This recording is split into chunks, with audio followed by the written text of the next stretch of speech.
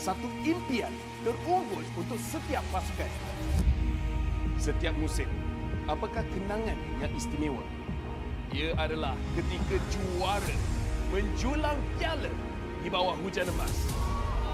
Ia juga menjulang dan membanggakan nama Malaysia di persada dunia.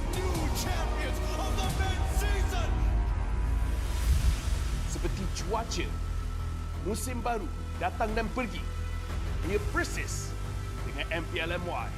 Setiap pasukan dan pemain yang pernah menjejak kaki di MPL MY, mereka tidak pernah berputus asa. Setiap musim ada permulaannya. Juga permulaan baru untuk matlamat dan impian bagi pemain kita. Musim cuaca datang dan pergi, tapi ia tidak akan mengubah sejarah pemain kita. Dengan harapan musim hadapan yang cerah adalah satu pemangkin semangat bagi pasukan yang bertarung. Komposisi musim lalu tidak penting. Yang penting adalah kesetiaan kepada permainan. Tiada guna mengerti hujan emas dan berjuang demi Malaysia kalau kita tidak dapat merealisasikannya di M6.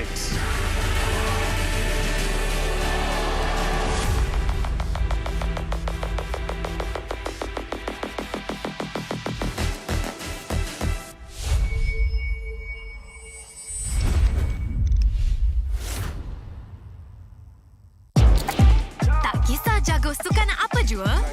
Jagokan lagi dengan rangkaian 5G termantap dan tanpa lag. Gaming sepantas kilat. Menang di Land of Dawn. Tukar ke Holling Prepaid 5G sekarang.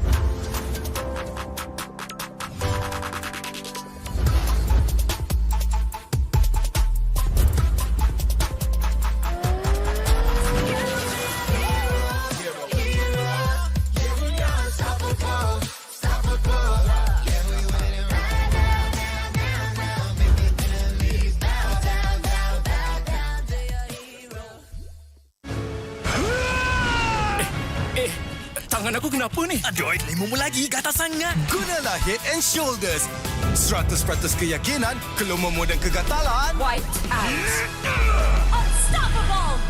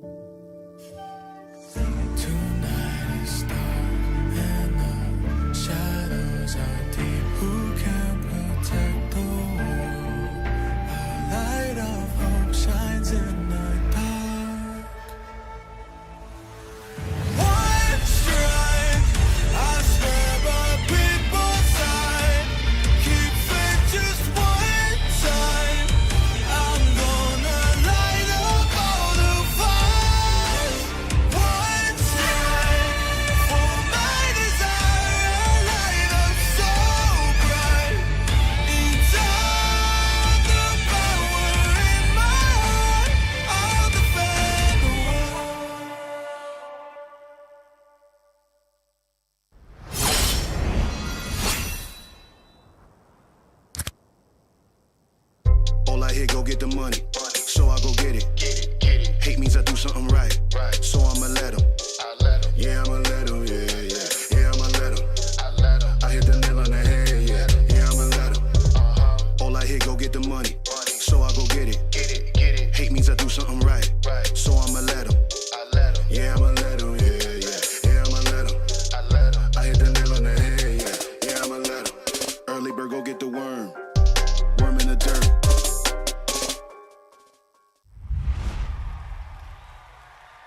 Panas. Itulah, panas gila. Kau ada payung?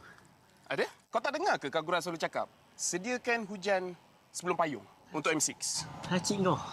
Sediakan payung sebelum hujan. Oh, iya ke? Tapi apa kena mengena dengan M6? Apa kena mengenai M6? Ha.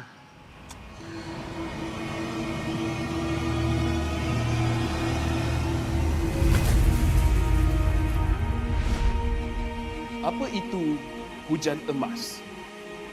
Hujan emas adalah satu matlamat, satu impian terunggul untuk setiap pasukan. Setiap musim, apakah kenangan yang istimewa? Ia adalah ketika juara menjulang piala di bawah hujan emas. Ia juga menjulang dan membanggakan nama Malaysia di persada dunia. New champions of the mid-season. Seperti cuaca, musim baru datang dan pergi. Ia persis dengan MPL MY. Setiap pasukan dan pemain yang pernah menjejak kaki di MPL MY, mereka tidak pernah berputus asa. Setiap musim ada permulaannya. Juga permulaan baru untuk matlamat dan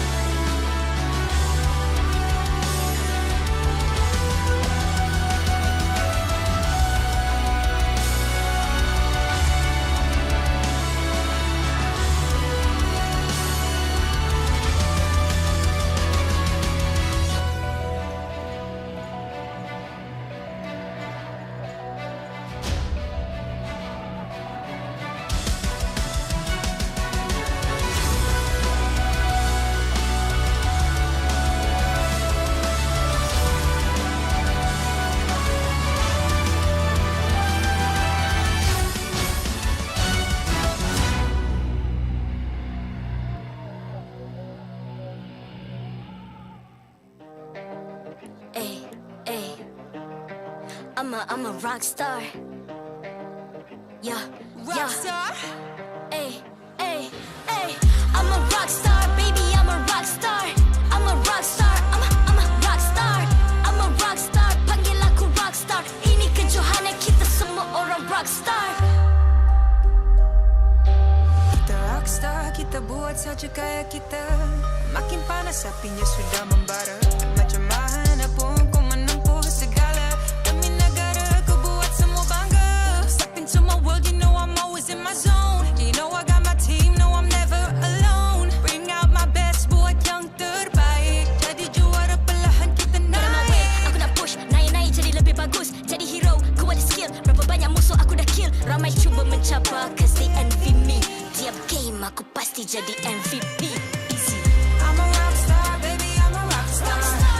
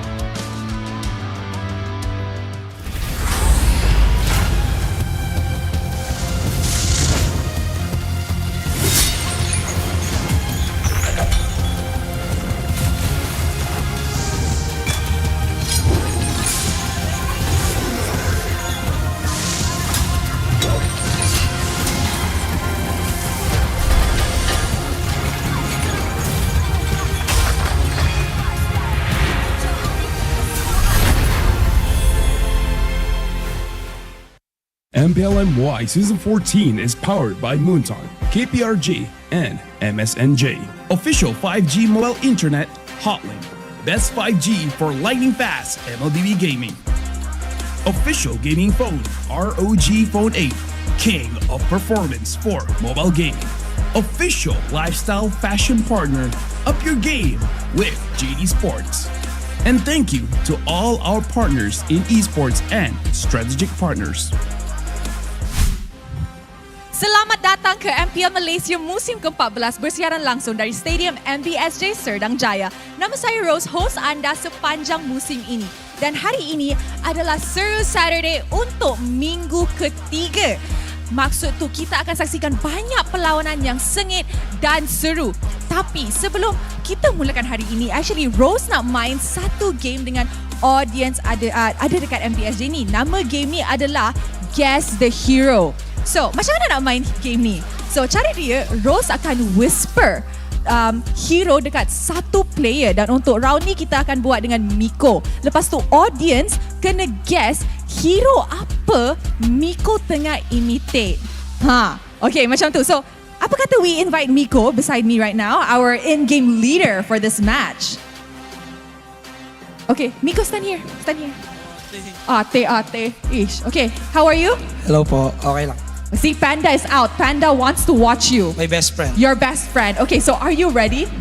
No. You're not. Too bad, you have no choice. Okay, Miko, I will whisper a hero in your ear and then after that, you have to... Don't put the mic there. Okay, the audience who gets it correctly will win a gift. Yeah, so you have to work with them, okay? Ready? Now this hero...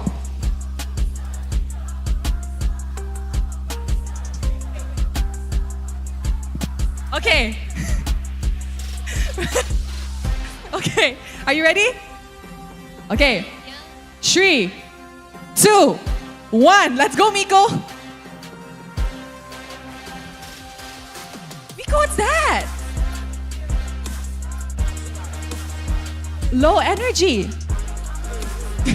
Ultimate of who?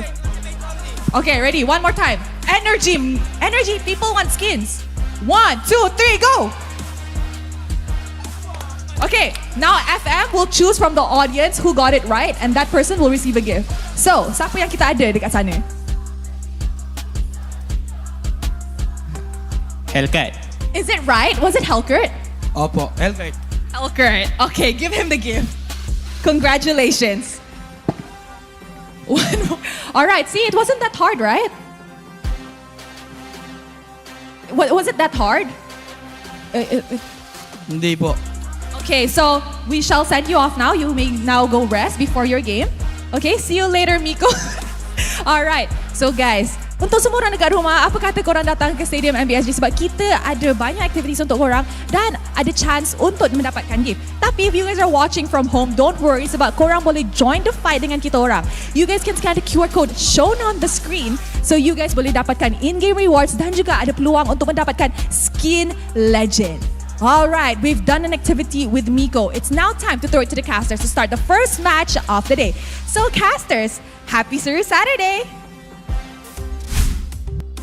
Thanks, Rose. It's Seru Saturday here at MPL MY Season 14. Another day, another length of games to watch. We have 3 best of 3s to be played here today. And now that we're here at the halfway point, all teams are applying a lot of pressure to each other to get as many points as possible. My name is Gideon Q. Today with me on the desk, we've got Lafell joining us on the English broadcast, as well as Husky. How you boys doing here today? I mean, like, first of all, I feel like we should explain to the audience. Like, if you guys don't know what Seru Saturday is and you guys are not in Malaysia, I'll explain it in the language that you guys understand.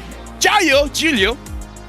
That's oddly enough kind of accurate to a certain degree. Like if I'm really like if I close my eyes, sure, yeah, I could accept that, right? I actually do not understand. Was it supposed to be Mandarin? Yes. Yes. How can he understand and you don't? I don't know. It's the banana. We're trying to say Saturday in Mandarin. Yeah. Oh, 加油星期六. Okay, I was close enough. No. See, the way he says it is weird. I'm Chinese China. You're different. I'm sorry. Komenasai. Now that makes a lot more sense. But here on Seru Saturday, with the number of games that we actually have lined up here today, and more importantly, for some of the teams that need to prove themselves, week 1s all the way to 2, We've seen a lot of disappointing performances thus far. I would say, I feel like me and Husky, we understand the players. Aren't we always disappointing other people? Yeah, sure. Actually, most of the time. We have seen some disappointments last week. I'm still getting over it. I'm over it, actually. Don't worry about it. You are a disappointment. Yes. Hey man, you don't need to go that far. Same as me. Hey, both of you guys. Bro. Yes. These guys are too self-deprecating. So if you want something that's going to actually make a difference in your life, maybe try out Hotlink, best 5G lightning fast MLBB gaming network for you. So pick it up now while you still can. And let's look at today's schedule because we got Todak up against Team Hawk, JP Niners versus the Homebois, Team Ray versus MV. Husky, what are you most excited for today? I'm actually most excited to see Team Ray against Monster Vicious. Actually? Yeah, because for me, I know a lot of people are looking at Todak or Niners, but for me, Monster Vicious, a lot of people know, full local lineup, but I want to see if Team Ray has found a consistency because they have been on this roller coaster ride. Sometimes they give really underwhelming games, and other times they are taking out top teams, right? Homeboys, RG, MY. So today, can they maintain that consistency and actually put up a fight against MV? Loaded question for you, Lavelle. If that is going to be the case, how hard do you think MV is going to win? Before that, I was stunned where Husky said RG is a strong team. In my head, it just stopped there. But now we can look at the lineup. Look at the lineup. Toda, Zai, Senpoi, Momo, Zai, Young Lord, and Chiku, guys. Chat, do you guys thought that this was going to be the lineup? By the way, chat, for them, the most exciting thing today is that if they see an Alice gold lane. Really? Really? And I mean, if anyone could bring it, Chiku could bring the Alice gold lane, right? I wouldn't put it past him. So far, I don't know. If I'm talking about what I'm excited for Zion Senpoi playing in the mid lane. That's supposed to be his dedicated role when he joined the lineup. Yeah, finally return to the throne, right, that he had held for 2 seasons prior to this, and even putting up impressive performance just to drag Toda across the finishing line. And I'm happy to see Yanlong playing by Zion's side.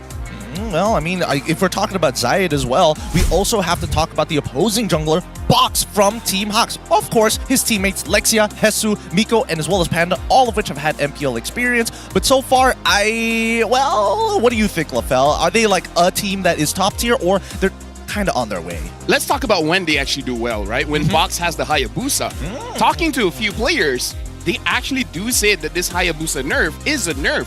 I thought it was a little bit balanced, but they're like, no. The shorter time you're in your ult, the Ogi Shadow Kill, the shorter time you're in iframe makes it so that you can't escape impossible situations. So this might be a nerf for Team Hawk in general because Box on Hayabusa is cracked. Yeah, he is cracked. But then again, I don't know. I felt this is opinions from professional players, right? Because looking on it in terms of paper, I would imagine that at the very least, Hayabusa is able to kind of, use the quad shadows at the very least. But it's going to be tough because both sides, Todak's dual strategy of Squad A and as well as Squad B, something is working out for them in-house. I just can't figure out why it is. Chat, we made that on Tuesday. So now it's Team C. Yeah. Team C? It's Team Chiku. I mean, it reached a point where you have 2 IGLs who were supposedly on leading different squads coming together. Chiku was IGL for Squad 1, Zion Senpoi was IGL for Squad 2, and now they get to play together. Hopefully this brings in a different chemistry. Maybe this is the ultimate version of Toda, at least for this week. Okay. If we're comparing ultimate versions, we already have the lower third just for you guys, but which squad syncs best with Momo as well as Moon? Like, Momo feels like he can fit anywhere. Moon, a little bit different, especially considering that, Zion Senpoi likes to play mid lane, but then he's also IGL, but then you can't have both in the same role. I feel like knowing Toda's identity, maybe the reason why Moon has been taken out, because you heard what they say, like 2 hits is better than 3. And I feel like if Moon is there, there's going to be 3 hits there. Right? Because Moon is kind of an IGL, even though he doesn't wear the armband thing. So maybe that's why. And Momo, he's just like, I'm just here to have fun, guys. I think Momo is more like the all-rounder, right? Momo used to be insane on the Arlet. Yeah, that is true. And a lot of his meta picks, quote-unquote, used to be cheese picks, now actually coming into the meta as well. It just makes his job a lot easier. He's been doing well. And some of them got nerfed, some of them got some QOL improvements. No mana for Arlet, thank you very much. I'm not really sure why that's even a thing. Cooldown on the passive reduced as well, and we're probably going to see a lot more Arlet. Yeah, it's going to be an exciting time, but for our very first best of 3, we're going to be kicking things off with the players coming up on stage. Get excited as we bring them out.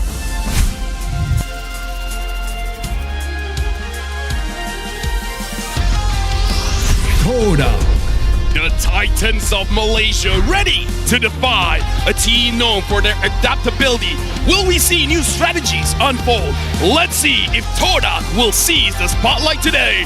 Team Todak!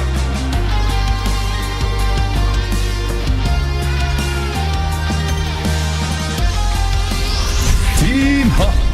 Known for their bold plays and never backing down, they're here to challenge every foe. Will they outplay their opponents and secure the win when the stakes are high? Without further delay, rise and roar! Yibambe Team Hawk!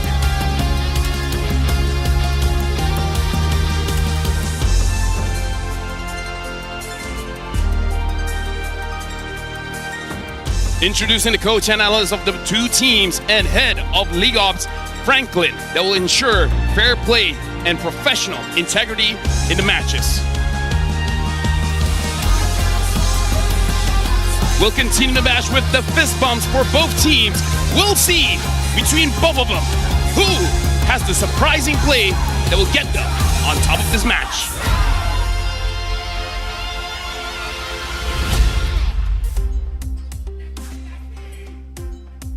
So that's great.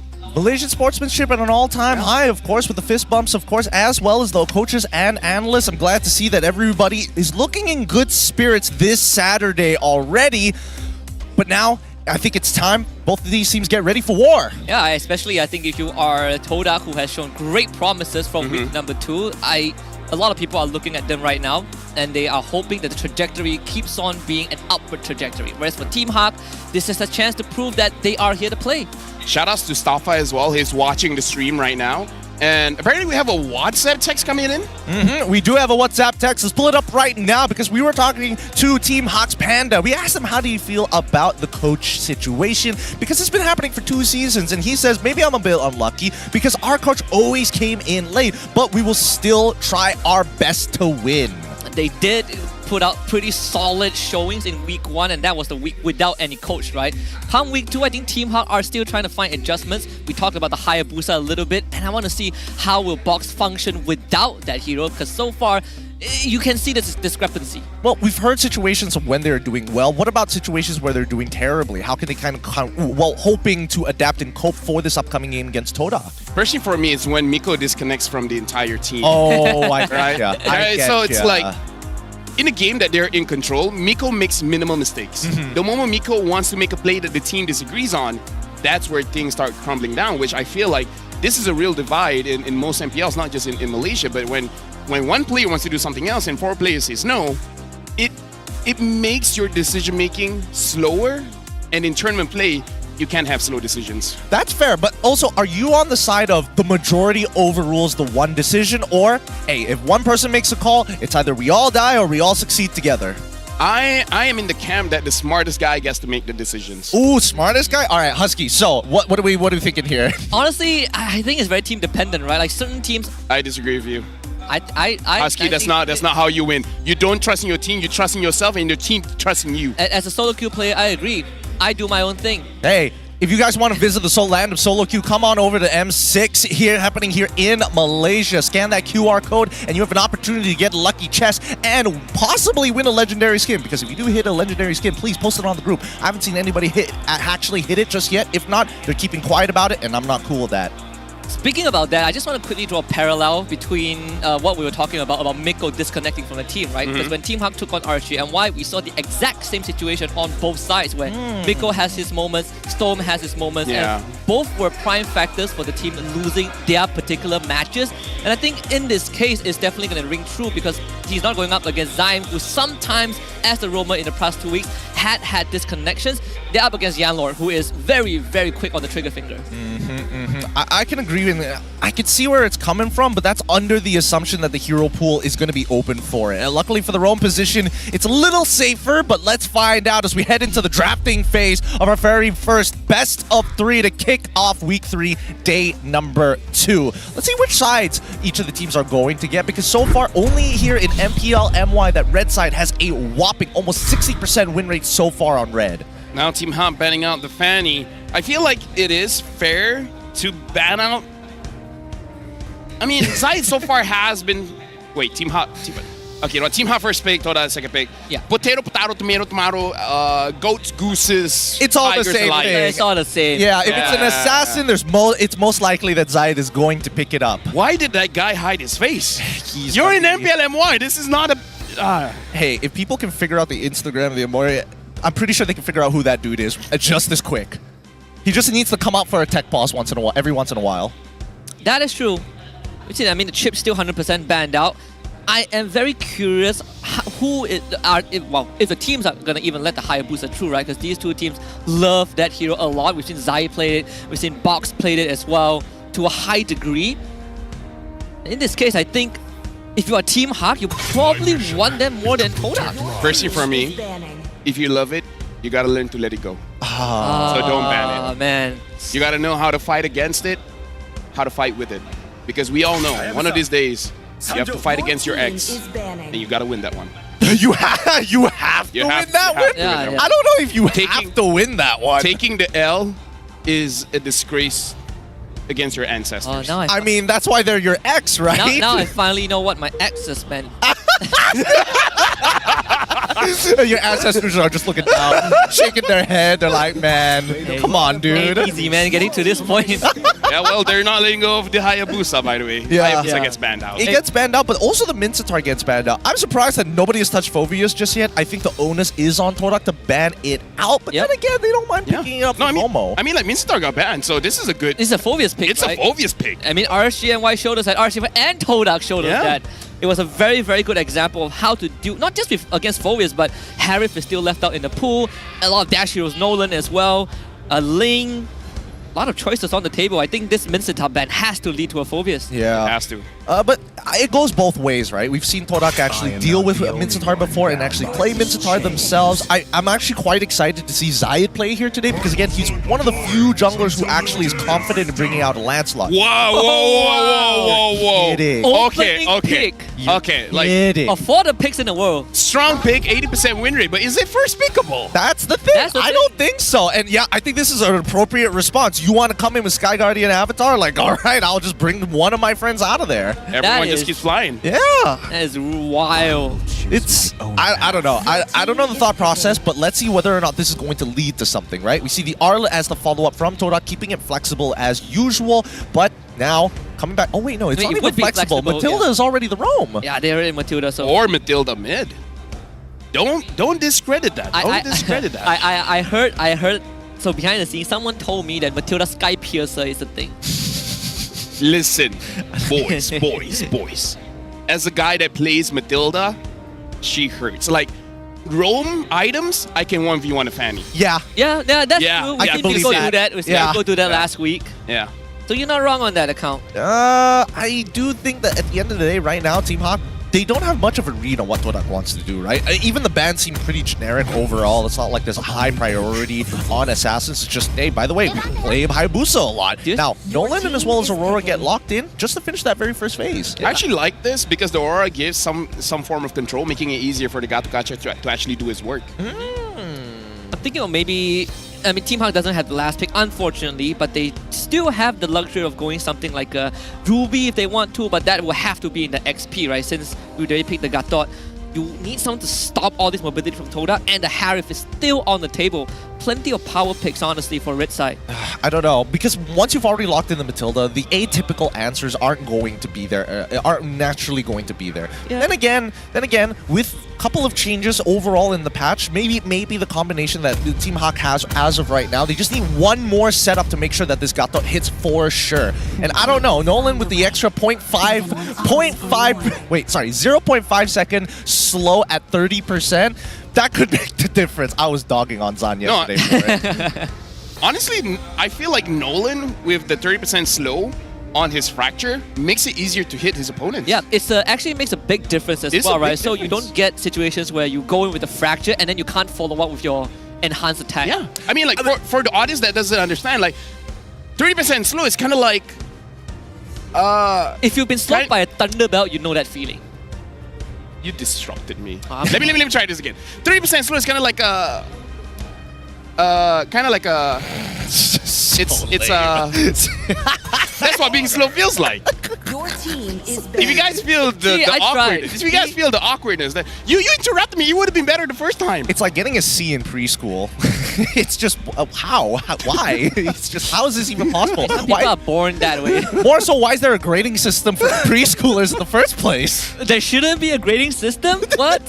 Hey man, we're Asian. It's all part of the system. Yeah, no, yeah. We do see that the next upcoming Tigreal ban from the side of Todak, just trying to eliminate options for Team Hawk to have stronger team fight setups. But it does kind of gives a couple of signals that maybe this Gatot is just going to go EXP. That would be insane if they put Gato in XP. I actually feel like it will be fine. I feel like Gatot is one of the matchups that can sustain against Arlet because the lower his HP becomes, like he gets tankier, and I feel like damage-wise, he can deal with the Arlet. I do agree. I think that part... Alice ban! Yeah. Chat, we're not seeing Alice Golden today. Come on, give some context to everybody about why this Alice is a thing. In MPL ID, was it Aaron Shiki, the one that used the Golden Alice twice and won both times? I think it was TLID. Though. I don't think the I know where you're coming from. I don't think the player and team is correct, but yeah. But it showed up somewhere. Yeah, it showed up. Didn't know that Johor is part of Indonesia. That's kind of crazy, though. Yeah, but still, Johor, we're expanding, man. We're expanding. We're expanding.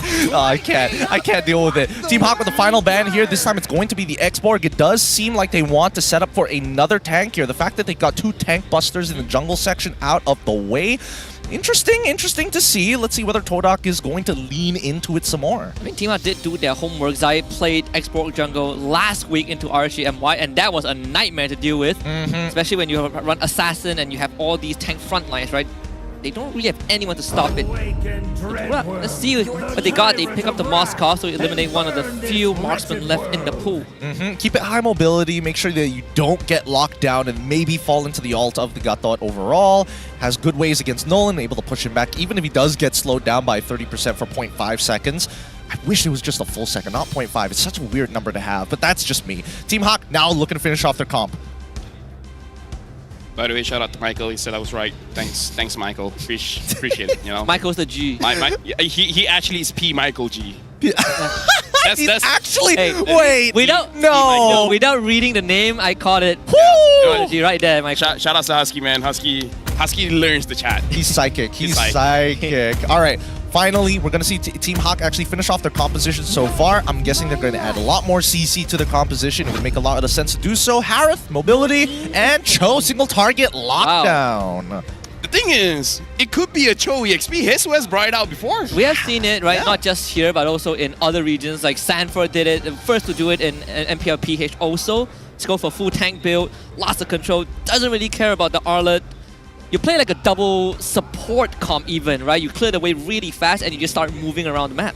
So good. It's so good. With Concussive Blast as well, you really have a lot of control over that early game. The final picture coming in from Todak is going to be the Lancelot once again from Zaid. He's got a lot of difficult work to do. I mean, look at these comps. There's so much CC on Team Hawk. The only win on Lancelot was by Zaid last week. The Lancelot has a 100% win rate. And it's him. He's that guy. He's Zaid. Hopefully he holds on to that 100% win rate, right? This could easily break into 2, but let's begin. Now that the drafting phase is done, LaFell, by all means, please break down the comps. What do we expect before we head in? Here's the thing, man. If you look at Team A, Team B, blah, blah, blah, the better one wins. Okay, but for real though, Team Hot, they have a lot of control in the early portions of the game, especially if they play around the Nolan.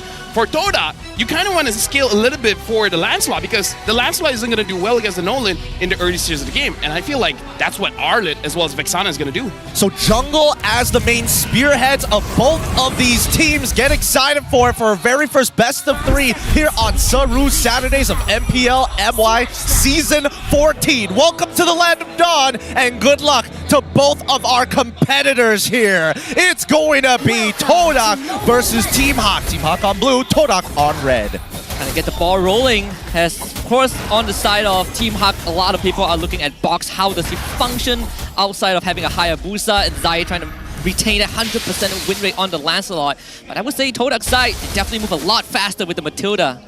Yeah, looking at Zion Simple already getting chunked out a little bit. Looking at the side this year, everything looks pretty fine.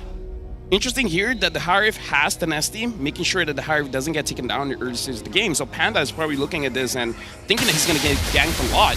By the way, shout out to Chad, love you guys too, and shout out to Topcast watching the stream as well. Hey, fun, good to have you here, Topcast. But in the meantime, Little Wanderer has been won by blue side. Team Hawk continue to maintain this pressure, and they're moving it towards gold. Oh, Chiku's stealing that away. That's nice. Wow, I actually went for the Spear of Misery at level 1. So they do run the gut dot XP like you called it, LaFell. It goes shows. Always good to see it. That's a very early recall by Yanlord. Something to talk about as well, if we're looking at the lineup here.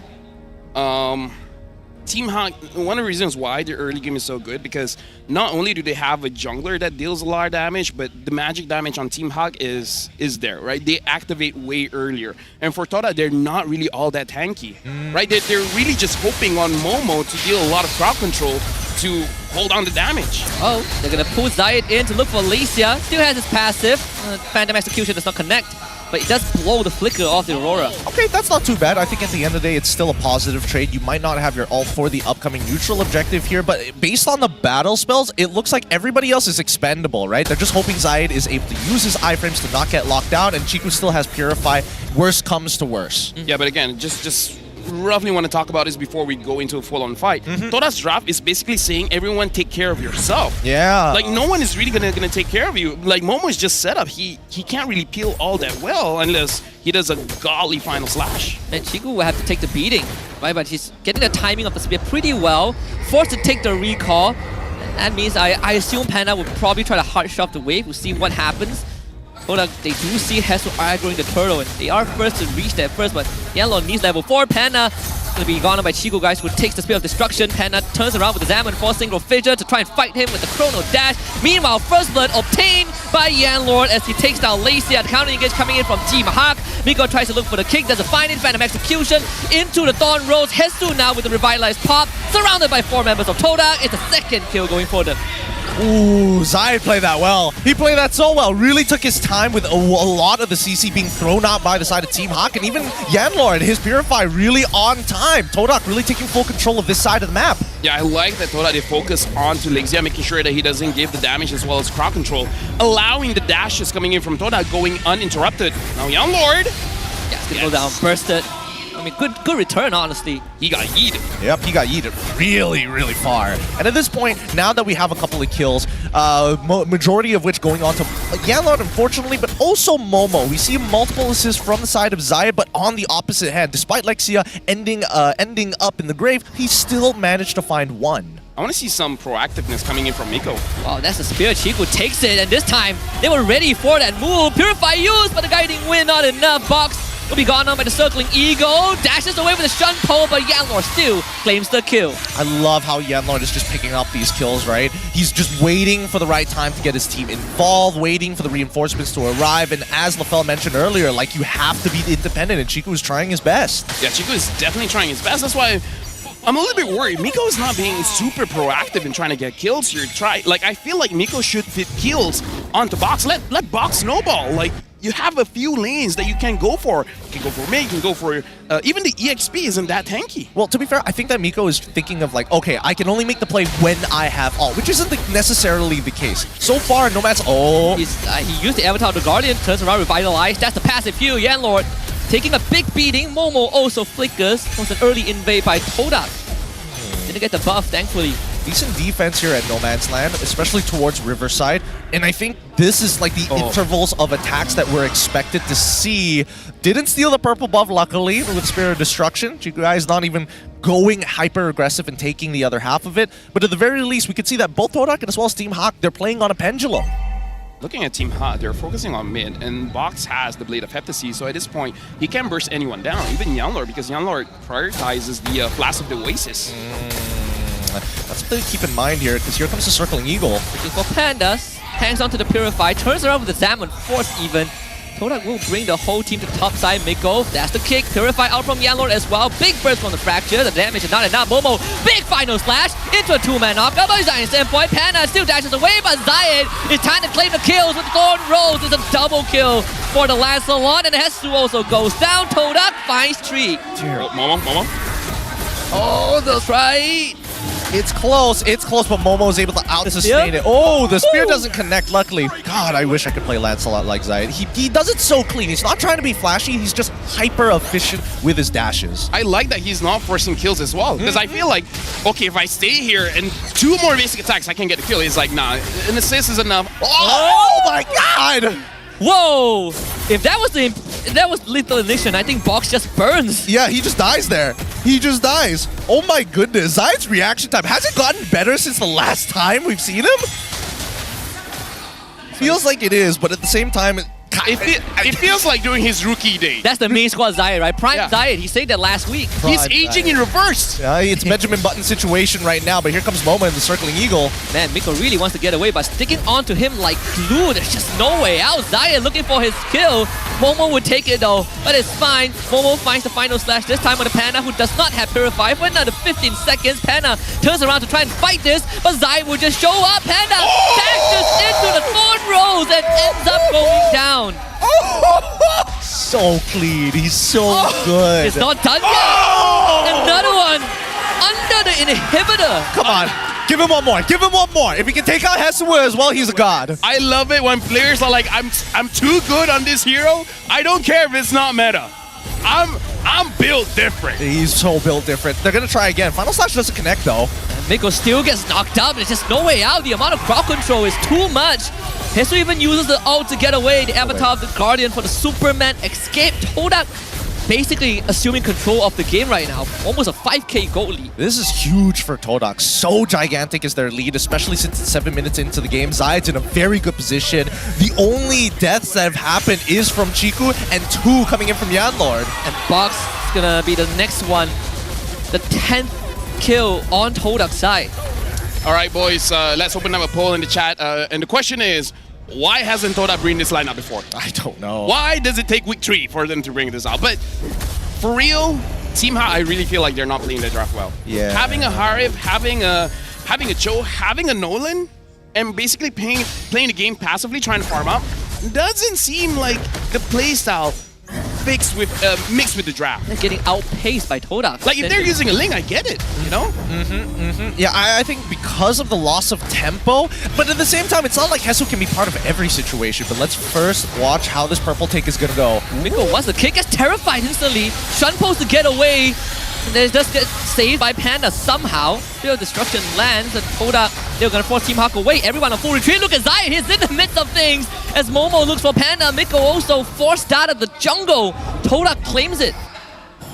So far, this is just looking nasty for Todak. I'm not gonna lie. I'm trying to think how else are they supposed to punish Todak, but right now, mechanically, I'm not seeing too many mistakes coming in from the more volatile members. I mean, Todak, they're not tanky at all. So the moment you have a good catch, you can do it. Oh!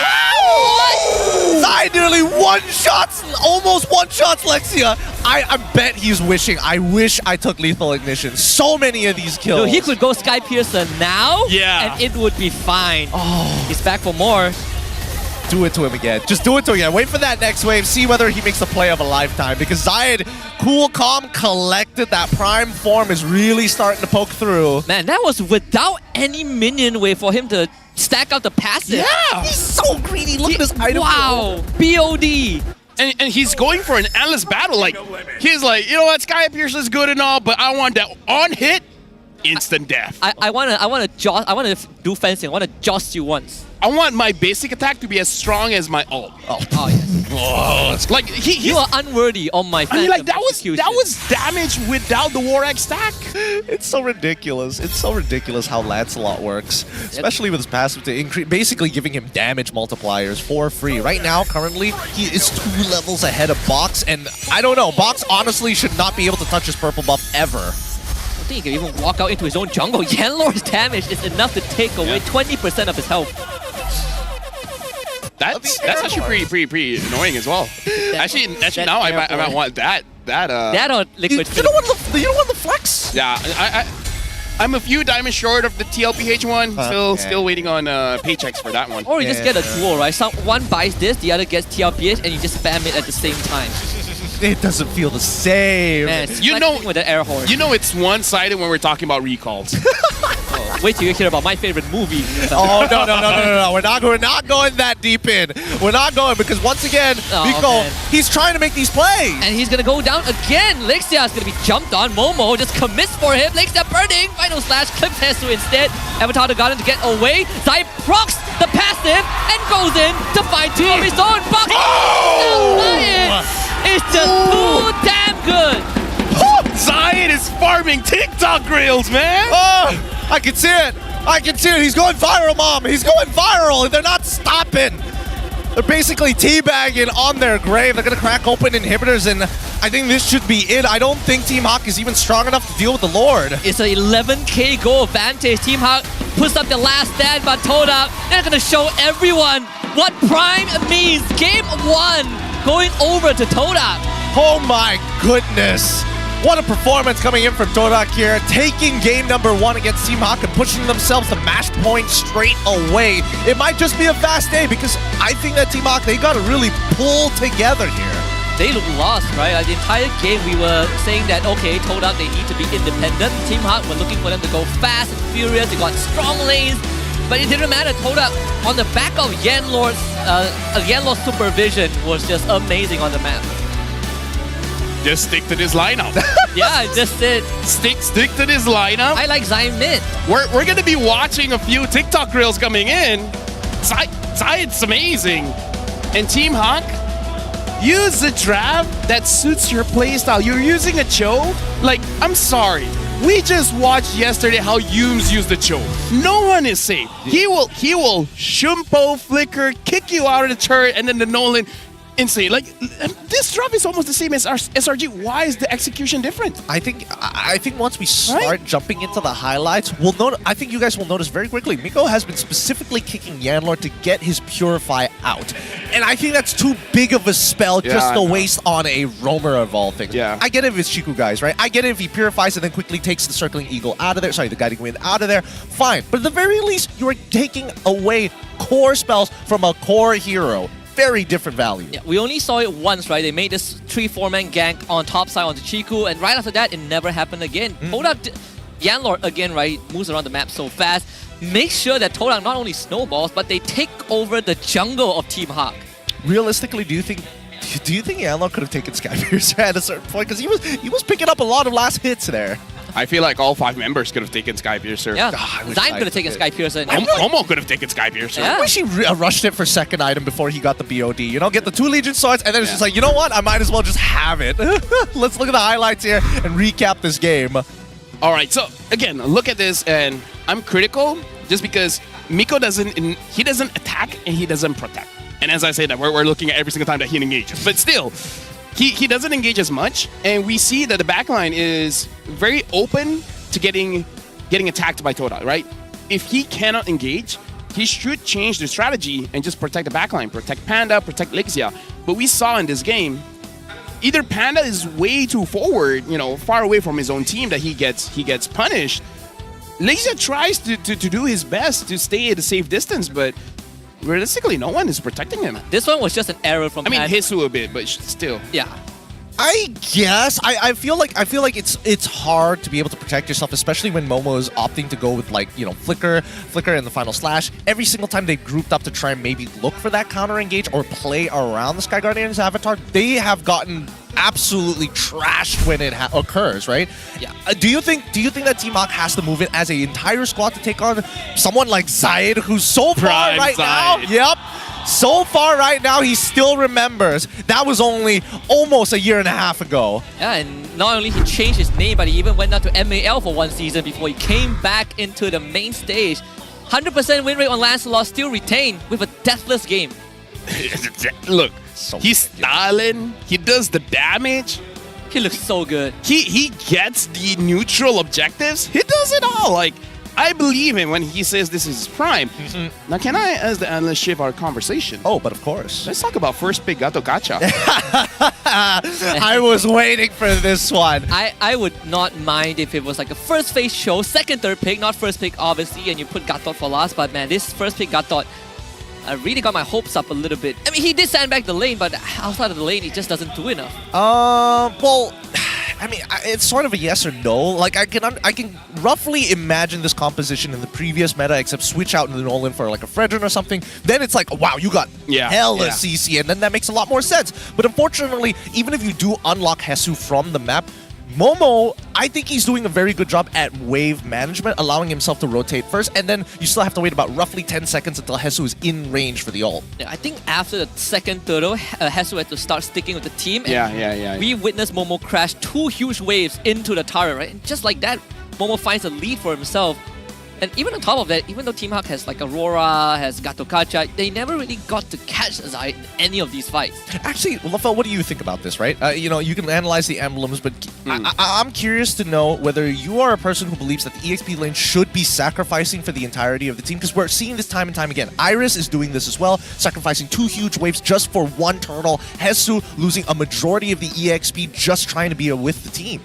I feel like it's okay to sacrifice if you're for sure gonna get something out of it, right? Like I feel like in any kind of situation, I would let go of 1 wave, but you guys need to give me some assists. Yes. Like it has to pay off. It has to pay off. So you have to look at the draft. If your draft has the firepower in the early game, sure, you know what?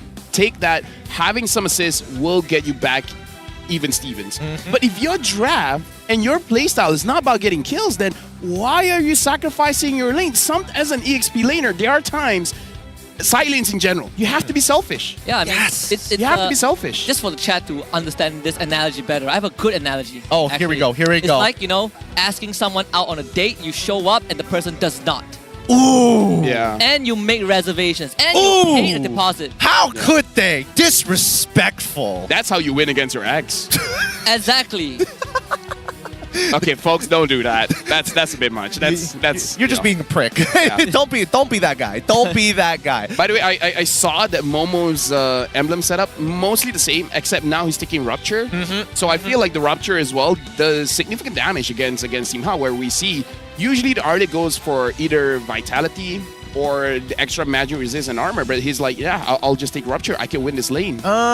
Is he? I'm thinking whether or not he's taking Rupture because of the nerfs to Thunderbelt, because that was his first item that he did decide to rush, and that's like, it lost a little bit of its early game power, so this maybe compensates for that. That also, if you want to deal with the wave, right, the Rupture does help a little bit in clearing waves if you just final slash and run over the wave. Yeah, let's look at the Hall of Famers here, because we got the rich guy as well as the carry going over to Zayed once more. Our sandbag being Miko, of course, but the best wingman going over the Yanlord. Dude, this guy's so good, man.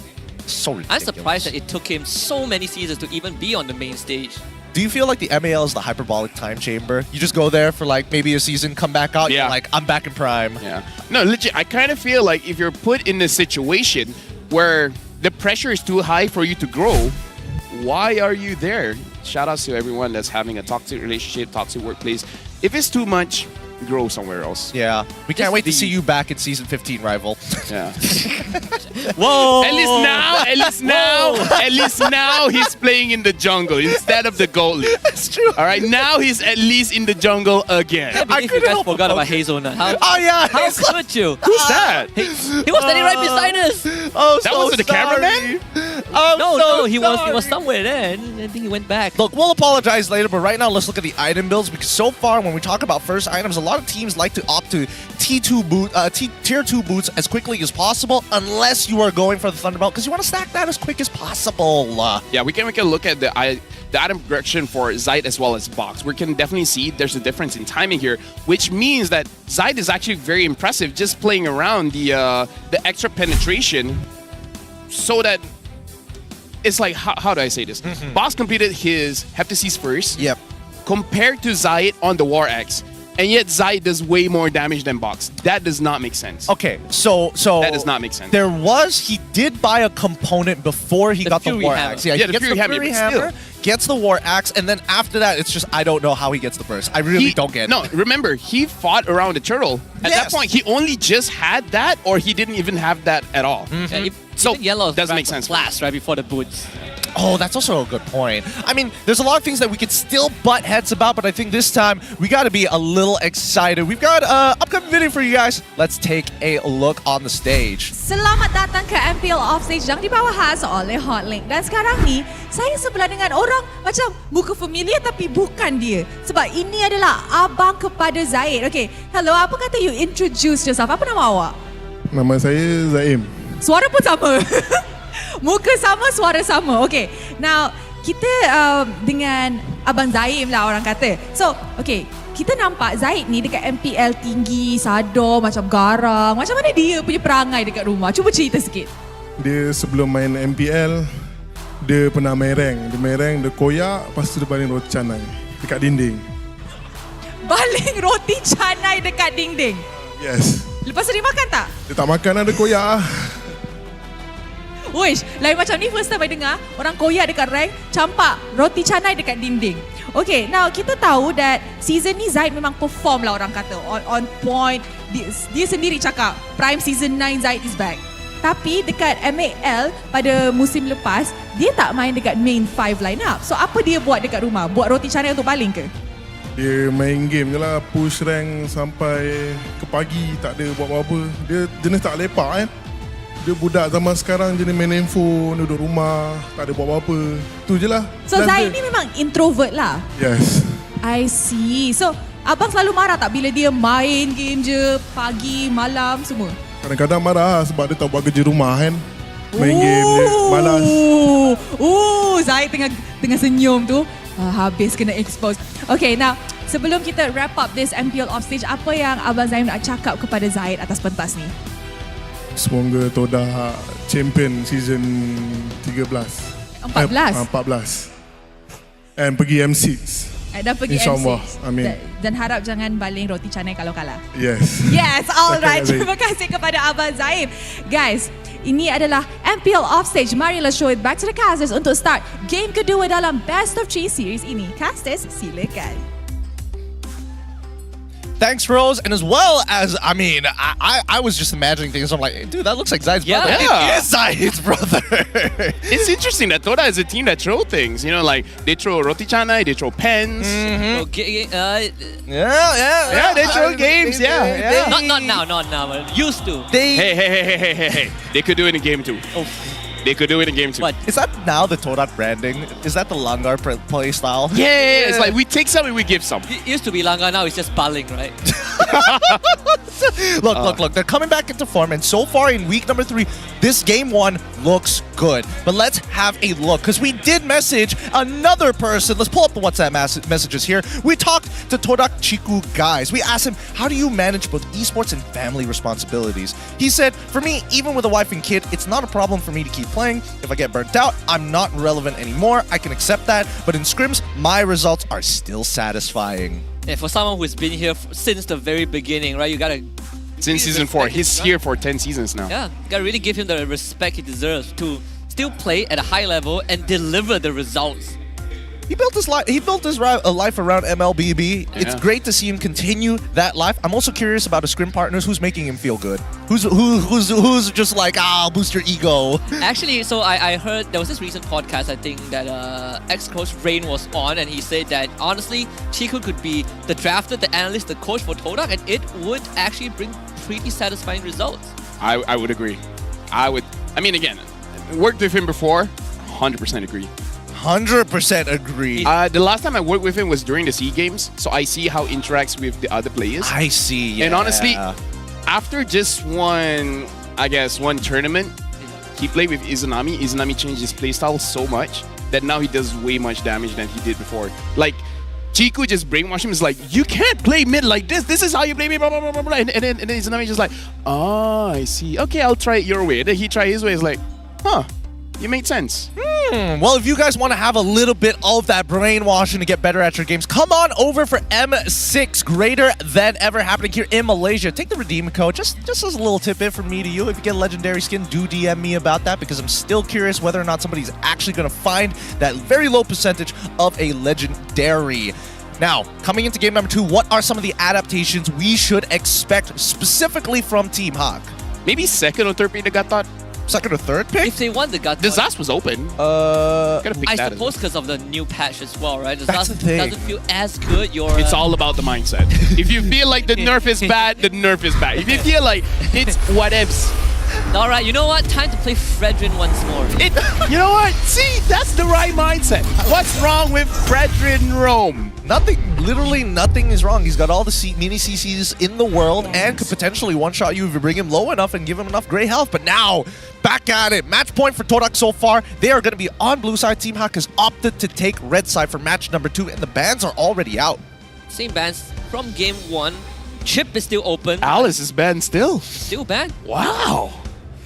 Chat, maybe. Okay, here's the thing. I have not been feeling Alice, but maybe I was wrong.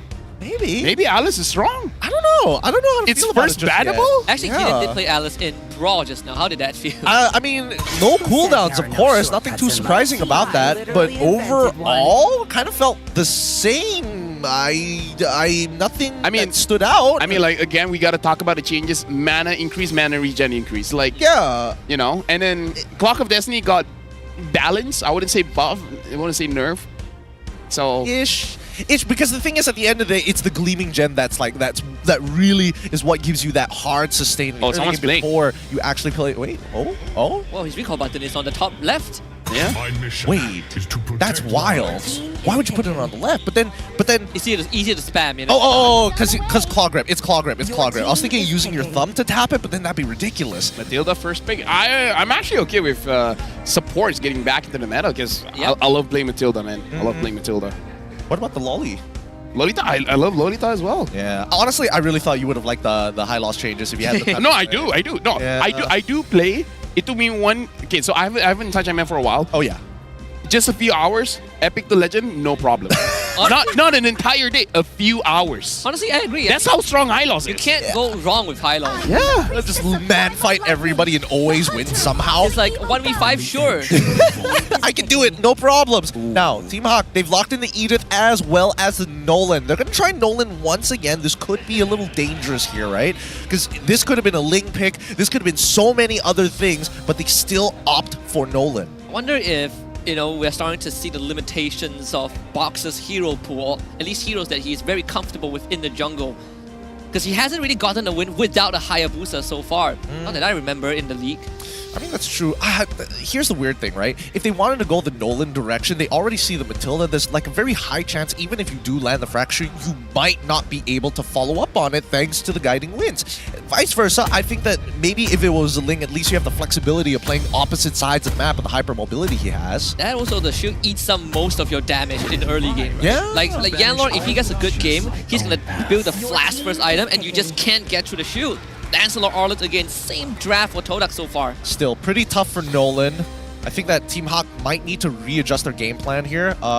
Wait, who is still open? I mean, they could go for Harith again. What about Force them Faja? out. I mean, they have the last pick, right? Edith can still be flexed. Yeah, I think that's totally fine here. The Vexana, lock in, alright, cool. But the mid lane meta is interesting because I feel like a lot of teams have very clear ideas of what they want in the mid lane. Some still play the Zas like Lima the other day. Others are leaning more into Vexana as well as Aurora. More to Vexana based on what we've seen in the past 2 days. Yep. 20 games played, only 45% win rate, right? So most of the games for Vexana picked is into the Zask itself, but I suppose with the Zask nerf now, Vexana kind of shoots up in the rankings a little bit. I feel like for mid, it's really about the utility as well as giving space. Because as an assassin player, that is something that not a lot of mid laners can give to you nowadays. Like even the Valentina, right? The Valentina can poke a little bit, can provide some zoning, but you don't really slow them down that much or crowd control them that much. That gives a lot of space for the assassins. Well, if that's the case, do you prefer the Aurora or the Jushin more? Definitely the Aurora, because Jushin right now is kind of a selfish hero. Oh yeah. Right? Where the mana changes and everything seems good, but the thing is, you can only knock up the guy a few times and then you have to wait for a while, get your mana full again, and then do it again. But at that point, you're playing to keep yourself alive, not really trying to set something up for your team. Yep. I totally agree with that. I mean, the raw sustain is nice and all, but it's still, you are playing a lot differently compared to what it was before, where you could basically have 2 other people who slow your opponents down, and you just rinse and repeat, just pick them up, throw them down, pick them up, throw them down. but we see the Farmers and as well as the Mincetar banned out for both Todak and as well as Team Hawk. Let's see what these final bans are going to be. Aurora from the side of Team Hawk really focusing down on the mid lane. We started eliminating choices for Zyme Sempoy, but we've seen Yeeve last week. There's a chance that Yeeve shows up again this week. I wouldn't be surprised, honestly. The Mincetar ban is just to protect whatever Todak has right now. Is Harry still on the table? Yeah, it is. Yup. All the gold laners are still on the table. Wow. It's kind of dangerous to play them regardless. What if Chiku just goes Hanabi again just because you have Matilda to give a shoe? Actually, that doesn't sound like too bad of an idea. I never really thought of that. I think I've seen that. He played it once, but Wasn't that yesterday? It was yesterday. Yeah, it was used yesterday. I didn't think of the interaction with the shield, but then again, most of the time Hanabi just exploded even with Aegis, so I didn't really get to see that interaction really come into full effect. I mean, we see that with Zaps also. They ran the Lolita Hanabi, and he just got hard dove. Just blew up. I'm really thinking of something like a Kufra, a Ruby, because look at the heroes that Toda banned out. They banned out the Tigreal, they banned out the Mincetar, right? So they need some kind of AOE, right? AOE control. Because look at Toda, they just banned out AOE stuff. Yeah. Except Hayabusa. Hayabusa is more of a target ban. I like the Kufra, honestly, right? Miko has played a ton of Kufra when he was here in Season 12. I don't know. After seeing how he performed on Cho, if he's still going to play very linearly, or like I'm only going to attack like one person every single time and not apply pressure to everybody so that everybody's nervous of his space, then it really doesn't matter then. I agree. Minotaur. Minotaur would be super safe, actually. It would be the safest possible pick to go for. It's tough against the Matilda, I'm not going to lie, because I'm pretty sure that Todak wants to pull off the same, somewhat of a similar setup where Chiku as well as Yanlord are going to take the Purifies. We get the Roger and Lo Yi, though. That changes everything. Oh. Then I'd rather have the Kufra, honestly, if I'm Team Hawk. Or if you want a safer lockdown, there's always the Kaja. If you really want to catch the Lancelot, but then you have to really make sure that whichever target you catch just goes down. Yeah, man. Wow, I don't know how to feel about this draft from Todak again, because again, it's similar to game number 1, but give it even more mobility. And again, Todak is just like, yo, Zyme, you don't need protection, right? You can just outplay it, right? Right? I mean, like, you don't need us. Yeah. We can move forward, right? You'll carry us, it's fine. Even though there's a Kufra on the other side, no big deal. I mean, like, just dodge. Yeah, I mean, it makes the Kufra's job so much harder, right? Now you have multiple angles to look at.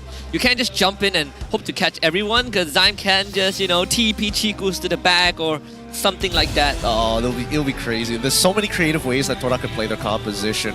I do think that Team Hawk, their current comp, looks a lot better. It looks a lot better than game number 1 at the very least, but this could go out of hand so fast. And side lanes is going to be important for Team Hawk to look at, right? So much cross-map movement from Todak. Looking at the draft here, Team Hawk actually has a chance when it comes to forward fights, like front to back, because they have a lot of crowd control here coming in from the Kufra, the Vexana, as well as the Edith. So front to back, they might actually do it. But if the flanks start coming in, especially when Todak already has the Louis, Lancelot, Roger, like, they can come from any angle. So Team Hawk has a good chance, but it's going to be tough. Hey, man, it's right now.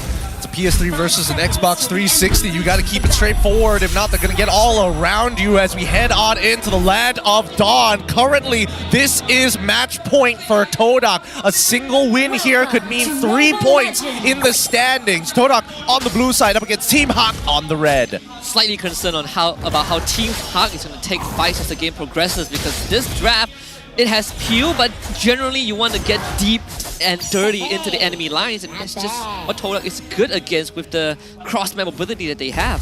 I just want to see how Chiku plays this Roger, because he was the first Roger guy, right? Before we have Box, before we have Innocent, he was the Roger guy. He was the go-to, for sure. I like what Momo is doing here, trying to freeze right in front of his turret, making sure that he's not losing out on the EXP. We like this initiated from Miko and Lacey, right? I mean, a lot of combo potential. Easy to pull off in team fights. That's something that I think Team Hawk can really appreciate in this game. Yeah, I just want to see Miko being more confident in his engages and, have togetherness with the team. Yeah. Make it so that, do you want to go in? Because if you're going to go in, I'm going to go in with you. If we die... Well, too bad. Better luck. Yeah. Let's try again. At least we try. At least we try. I hope we catch him on the player cams just looking over. Is like, sorry, that's my bad. Miko just being Miko doing Miko things, right? Now, the mid lane is going to be highly contested from both sides because that means that once the mid lane is clear, they can start reinforcing the side lanes. And for now, doesn't look like it's much of a winning match. Oh, wait, Jingu guy's not choking out Panda as much as I thought he would be. He does have Master Assassin as his emblems. Oh, the Yanlo dashes into box. That's first blood already. Instead of Purify from Yanlo, right? Miko and Lisa got it out very early just now. That infuriates me. Right? No, that infuriates me because look at how much damage you have box in the early game. If you would have done that in the first game, it would have looked better. Nolan is strong. Use him when he's strong. Like he's waiting for his team to engage. His team didn't engage, so he waited for Toda to engage so that he gets the kill. Like, Hey man, it's a coin flip. It's a coin flip every single time, and that's the exciting part because you don't know who is going to be able to, who's going to make that mistake or who can take advantage of the mistake. Now, 106 more seconds until the next. Sorry, 114 more seconds until the next turtle actually comes up. Wait, am I just blind? No, I'm just looking at the wrong monitor here. 97 more seconds, but with the Spirit of Destruction already coming out, just to check whether or not that purple is still up or not, giving a lot of valuable information for Vox. I love that bushes. The Spinal Slash. Leisha caught out. They full commit onto him, but Leisha gets away. Miko, good peel from the Kufra. Great save. I mean, again, that's why we shouted out the Kufra. Like, you kind of just have to press your second skill and then just wait for them to keep bouncing around and your team just to follow up. So Toda, they sent 4, they got stopped by 1. So Miko definitely has the answer when it comes to the heroes. He just has to execute it well. Yeah, what happened? What happened here? Why is Panda with such a significant lead over Chiku, guys? I think it's the turtle. Oh, it's just the turtle. Oh, it's just the turtle XP, and also one of the river crab as well. Yes, okay. yes. Okay, now Vox with that Blade of Hephaestus, he's gonna have even more damage at this early stage of the game, but he is also a level ahead of Zayed, right? Let's see how long they can actually maintain this. Allowed them to play fast as well. The bushes are a lot more dangerous than game 1 thanks to Miko's presence alone. Good to see Momo just playing safe. Hesu, you have a flicker, Hesu, just... He's not going to do it. I don't think he'll do it unless he's confident that Momo is going to commit. The timing is off a little bit, but he did root Momo down, so that's Momo's flicker. Okay, you trade all for all, you get the flicker, at least you have somewhat a little advantage in your lane. I'll take that trade. I mean, I guess, yeah, it's still going to be the next turtle that they're concerned about, but that's an early movement coming in from Momo. Momo's a lot more valuable. Certainly you go on to Leisha. Miko again, another counter engage, waiting for the right timing, but Box to come up. What a final slash! But Momo still ends up going down. Zayed able to get away. Wait, that was kind of clean though. Wait, that was kind of clean. Let's look at the hand cam here from Chiku guys himself as he helps out his team to actually crack open this turtle. Oh, look at how he presses the basic attack button. Ooh! Exciting stuff. Oh yeah. That's the kind of gameplay they want to see. Especially when you have the Republic of Gamers behind your back. So far, Zayed really taking his time here. Again, expected that Nolan is going to control the early game. Honestly, this is what we were expecting in game number 1. Oh yeah, that's why I was low-key tilted. I mean, Vicous' defense has been perfect this time, right? He saved Leisha twice. Yeah, and he's going to continue to do so. He's got a slight lead over Yanlor, but the gold doesn't really matter at this point, right? Because so far, we're not sure where he wants to build just yet. He could go for a Thunderbelt if he wanted to. He could... Oh, no. Wow, just pretty much on. Divergent to bring Zayed in. And that's the lead that they can find. Mid-side, Yanlor gets caught. Team Hawk should get the mid-tier 1, and honestly, not bad of a trade. The destruction. Oh, he dodges it with the Thorn Rose Panda. Not gonna commit, no wall, but Hesu might catch up. There is the flicker, misses the armor. Zayed, another great dodge with the Thorn Rose. Good stuff, yeah, really good stuff. The AI win rate is telling us that it's a 19% chance that Torak is going to win this, with the rest leading in towards Team Hawk's side. Don't know how they got those numbers exactly, but I still think it's even until we see about 10 minutes into the game. I think that would be a better tell. Oh, and Vox even clears out the bottom wave. Divergence in again. From Todak, Zayed brings in 3 of his teammates, but this time Box is aware. It's going to be the first TP as well. 27 seconds here. Trying to figure out an angle for Team Hawk to kind of replicate that situation once more. Because as highly mobile Todak is, we're not seeing too many flanks with Zyme Senpoi's ult. Okay, imagine this, boys. Uh-huh. Team Hawk has a little Elixia Oh, yeah. walking by himself. Okay. Oh, I'm free food. Oh, yeah. Right. And then Lixia just goes back. He's all by himself, yeah. And then Miko just walks. Second skills. And then interrupts Todak, and then everyone just goes all in. Dang. Right? Dang. I mean, like, Miko is a one-man army at this point. They've been doing it. That's the purify out of Yanlord. Turns around with the circling ego. He's very deep in. Divergence to top side. Oh, they just delete Panda from the game. Yeah. I mean, it's a great choice coming in from Todak. They're really taking advantage. Oh, you want to delay this? We're just going to kill your goal later. And now Team High, they're going to full commit onto this. Can they get the turtle?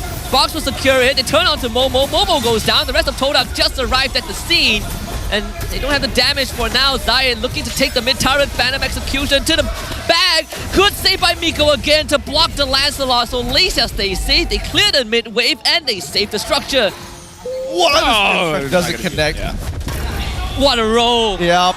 Out micro. Yup. Great spacing. Just great spacing coming in from Chiku, guys. Hesu, unfortunately, he really needed to land at least the onward to guarantee it. But at this point in time, it's looking rough. It's looking a little rough for him. But Miko, he deserves a raise. He's already saved Lexia like 3 times at this point, and there's only more to happen throughout this match. Yeah, right now, Team Hao, honestly, they're losing, but they're not losing by that much, right? Only 800 gold.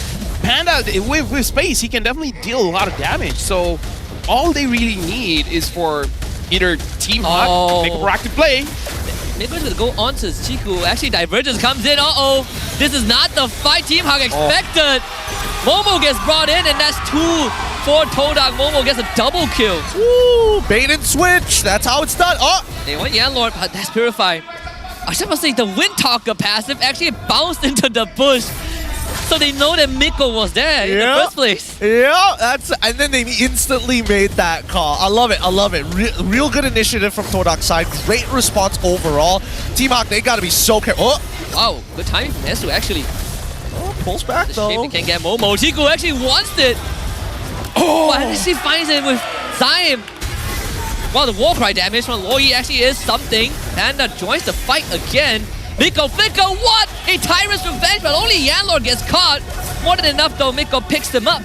This is a bloody game. Both sides refusing to back down and continue to trade against each other. The 6-5 kill score. Oh, wait, one more. Not done just yet. Miko is next. Do they want to go further? Come on. Come on, Chiku guys. Come on. Come on. Test death. Test them. So Zai just got BOD. Yeah, but again, I kind of feel like if Miko steps up, it's Team Hao's game. That's all I'm going to say. If Miko keeps missing his engages, it's not going to be looking good for Team Hao. Miko just needs a good engage, and that's it. Divergence angle. Boss gets the Lord. Miko, they need it right now, but Lake's going to get ran down by Yanlord. Panda also is gone, so Team Hao not prepared for the fight. Miko, I mean, he tried to protect his team, but the Divergence makes it so hard, and now he is going to go down. We really can't have nice things. We cannot. We cannot. And now Box is gonna lose out on his purple buff. I was waiting for it. I was like, Miko, come on, man. You gotta start charging up. But the timing was just a little off, unfortunately. And I don't think anybody was expecting Todak to attack from that side. Yeah, so it's not fully his fault, because, yeah, like, it's hard to prepare against a Louis, right? Yeah. You can be very creative with your angles. Yeah, it feels so bad because Miko's like even charging it up. He's like, I'm ready. Okay, nothing's happening. Okay, we stop the charging, and then the fight occurs. And so it's like on the other hemisphere. Miko cannot reach. So that Lord used nothing for Todak. Well, for Team Hawk. Well, it's yeah. At this point, you know what? I'll pull it back. You know what, Miko? You just be the second guy. Hesu, once you have your flicker, Earth Shatter, and then Miko goes in. You know what, Miko? You don't have to be the first guy in. Let Hesu do it. I'm actually not against that. Right? Let you have Hesu, 3 purifies you need to go through. like, even if Hesu does not get it, he will be a good bait. Wow, that's a lot of damage. That's the BOD for Bob. Oh my goodness. Okay. Hundreds to zero him straight away, but now I'm paying very close attention to Hesu, seeing whether or not he's going to whiff this or not, whether we cast the curse him already or whether it's just lingering. Just use yourself as a bait, you know? Just be like, oopsie. You're standing next to the wave. Oh no! Oh no! What am I gonna do? I'm helpless. Did I just flicker for no reason? He walks up to the tower and flickers in front of it. Hey, look, Chiku, I dash. Right. And then Miko goes in. Oh, Thinking about Vicous, he just spotted a full gang squad. hell no, he's out of there. He's out of there. But at least it goes to show that Team Hawk is thinking about it. Ooh, man, my that Encore was a pixel away. Man, that is clean as ever. Well, Hello just attaches himself on the mid goal just like that. Todak now has a minor goal lead, and they just push the top wave in. So it's a negative Lord take for Team Hawk. Yeah, both teams really not getting much. I think they were afraid of these fights. It feels like both teams are really Oh! That's a double flicker. They're gonna try and put everything together, layer it properly. Momo gets to find a slash off. Here comes the divergent damage though. Watch out. And Chico is very healthy. Looks for Hesu. That's Hesu gone. Chico guys still wants more. Yanlo will support him. Jumps onto the Eternal Guard instead. Team Hawk finds Momo. They lose Box and Hesu. Divergence coming in from Zayed. And that's the vacuum from Toda. Killing spree for Zayed. Team Hawk loses 4. That was nice. That was nice. That was, you gotta feel so good as an IGL for making a call like that. Disgusting. And also really good job from Yanlo to actually extend the advantage by giving vision. Honestly, this is the Toda that everyone's been looking for, but Team Hawk, let me, you know, like, they kind of did what I wanted them to do, but just not the right target. And I think Box wasn't there? Yeah. Right? Yeah. He was quite far. To be fair, it was both flickers from Miko as well as Hesu. So if Box was there, the damage would be there, so... Yeah, maybe the coordination from the team, like, I feel like maybe Box was just not ready. It's like, and they're like, hey, you want to go in? It's like, yeah, sure. And then they flicker. It's like, not that in. Yeah, I mean, wait for me. Divergence this time. Right in front of the inhib while they want Box. They're going to catch Hesu instead. Hesu can't get away this time. How are they getting away with this? How is Todak getting away with this? That is so daring. Yeah, he did it in the middle of the lane, visible to basically everybody, and Hawk just decided, you know what, it's not that big of a deal. Kinda like if he can save this, I feel like it's on him. He has the damage now. Boss, can you target anyone? That's the final slash. They're gonna take down Yanlord first, but to the back, Momo looks for Panda. Flickers to safety, but the Crystal in danger. They're gonna clear the Lord first, and they do just in time. Panda, it's his time to come online. Takes down Zion. Zion next on the table. Panda, a juke with the Shadow Stab, double kill. Team Hawk saves the base. Good call there, LaFell. Panda is able to hold out for the entirety of the team. Nearly made a misplay there by autoing a minion, but still, they've wiped them out, and that's all Team Hawk needed to bounce back. One minion, is it going to be enough? It doesn't feel... it's not enough. It's not enough. Just tank it. Just tank the turrets. Oh, wait, yeah, there's still the sentry, but here we go. They're trying to open it up. Not like this, Panda. Ooh. Look at the damage, by the way. Man, he can't even get the mid in him. That's a few. That's unlucky. Uh-oh, here comes Shiku. He's gonna take the guiding win. Jumps out. Okay. Whoa. They call it off. They have the full reset. This game is so close. So down to the wire here. But yeah, like I said, like, it's Panda's time to shine. If he doesn't do well, it's kind of on him. Whoa. Good thing Box wasn't there. Yeah, he just cleared the purple buff. In terms of timing, maybe a little off, but definitely some really good ideas. Todak wants to catch Box out by purple buff. They get to protect their own. But it's really difficult to open up the map. I don't know, if I was in Team Hawk's position, opening up the map seems a little too dangerous. Like the way how they're holding up this battle line that they've set up, waiting for them and checking these off-angle bushes is a really good idea. Yeah, no, I agree. Checking the bush is basically setting your team up for a 4v5. Like, one person is gonna get bursted down so fast. And then the thing is, Toda does have the follow-up because the Roger does have pretty good DPS. They'd be circling Eagle onto Miko. That's decent info. I mean, they did find Box.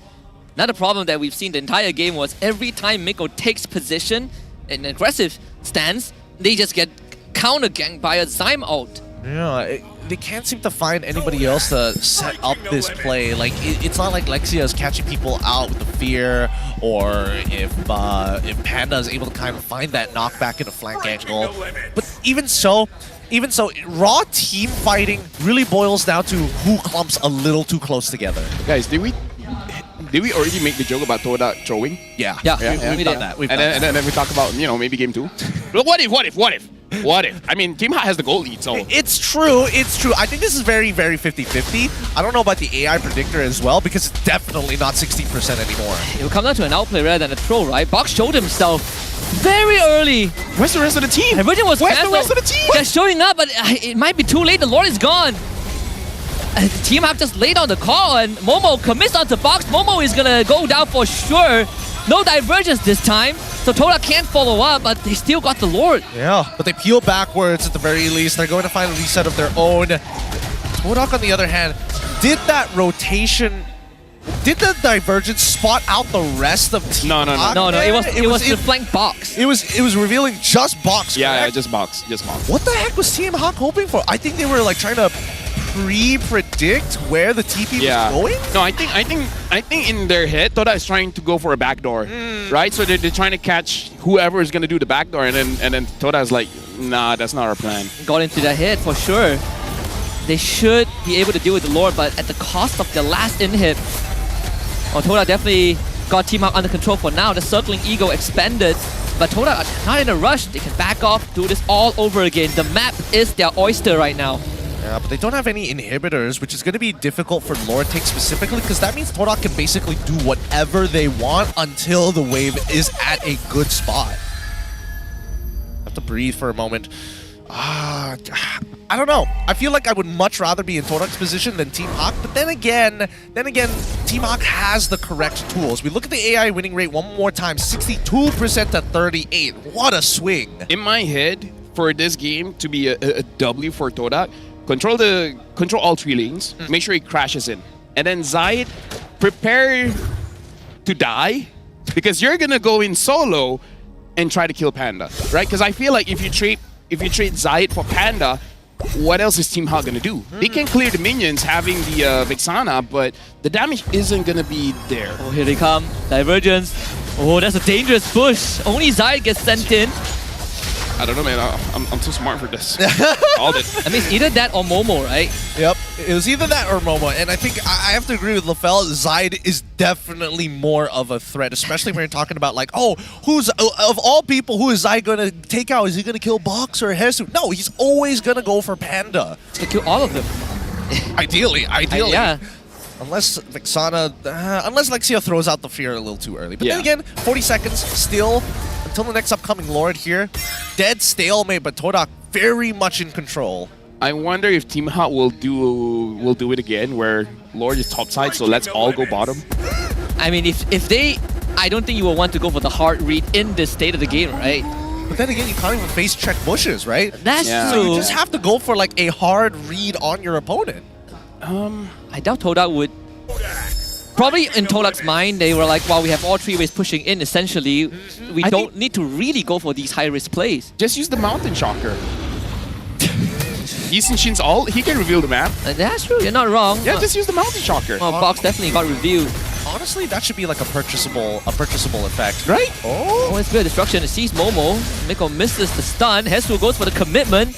What is the follow-up from Team Hawk? It's not really there. Oh, Box sees Zayed. That's immortality out. Dangerous territory for Box. Changes into the Winter Crown. Todak looks to pounce. Momo to the back, controls him as well. Box gets away. Chiku guys goes for the back door. It is Dunzo. Zyme delivers Chiku for their 2-0 victory. Great stuff. Great stuff. When you least expected it, that's when the back door comes on through. Team Hawk overthinking situations. Todak looks like they found a roster that they can stick with for a while. I mean, like, at least we see that Team Hawk has the right idea. They smell a backdoor coming. Just not in the right lane. Not in the right lane, I mean, not in the right time. It was a good try, I have to admit. Very good try, difficult, but honestly, Todak somehow brings the most technical side out of a majority of our MPL team. So well done to both of them. With that being said, we're going to throw it over to Rose to have an interview with our winning team, Todak, up on stage. Dua babalas kosong 3 mata penonton Toda, and guys, once again, backdooring has gotten another team another win untuk minggu ketiga MPL MY. Alright, first up, let's start off dengan Zaim. Zaim, welcome back to the mid lane. Sorry? Welcome back to the mid lane. Yeah. So, Thank you. beberapa minggu lepas ni kita nampak Zaim main sebagai roamer. Now, Zaim, in your opinion, you lagi sesuai main roam ke mid? Sebenarnya saya tak sesuai dua-dua tu. Saya nak main jungle. Adakah Ada dua jungle kan. So saya main je lah apa yang tim saya nak. Okay, so adakah Zaim boleh gantikan Zaid nanti? Mana? Adakah Zaim boleh gantikan Zaid nanti sebagai jungle? Oh, Zaid. Boleh je rasanya. Sebab Zaid kan cuma bisa Lancelot. Ben Lancelot dah tak boleh main lah. Oh, Ben Lancelot tak boleh main dah. Betul. Okay, so lain kali korang be careful je lah bila lawan Toda. Just because korang Ben Lancelot doesn't mean Zaim tak boleh gantikan Zaid. Betul? Betul. Alright, Chiku. Adakah ini main line up baru untuk Toda?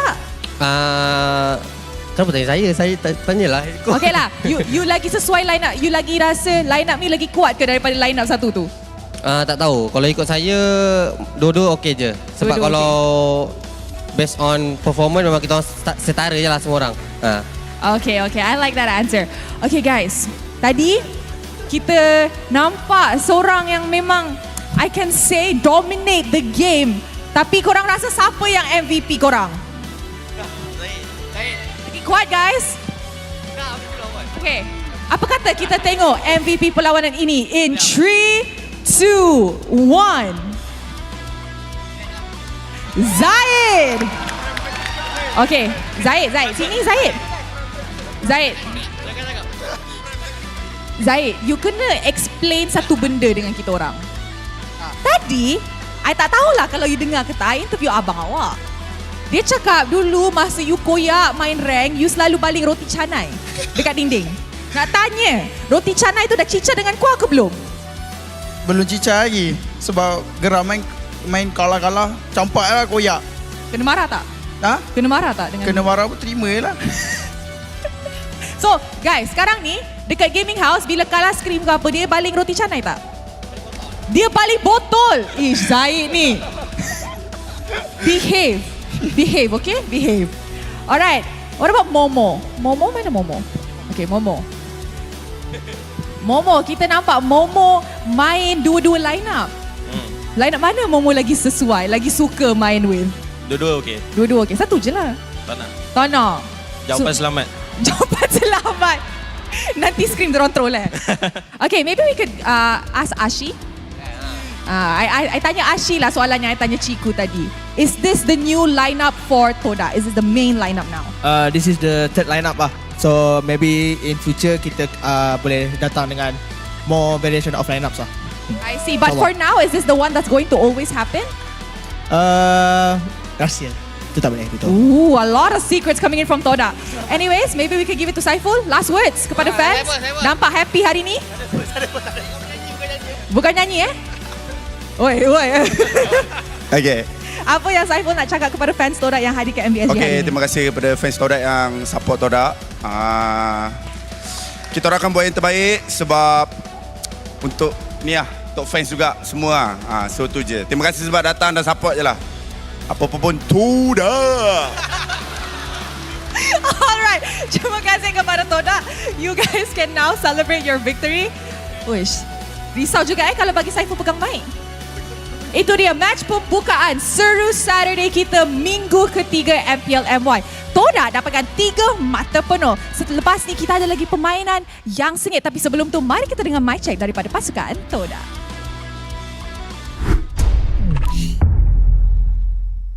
Nanti. Akun dia. Kau ada kick lagi tau.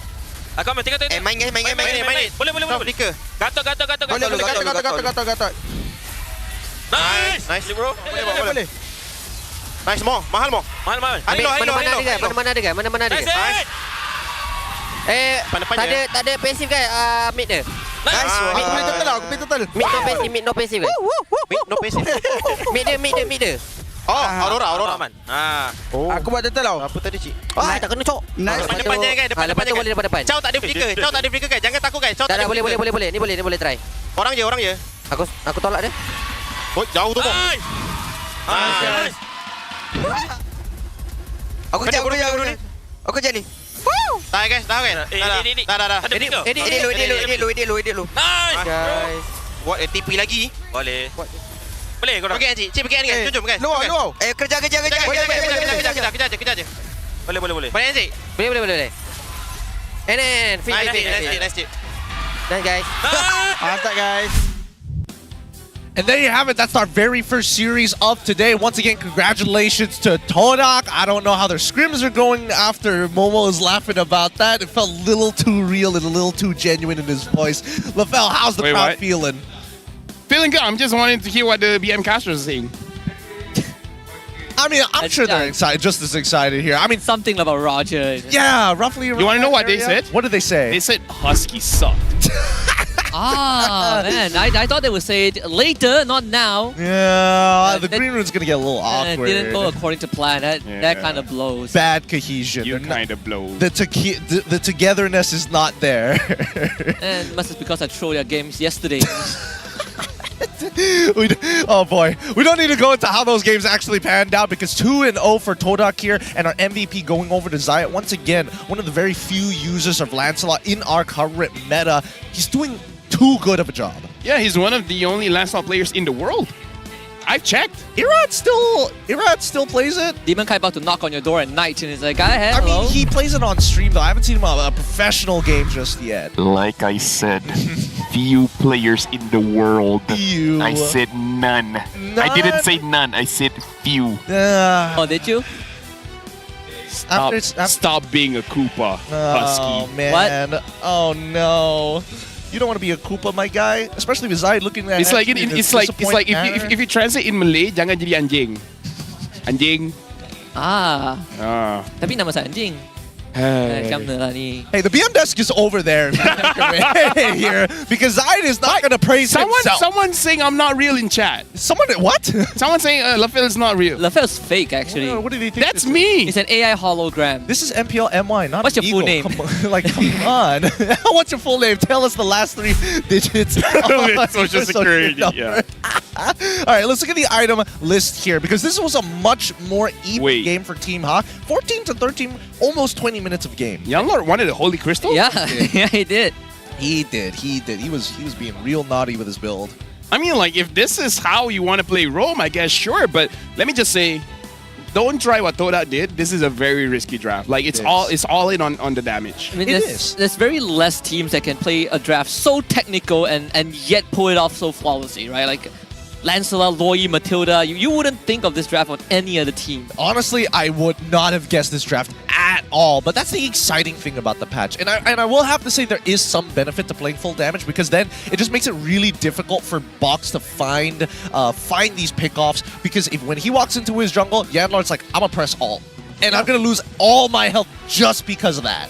He actually can single-handedly just keep Box away. Yeah, and that's so annoying. I don't know. Even if you were a Panda in this situation, you would still be pretty frustrated with the way that Yanlord is poking at you. Sorry to say, but for Team Hot to do well, Miko and Hesu needs to step up.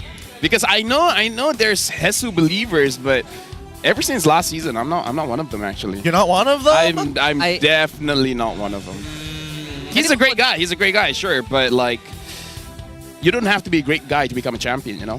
I suppose on certain heroes, he definitely has a higher ceiling, but in this series, I agree. I think that the cohesion is just not there. Well, Vicous stepped up in game 2, but there's only so much you could do on the Edith, I suppose, right? You can see the lack of communication. You could flicker and then catch a few people. That's just saying true. it's an option. Like maybe you could take away the purifies first so that Miko can go in, or Miko goes in, take the purify, and then there's multiple ways that they could play around with each other, but they don't play with each other. We did say that Todak sort of got into their head, right? After a few divergence gank, and they were like, wow, now we really don't know where they're gonna come from. Yeah, no, it's tough. It's tough. I do agree with LaFell that generally I think that if Miko is doing well, the rest of the team is doing well, but they need to be on the same wavelength because I'm sensing a lot of like, I can't remember. It was Miko and as well as Saksa on SMG. Yeah. Very similar issue where it's like you lean in towards your import side, speak the same language, calm together, but everybody else is kind of like, wait, we're a full second late because we don't know what the call was. Actually, I think that's where I have a bone to pick with the first Lord, right? The first Lord where Box just watched it all go down. And then the entire team Hawk was just late. I mean, we theorized they tried to go for hard read, but was there a need for that? I don't think so. There probably wasn't, because I think at the end of the day, Team Hawk only lose if they get one of their members picked off or they're just a little too close together. So just spread out, have good coverage, and I think that should have been fine. But anything interesting from the post-game snap based on what you've seen LaFell so far?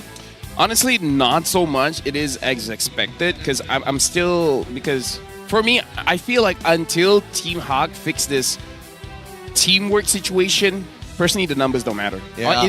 To the point where even the draft don't matter. Like we see multiple teams in Malaysia, they go on trips, go on holidays, spend some time in the same room. Yeah, go to the sauna together or something. Like shake hands with our Prime Minister. Yeah, shake hands with our Prime Minister, like have some bonding.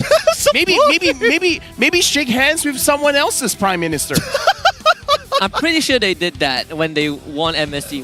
No, I mean like Team Hawk. Team Hawk? Oh, wow. That's a long story. Actually, when they when they were champion, they shook hands with the Timbaland Prime Minister. Oh, you're right. Right. Dude, that's how they bond. You're not wrong. Right? I think Stormy does that like every now and then. That's why he's so good. That's why he's so good. Shake hands with big influential people that could honestly change the course of the future. Wow. That's all you need. That's the buff that they need. So they just need to shake hands with the right people. Yes. They just Why haven't they shaken our hands? Hey, look. I thought with disappointments. Oh, yeah, you're right. I take that back. My bad. I'm ooga booga stupid LaFell. It's not real. You're not pulling crowds like I show speed, all right? That's the difference. That's the real difference here. Dude. I tried. We will try every single time, but let's look at our Hall of Famers here. The rich guy that carried the sandbag and the wingman going over to Pandas. I'm Senpoi Momo, and as well as Zyme once more. I have to admit, it feels good to see Zyme back in that mid lane because his shot calling, especially with a utility style ult to TP them, holy, he's so still good. I mean, you can praise a lot of mid laners for playing, Vexana, Yi, Farsa, but lure Yi to a higher level, that takes a different person, and Zyme is just that guy. Let's break down the gold graph here, because it was an even game. Like, overall, I would have expected, if you look at the numbers on the far right, the maximum that has gone up to is 5,100 as the maximum set limit, but we don't even touch it, right? Because that's how close it was. We didn't see real gigantic leads. The closest one we saw was from Toda at the 13th minute, but even then, it's still a back and forth.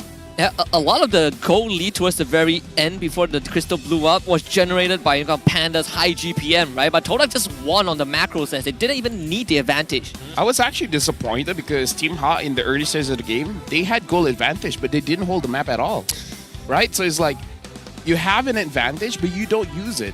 It's like you have a roti canai, but you don't throw it. It's like, Miko has been really camping that mid side, right? But I would wish that he would go to the side lanes a bit more with box, because he's been really just defending Lacia, and that's it. I mean, he saved Lacia 3 times, but the other lanes just kind of were left on their own. Yeah, with that being said, let's have a look at the current updated standings. Now that Todak is catching up with the rest of the lobby with the number of games, they've managed to pull themselves to 3rd place with 6 points just under Team Vamos. I feel like this is good because now Toda is back in the conversation for being top 4. Because yes. Multiple seasons, we start the season saying top 4 maybe, and then by the 3rd or 4th week, we are like, haha, probably not. But this time, there's a chance. It feels a lot more convincing, I'm not gonna lie, right? With the different iterations of roster, but also being able to deliver regardless of the roster, it looks really good for Toda right now. Yeah, just stick to this roster. I mean, the management gave a chance to not use this roster by saying, oh, maybe we'll change it up. It's a banana leaf rice, right? You get to pick and choose what you want, but I prefer this flavor. Yeah, I like set meals for a reason. Maybe. I don't want to have to go further and beyond after that. Maybe that's how they trigger you. That's how they trigger you? It's like a tease, right? You get to guess. You know what? Instead of Fantasy League that we have for the community, just Fantasy League for Toda, right? Just guess which roster is playing. That's our own little mini game. Yeah. Another business venture for them, but also it's just going to be another year for us here in the MLBB space because you don't want to miss out a Kai's Magic Show happening because of the MLBB 8th anniversary music party happening on the 28th and 29th of September 2024 of this year. So enjoy a special performance by Dola and win 4 million MLBB Diamond worth of free skins, and you can get your early bird tickets right now only for 8 ringgit, so head on over to tickets2u.com.my. Do we have any spoilers for this one, LaFell? I'm looking at you because, I mean, come on. Spoilers that I'm going to be there. People have been asking about M6, about the format. I mean, Swiss format. Yeah, The only thing that I probably shouldn't say is that tickets will be out next week. Oh, yeah. right. Yeah. That is I fair. heard that as well. Tickets will be out. So get your wallet ready. And also book your dates, please. I've heard so many people try to book their dates and they can't seem to get it right. But we'll leave you guys to do that, to search for M6. We got a second best of 3 happening later, but right after this break. We'll see you then for more MLBB action.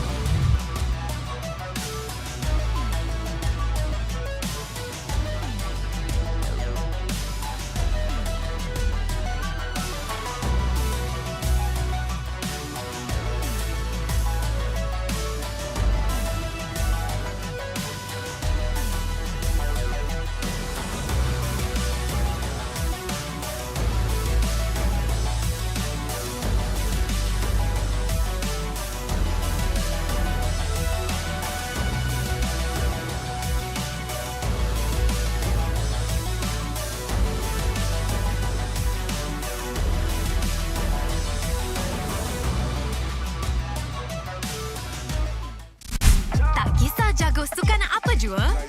Jagokan lagi dengan rangkaian imaji termantap dan terpelik. Gaming sepantas kilat. Menang di Land of Dawn. Tukar ke Holling Prepaid 5G sekarang.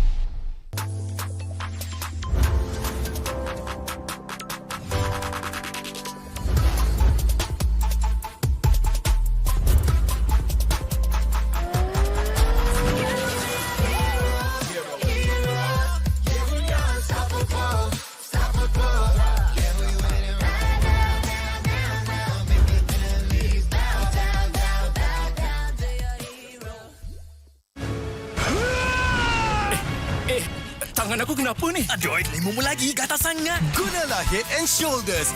100% keyakinan, kelumamu dan kegatalan. Wiped out.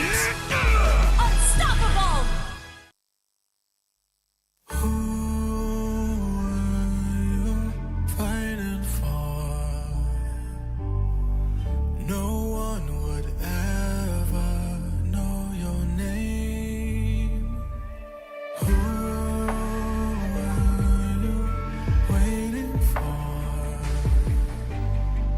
No one would be there to save you.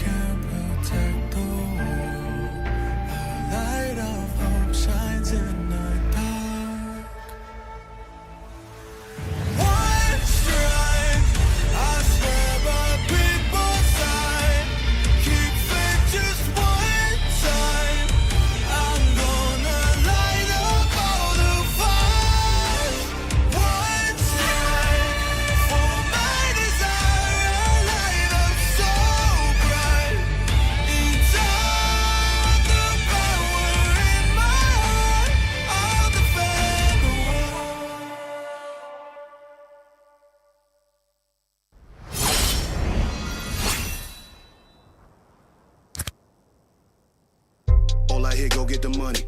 So I go get it. Hate means I do something right. So I'ma let him. Yeah, I'ma let him. Yeah, I'ma let him. I hit the nail on the head. Yeah, I'ma let him. All I hit, go get the money. So I go get it. Hate means I do something right. So I'ma let him. Yeah, I'ma let him. Yeah, I'ma let him. I hit the nail on the head. Yeah, I'ma let him. Early bird, go get the worm. Worm in the dirt.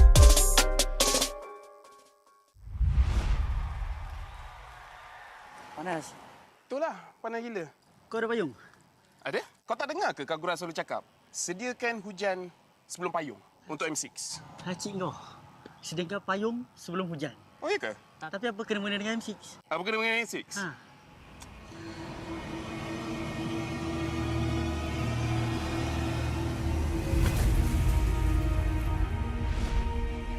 Apa itu hujan emas? Hujan emas adalah satu matlamat, satu impian terunggul untuk setiap pasukan. Setiap musim, apakah kenangan yang istimewa? Ia adalah ketika juara menjulang piala di bawah hujan emas. Ia juga menjulang dan membanggakan nama Malaysia di persada dunia. Seperti cuaca, musim baru datang dan pergi. Ia persis dengan MPL MY. Setiap pasukan dan pemain yang pernah menjejak kaki di MPL MY, mereka tidak pernah berputus asa. Setiap musim ada permulaannya. Juga permulaan baru untuk matlamat dan impian bagi pemain kita. Musim cuaca datang dan pergi, tapi ia tidak akan mengubah sejarah pemain kita. Dengan harapan musim hadapan yang cerah adalah satu pemangkin semangat bagi pasukan yang bertarung. Komposisi musim lalu tidak penting. Yang penting adalah kesetiaan kepada permainan. Tiada guna mengerti hujan emas dan berjuang demi Malaysia kalau kita tidak dapat merealisasikannya di M6.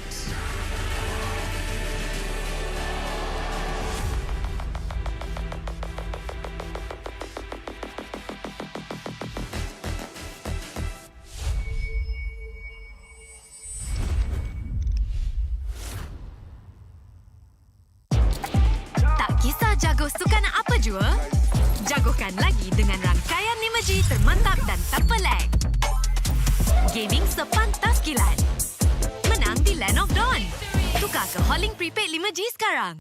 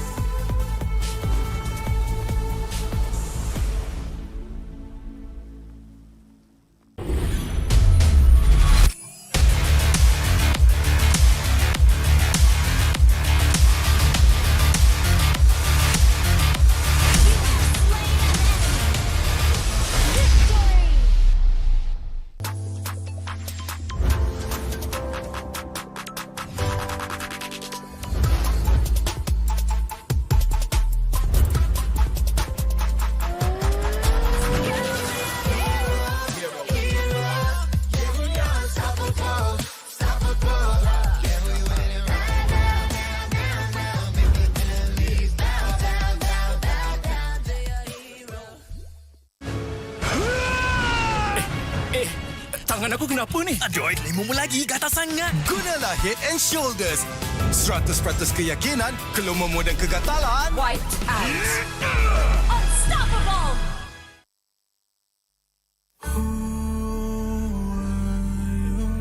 Fighting for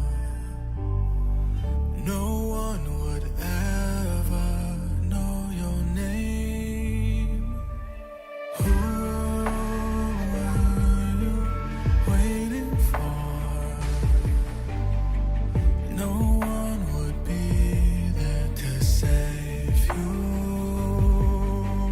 You would be alone when hope was gathering together with the sun.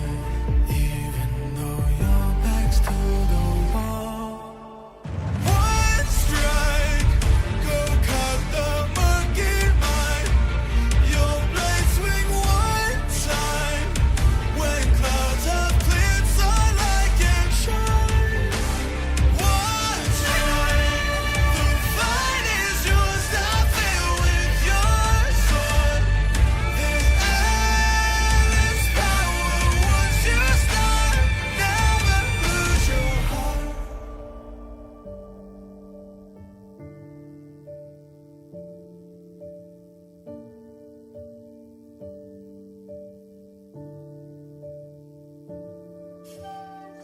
Tonight is dark and the shadows are deep. Who can protect the world? A light of hope shines in the dark. One strike, I swear by people's side. Keep faith just one time. I'm gonna light up all the fires. One strike for my desire, a light up so bright. Each of the power in my heart, I'll defend the world.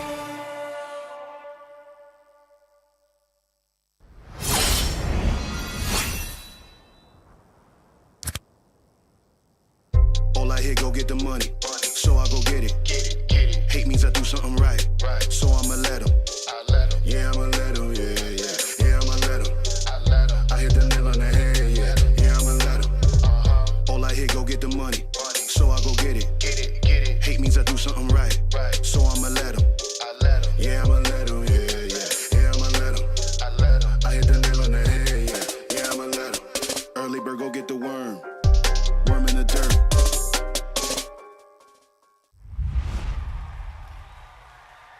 Panas. Itulah, panas gila. Kau ada payung? Ada? Kau tak dengar ke Kagura selalu cakap? Sediakan hujan sebelum payung untuk M6. Hacik kau. Sediakan payung sebelum hujan. Oh, iya ke? Tapi apa kena mengena dengan M6? Apa kena dengan M6? Ha.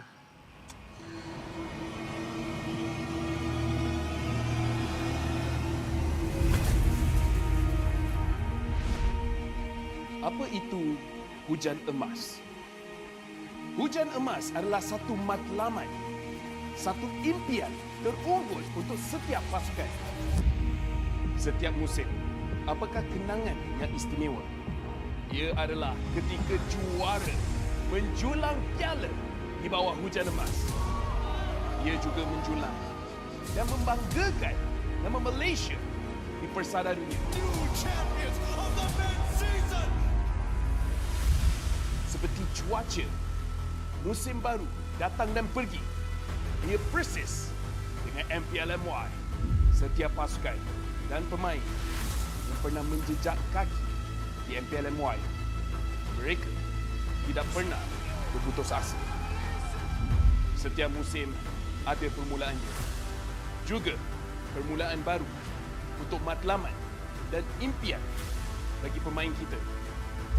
Musim cuaca datang dan pergi, tapi ia tidak akan mengubah sejarah pemain kita.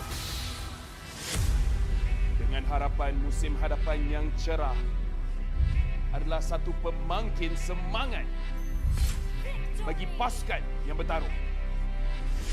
Komposisi musim lalu tidak penting.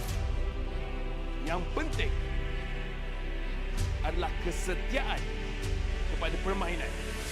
Tiada guna mengerti hujan emas dan berjuang demi Malaysia kalau kita tidak dapat merealisasikannya di M6.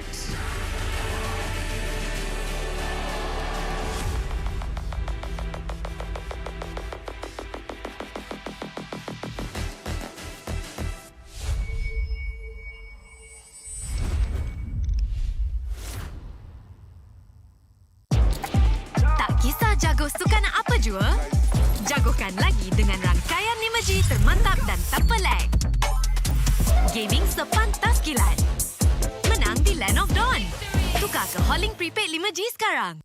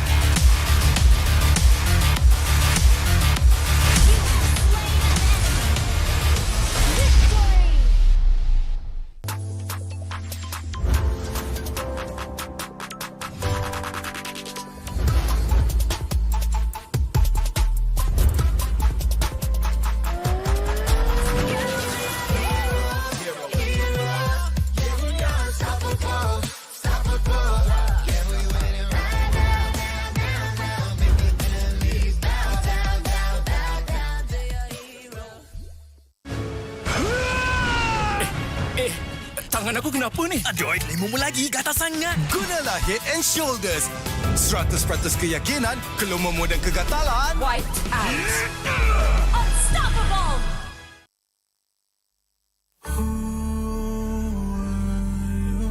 Fighting for no one would ever know your name. Who were you waiting for? No one would be there to save you.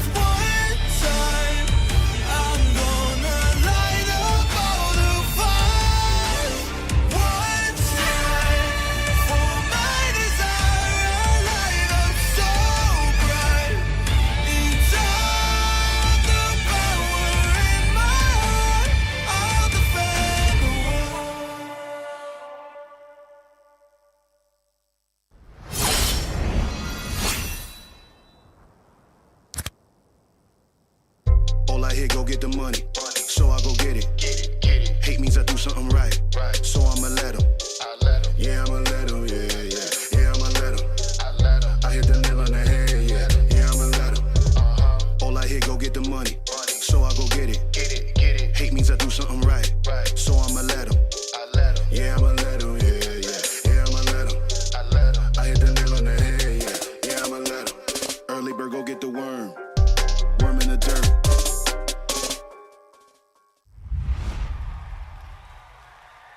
Panas. Itulah, panas gila.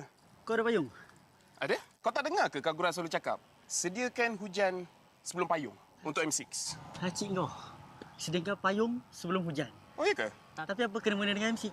Apa kena dengan M6? Ha.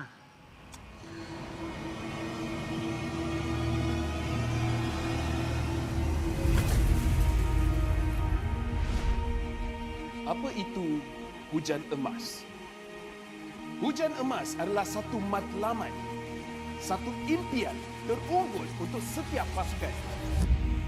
Setiap musim, apakah kenangan yang istimewa? Ia adalah ketika juara menjulang piala di bawah hujan emas. Ia juga menjulang dan membanggakan nama Malaysia di persada dunia. Seperti cuaca, musim baru datang dan pergi. Ia persis dengan MPL MY. Setiap pasukan dan pemain yang pernah menjejak kaki di MPL MY, mereka tidak pernah berputus asa. Setiap musim ada permulaannya. Juga permulaan baru untuk matlamat dan impian bagi pemain kita. Musim cuaca datang dan pergi, tapi ia tidak akan mengubah sejarah pemain kita. Dengan harapan musim hadapan yang cerah adalah satu pemangkin semangat bagi pasukan yang bertarung. Komposisi musim lalu tidak penting. Yang penting adalah kesetiaan kepada permainan. Tiada guna mengerti hujan emas dan berjuang demi Malaysia kalau kita tidak dapat merealisasikannya di M6.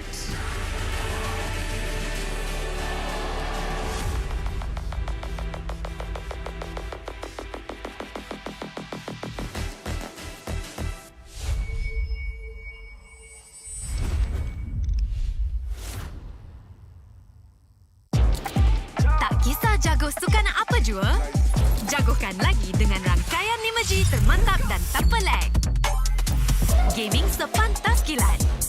Menang di Land of Dawn. Tukar ke Holling Prepaid 5G sekarang.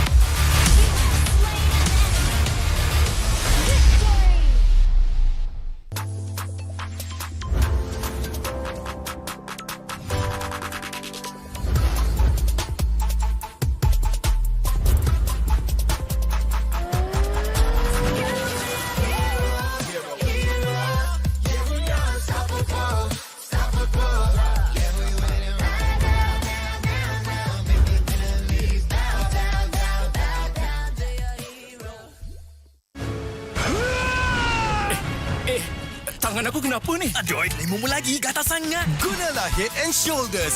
100% keyakinan, kelumamu dan kegatalan. Wiped out. Unstoppable.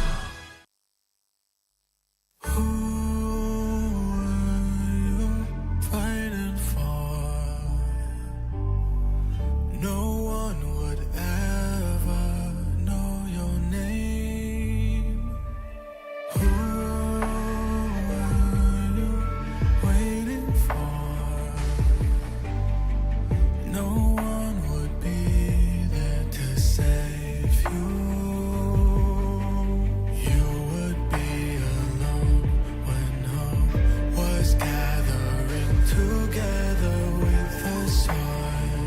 Even though your back's to the wall. One strike, go cut the monkey mind. Your blade swing one time. When clouds have cleared, sunlight can shine. One strike, the fight is yours. Stop it with your sword. There's endless power once you start. Never lose your heart.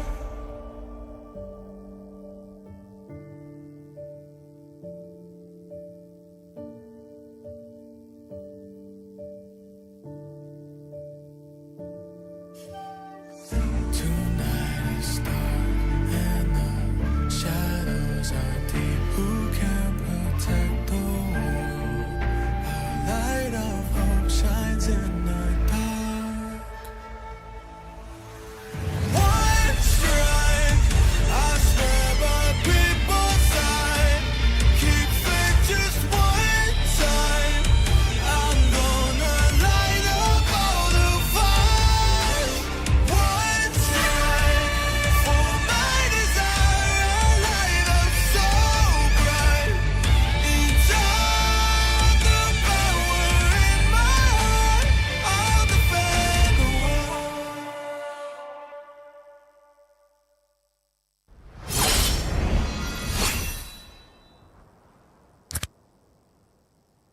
All I hear, go get the money. So I go get it. Hate means I do something right. So I'ma let him. Yeah, I'ma let him. Yeah, yeah. Yeah, I'ma let him. I hit the nail on the head. Yeah, yeah, I'ma let him. All I hear, go get the money. So I go get it. Hate means I do something right. So I'ma let him. Yeah, I'ma let him. Yeah, yeah. Yeah, I'ma let him. I hit the nail on the head. Yeah, yeah, I'ma let him. Early bird, go get the worm. Worm in the dirt.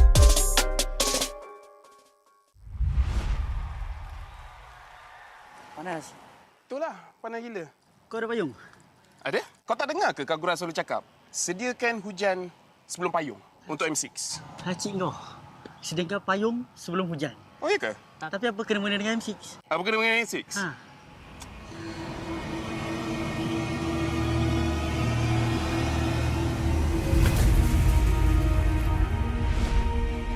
Apa itu hujan emas? Hujan emas adalah satu matlamat, satu impian terunggul untuk setiap pasukan. Setiap musim, apakah kenangan yang istimewa? Ia adalah ketika juara menjulang piala di bawah hujan emas.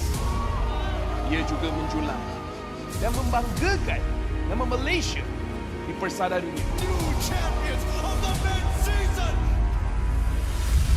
Seperti cuaca, musim baru datang dan pergi. Ia persis dengan MPL MY. Setiap pasukan dan pemain yang pernah menjejak kaki di MPL MY, mereka tidak pernah berputus asa. Setiap musim ada permulaannya. Juga permulaan baru untuk matlamat dan impian bagi pemain kita.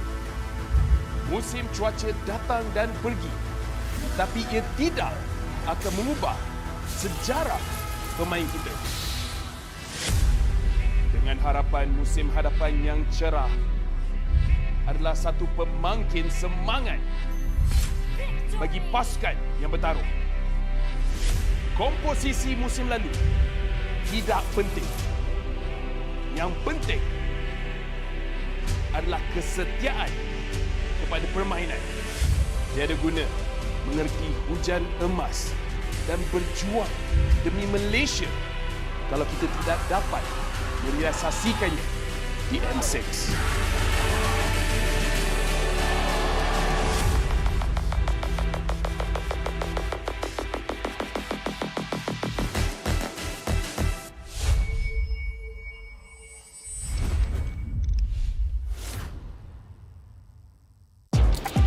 Tak kisah jago sukan apa jua, jagokan lagi dengan rangkaian 5G termantap dan tanpa lag. Gaming sepantas kilat. Menang di Land of Dawn. Tukar ke Holling Prepaid 5G sekarang.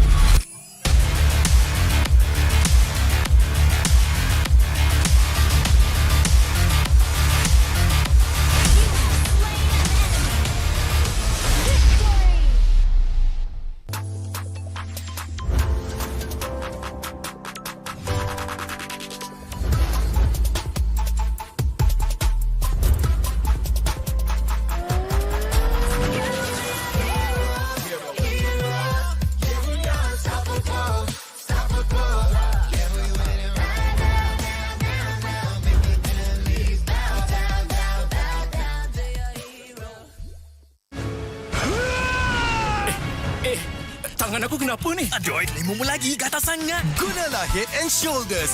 100% keyakinan, kelumamu dan kegatalan. Wiped out. Unstoppable.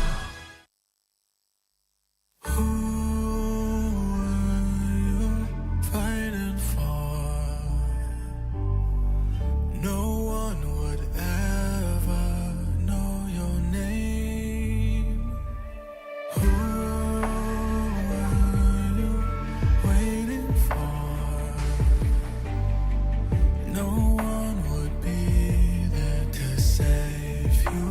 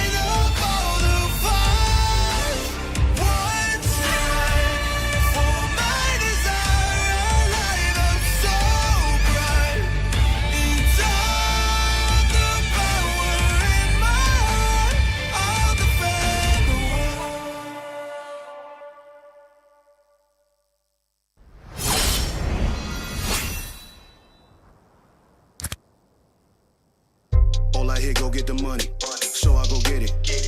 Hate means I do something right, so I'ma let 'em. Yeah, I'ma let 'em, yeah, I'ma let 'em. I hit the nail on the head, yeah, I'ma let 'em. All I hear go get the money, so I go get it. Hate means I do something right, so I'ma let 'em. Yeah, I'ma let 'em, yeah, I'ma let 'em. I hit the nail on the head, yeah, I'ma let 'em. Early bird go get the worm in the dirt.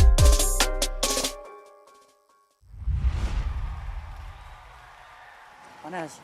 Itulah, panas gila. Kau ada payung? Ada? Kau tak dengar ke Kak Gura selalu cakap? Sediakan hujan sebelum payung untuk M6. Hacik kau. Sediakan payung sebelum hujan. Oh, iya ke? Tapi apa kena mengena dengan M6? Apa kena dengan M6? Ha.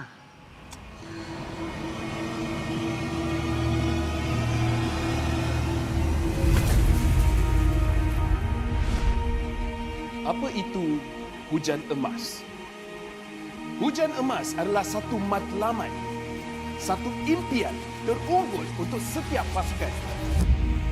Setiap musim, apakah kenangan yang istimewa? Ia adalah ketika juara menjulang piala di bawah hujan emas.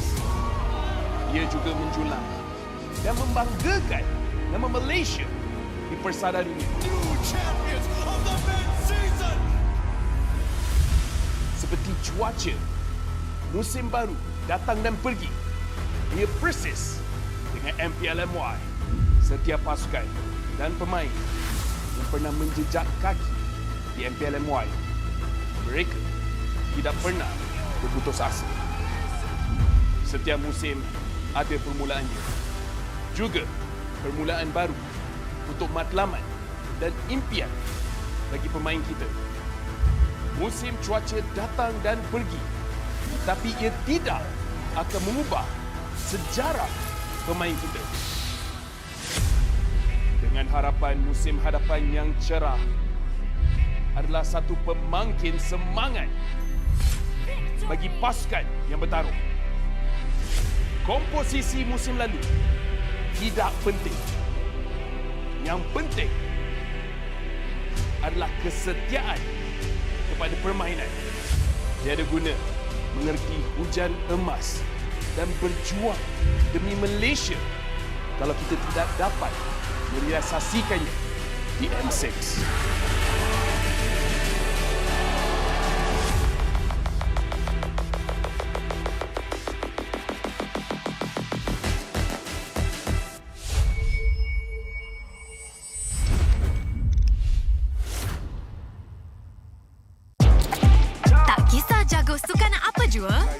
Jagokan lagi dengan rangkaian 5G termantap dan tanpa lag. Gaming sepantas kilat. Menang di Land of Dawn. Tukar ke Holling Prepaid 5G sekarang.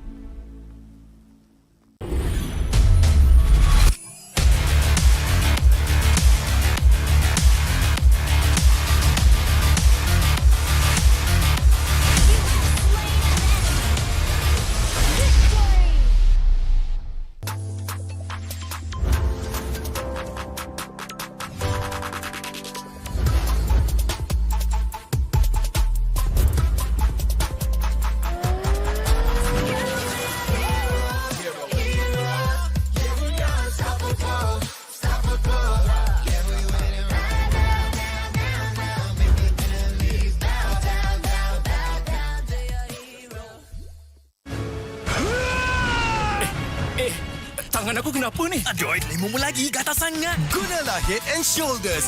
100% keyakinan, kelumamu dan kegatalan. Wiped out. Unstoppable.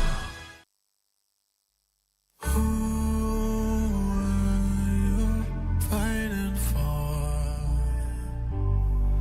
no one would ever know your name. Who are you waiting for? No one would be there to save you. You would be alone when hope was gathering together with the sun. Even though your back's to the wall. One strike, go cut the monkey mind. Your blade swing one time. When clouds have cleared, sunlight can shine. One time, the fight is yours. Stop it with your sword. There's endless power once you start. Never lose your heart.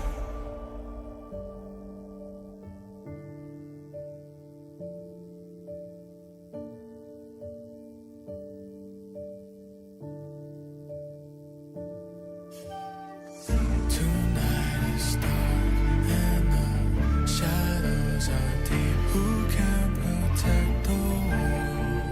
A light of hope shines in the dark. One strike, I swear by people's side. Keep faith just one time. I'm gonna light up all the fires. One strike for my desire, a light up so bright. Inside the power in my heart, I'll defend the world.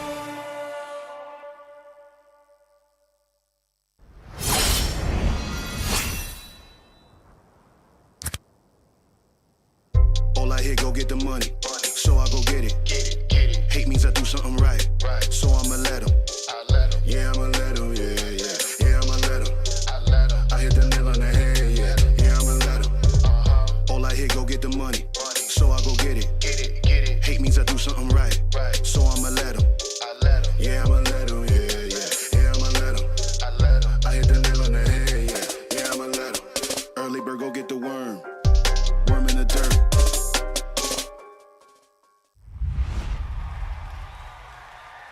Panas. Itulah, panas gila. Kau ada payung? Ada? Kau tak dengar ke Kak Gura selalu cakap? Sediakan hujan sebelum payung untuk M6. Cik kau. Sediakan payung sebelum hujan. Oh, iya ke? Tapi apa kena mengena dengan M6? Apa kena dengan M6? Ha.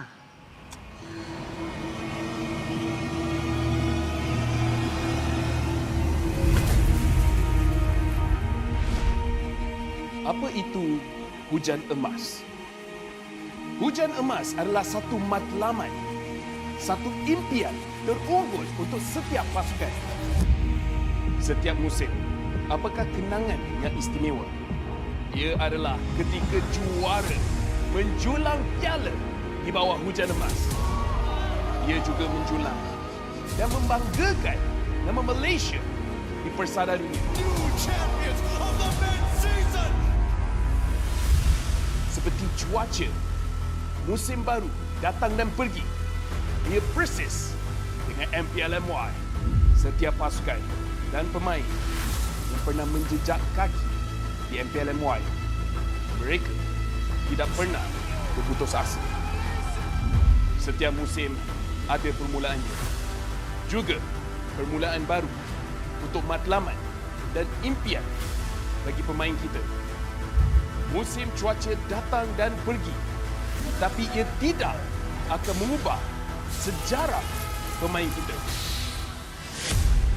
Dengan harapan musim hadapan yang cerah adalah satu pemangkin semangat bagi pasukan yang bertarung.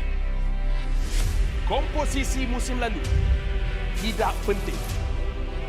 Yang penting adalah kesetiaan kepada permainan. Tiada guna mengerti hujan emas dan berjuang demi Malaysia kalau kita tidak dapat merealisasikannya di M6.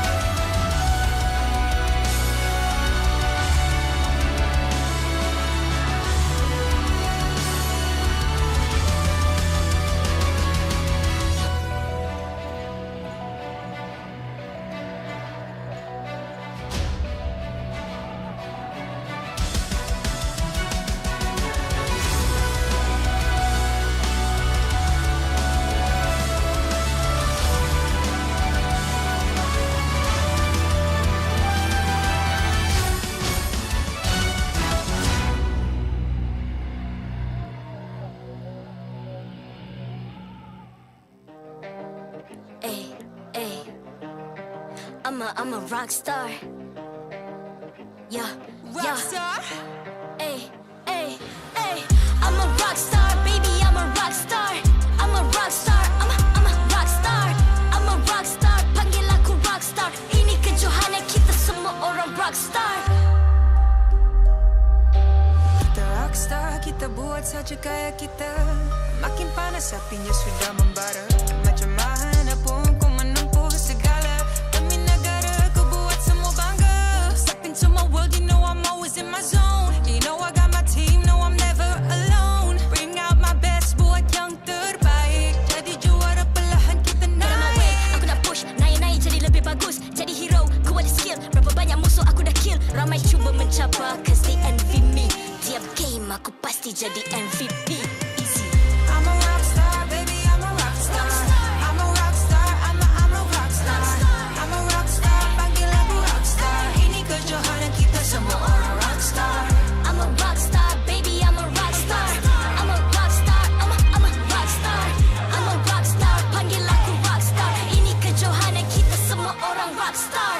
Tengok nanti siapa yang juara. Ni peluang kita bawa pulang piala. This is my game, this is my time. Menang semua, everything will be mine. Kalau jatuh kau pasti kembali. Bangun balik ku tegak berdiri. Kuatkanlah tenaga, ganjaran diperoleh. Ni kejohanan kita, Malaysia memang boleh. Rise up to the top, kita buat bersama. Semangat kita kuat di bawah satu bendera. Ay. I'ma go hard for the win. Win. On the battlefield till the end. I'm trying to beat the greatest anyone has ever seen. Stand by, I'm coming in for the win. I'm a rockstar, baby, I'm a rockstar. I'm a rockstar, I'm a rockstar. I'm a rockstar, panggil aku rockstar. Ini kejohanan kita semua orang rockstar. I'm a rockstar, baby, I'm a rockstar. I'm a rockstar, I'm a rockstar. I'm a rockstar, panggil aku rockstar. Ini kejohanan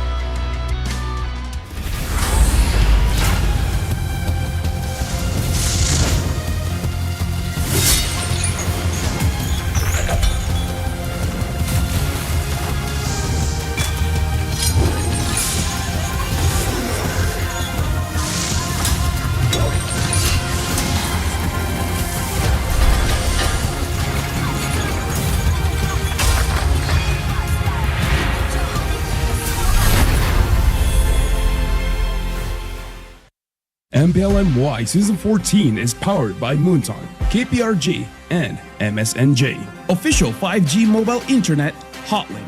Best 5G for lightning fast MLBB gaming. Official gaming phone ROG Phone 8. King of performance for mobile gaming. Official lifestyle fashion partner.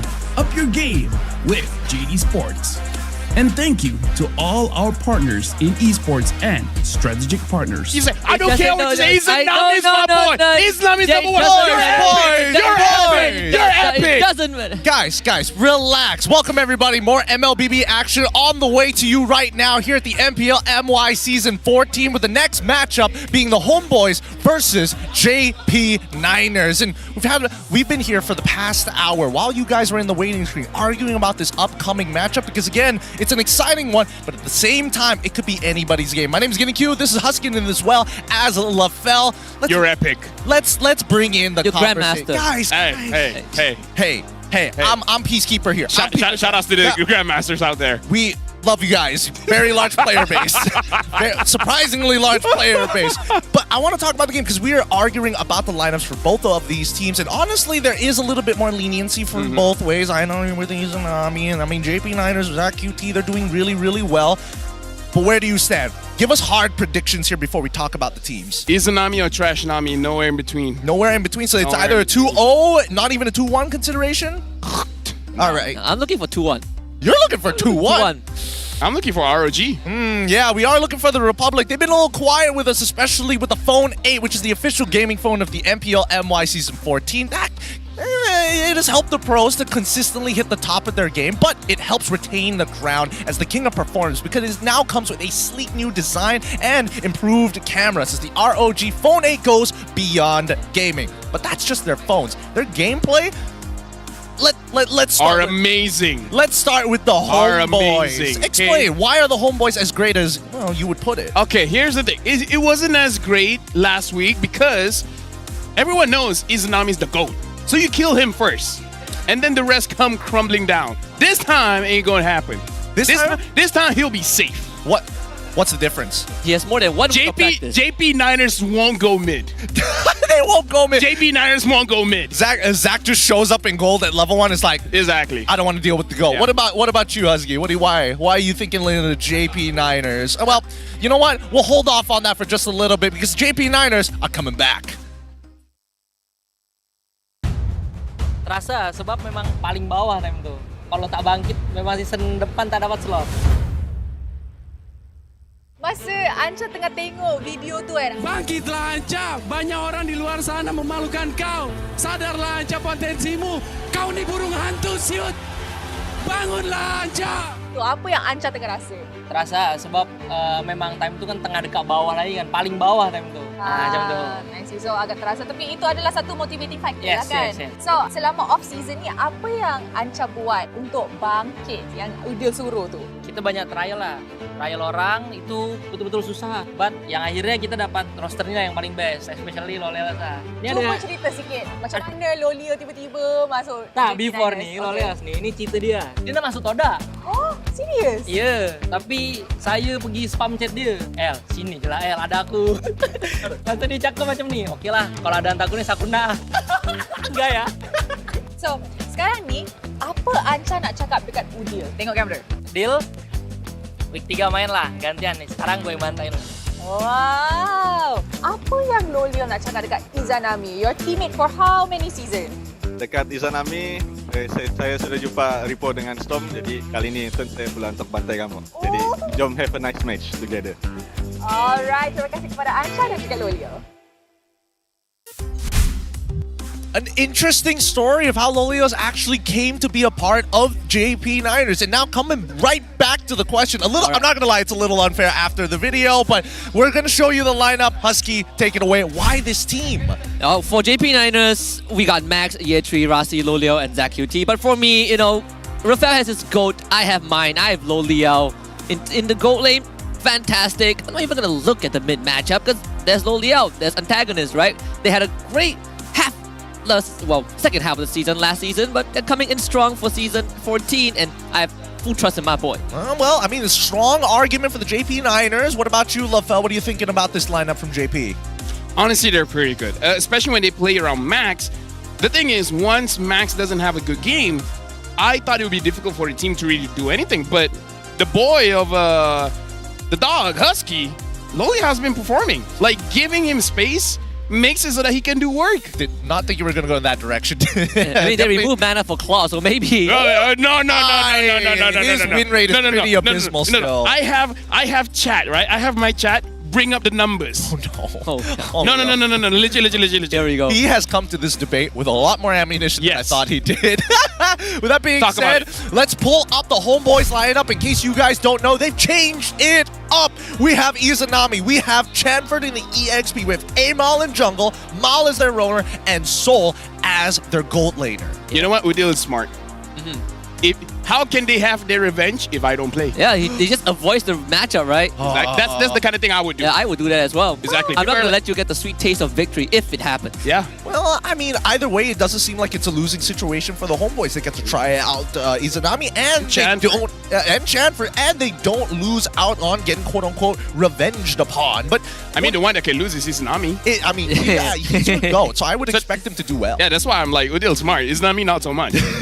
Well, shout out to Chanford though. His debut in MPL also, right? Yes. Getting promoted from Homebois Syndicate MAL to MPL. No, this is where it gets exciting, right? Because again, MAL is an interesting quote-unquote rookie. Listen. Team. Oh, so this is the numbers, right?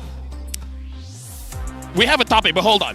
MPL MY Season 7, total picks 1 time, win 0, lose 1. MSC 2021, no picks, no win, no lose. MPL Season 8, total picks 1 time, lose 1 time. MPL MY Season 9, picked 4 times. Okay, he won 3 times, but he lost 1. Who? MPL Season 10, pick 5 times, lose 3 times. Season 11, pick 4 times, lose 3 times. Pick twice, lose twice. Pick 3, lose 3. Pick 1, lose 1. In his MPL career, he has 21 total picks on the Claude. 15 of those were lost. But the Claude has mana. No Claude way. without mana. He is 28.57% win rate on the Claude. It's not bad. My win rates are lower. Look. At the end of the day, this is a strong argument to why JP is performing, right? Why that this could be the most successful roster regeneration of all time. And I'm not going to deny the numbers, and I do agree with your point that yes, Claude didn't have mana at the time, but the win rate not looking too great overall.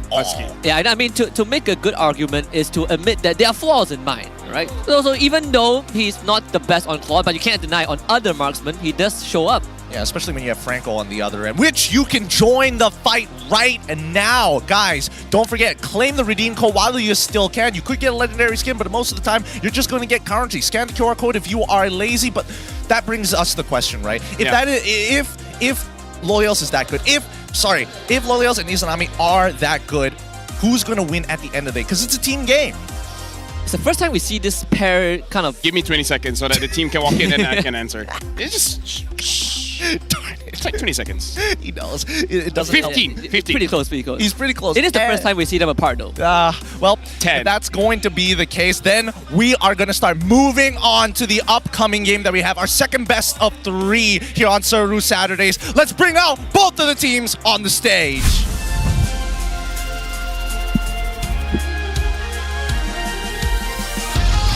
JP Niners.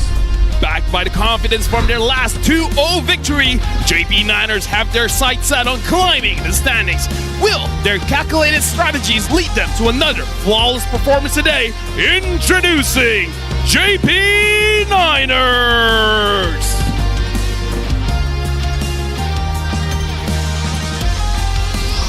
Homebois.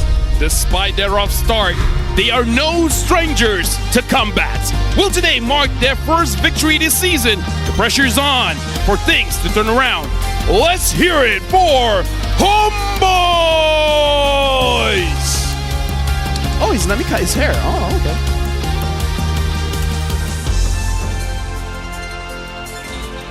okay. Introducing the coach and analyst of the 2 teams and head of League Ops, Franklin, that will ensure fair play and professional integrity in the games.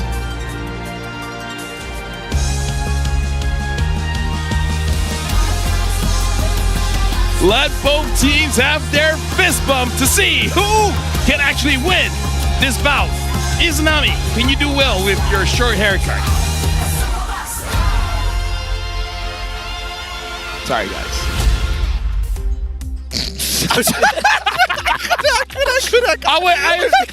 I have ADHD. Okay, I was distracted.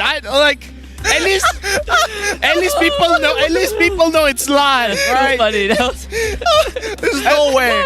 People know it's live. Dude, chat. I hope that chat understands this isn't a LaFell AI moment. It's a real deal. It's a real deal. But you've introduced both of the lineups, both of these players, and both of their accolades. This is going to be an exciting one for both of the coaches as well as the teammates, because now with the new patch, we should be expecting certain things to go well for mid laners and maybe even for gold laners. But what do you think are going to be the most significant ones?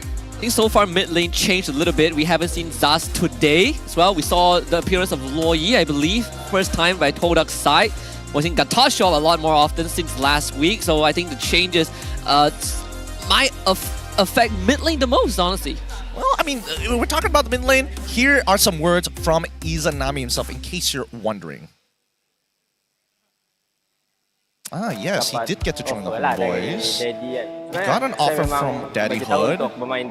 paling awal pun di week yang ketiga kan. Tapi he was going to play as early as week 3. Yang saya kena main untuk minggu kedua ni. Jadi saya macam he was supposed to play week 2, but he wasn't feeling ready. Terima je lah apa-apa decision kan. Mungkin kami kurang training lagi. Dalam minggu ni pun saya training pun tidak sampai seminggu lagi training dengan line up ni untuk bermain di week 2 ni. Kekalahan kami di lawan tim Ray ni mungkin benda yang boleh buat saya makin semangat lah untuk game-game yang seterusnya. Interesting. For those of you who didn't understand the BM, the general idea was you were supposed to... He didn't care about that loss. Yeah, he didn't so much. I don't know. I was really distracted with the hair in the video. Right. And when he's not, and I was looking at the comparison, and I'm like, man, is this a nerf? Yeah, he's like, I was supposed to play week 3, but all of a sudden they said play week 2, and it caught him with his pants down. Yeah, he couldn't cut his hair in time, you know? Yeah, he was supposed to get the haircut for week 3, and then it distracted him. Yeah, he had a debut with the long hair. It's like Rock Lee taking off the waist. Now he's ready.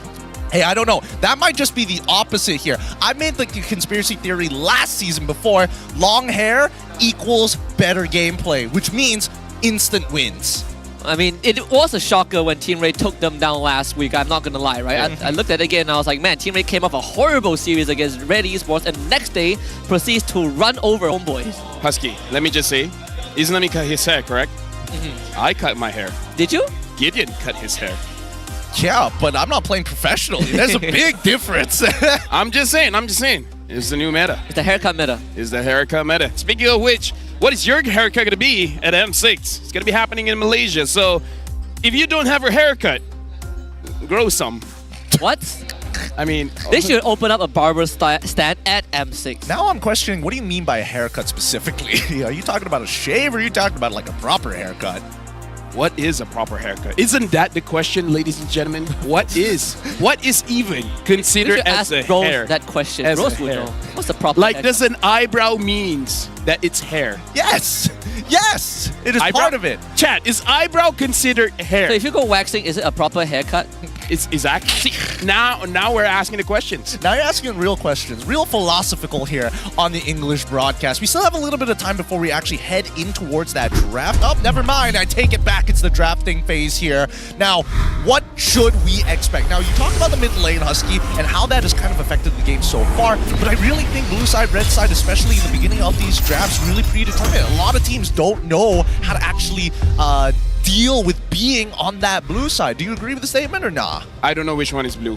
No, I feel like, personally for me, there's so much prio heroes now that taking one and then the enemy taking two is not a good trade anymore. Like, for example, if Phoveus is the only strong hero after the ban, first pick is good. Yeah. Right? Because then second pick, you don't get to counter it that much. But now it's like, if you get one, there's so many other options. And first pick is so vulnerable to getting countered. So yeah, that's why blue side is very tricky. It's also that's why you see Gatot first pick. I mean, there's also a development of teams bringing out new answers, right? The Minseta to a Phoveus answer was something that we didn't expect to be a thing, but now people are giving a lot more respect to that possibility, and it doesn't just limit itself to Phovis. It also takes out possibilities of a Harriv or an Arlet, which this case is the first pick of Homebois. Or literally any other assassin. Oh, Chanford, like, I heard from the boys, Sunfrost, he said this guy is amazing on the Arlet. One of and the nothing best else. in MAL. That was last season. Now, this season, I'm not sure about the performance, but I know last season he was one of the premier on Homebois Syndicate in MAL. Hylos is open. Yep, it's going to be picked up. Hayabusa also goes through. By the way, Gideon, people are saying eyebrows is eyebrows. It's not there. But isn't What? it hair? What? No! Who said that? Get out of here. Get out of here. Eyebrows is still part of your hair. It's still part of hair. It's made out of hair. It's made out of hair. There's no going around that. Yeah, I agree. What about your armpit? It's That's hair. also hair. You can style it if you want to. I would consider you kind of weird if you did. You could braid it if you want. Well, look at Ling. Ling picked up here. Arlet, Ling. Now, I gotta say, this is not the best meta for Izanami. He's a damage mid laner, but now it's a utility meta for the mid laner. It's like every role will have that. We have the utility jungle. We have the utility EXP. Now we have the utility mid. We're just waiting for the utility goalie, baby. I mean, I'm looking at some possibilities, right? Faramis is still on the table. It's not the most picked one, but always an option for Izanami. If you want utility, Vexana and Aurora are still there. Yves, I mean, we've seen it once, but if Izanami wants that option, I think he could perhaps go down that route. He could. I definitely think that setting up a kill box, especially when you're up against like both Hylos, Hayabusa probably not, but definitely against the Harith to limit the space that he actually plays with, is generally going to be a good idea. I don't know. We come into the second phase, and based off of the bans so far, I think that this has been the more standard bans in comparison to our previous game where we had a lot more target bans. Right now, I'm actually looking at this Arlet, and there's a high chance that it's probably going to go roam, because looking at Homebois, having the carry as well as the Ling, you're not going to be having pretty good pressure, kill pressure in the early to mid. So no matter what, their mid trio has to be a stalling kind of hero. Izanami needs something that can clear the waves as well as have crowd control to stop the movements from JP9ers coming into their own jungle. And the Arlet might go to the roam just so that you can deal extra damage to prevent any kind of early aggressions. That's a good shout, because that would mean that Aurora would fit the build really, really well for Homebois. And Aurora Vexana. Yeah, Aurora Vexana. I think that JP could definitely punish it. They're getting rid of the Lo Yi first, and we see the response from Homebois, and it's going to be the Gatot. Huh. I mean, they have a lot of physical already, and Gatot is the kind of hero that can punish whenever someone's too close, and it's very easy for you to get close when you're using an Arlet, a Ling, as well as a carry. Like even the carry is catchable by the Gatot, so I think this is a good ban. You already have like 3 heroes that can literally run at your face if they want to, right? So Gatot just makes the carry's life so much harder. For JP side, I agree that Vexana and Aurora are great choices for Homebois, but at the same time, JP9ers, they do have first pick after the ban, so they could take one out and kind of pick the other for themselves. I agree. And keep kind of the last pick as a hidden pick, right? Because that Hylos can still be flexed. I mean, true. I think that's the benefit of Red Side, which makes this Arlet feel a little bit worse for the Homebois because they can't be as flexible. They must show their full composition and let JP to decide where the Hylos is going to be thrown. I would wager you just match where the Arlet goes, right? You get to see the full comp. It's not too bad of an option. The Jawhead gets banned out by Homeboy, so they're still thinking that JP9ers might put this Hylos in XP.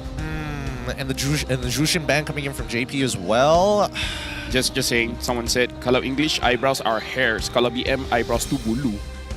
It's still so hair. in Malay, it's different. In Malay, it's different. Anyways, Vexana gets picked up, so this should be an Aurora coming in from Homebois. I mean, Aurora is pretty good going up against Harp and Hylos.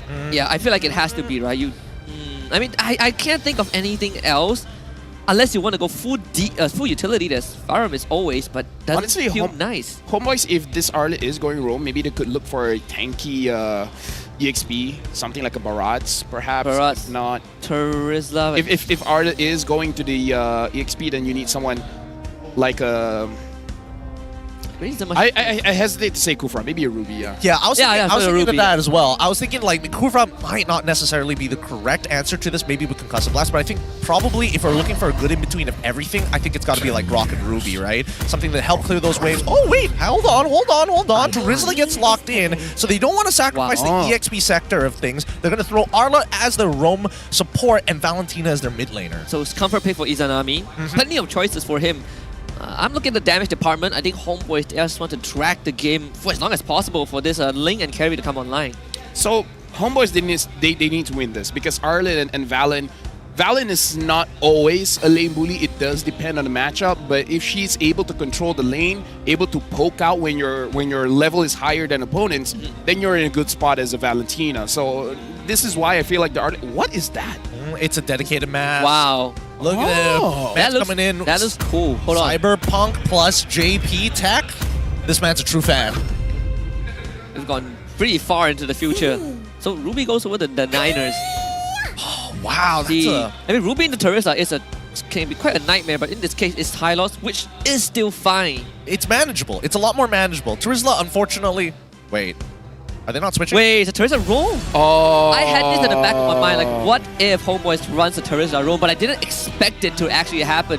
But we also talked about high-lows matching the Arlen, right? I guess they just got the call right at the end. Yeah, that's so interesting. This is gonna be a little bit of testing grounds even for us. But LaFell, break down the compositions based on what you see. JP Niners, their draft is a little bit more straightforward. The execution is going to be much more easier. For Homeboys, the stars need to align. You need to give enough time for both your damage dealers to deal damage, your mid lane needs to win, your EXP needs to be lead. There's so much conditions for Homeboys lineup. It can work, but their stars need to align. I mean, it's a toss of the dice here as we head on over into the land of Dawn to kick off our second best of 3 here on Saru Saturdays. Welcome everybody. Mobile Legends action delivered right to your doorstep at the MPL MY Season 14, the most entertaining MPL in the region. Let's jump on into it. Homeboys on blue side versus JP on red. Super technical draft from Homeboy's side. Kind of a throwback to what we saw from Todak's end, but to get to that stage where you can come online takes quite some time. And I'm looking at JP9 to speed things up. Well, here's the thing, right? Now that they have, with Terizla as the roam support, clearing waves is going to be really easy to do. The recent changes to Terizla, making sure that he does 10% extra, 10% more from previously what he did to minions, 60% to 70%. It's going to help with that wave clear a lot. And they didn't take Concussive Blast, they went straight into Brave Smite just to make sure that he can last longer. And honestly, the Twilight Armor does work well with Terizla's passive. Terizla has a lot of native damage reduction, so building damage reduction items can make this Terizla very, very tanky. So again, in theory, roam does work, but again, the execution is going to be a little bit more difficult because you really need your flicker. You don't have any other way to really get close to your opponents unless they themselves just get close to you. Yeah, I mean, the setup is going to require resources, but I want to come back to Pull and talk about the damage reduction, right? I saw their TikTok about it, and I think that as a roam, do you think first item Twilight Armor is necessary? Because I think you need components, right? Yeah, get components and then get second item Twilight Armor. It should be fine. Well, Rasi is going to get caught for now. The damage should be there, but Rasi will get away, actually. The execution damage not enough. Max, so return, couldn't find aim out. Dang, the nerfs coming into place for Terizla. If it was all Terizla, dead for sure. 100% first blood, but now really puts things into perspective. Yeah, and again, I feel like the biggest nerf for the Terizla is definitely the cooldowns.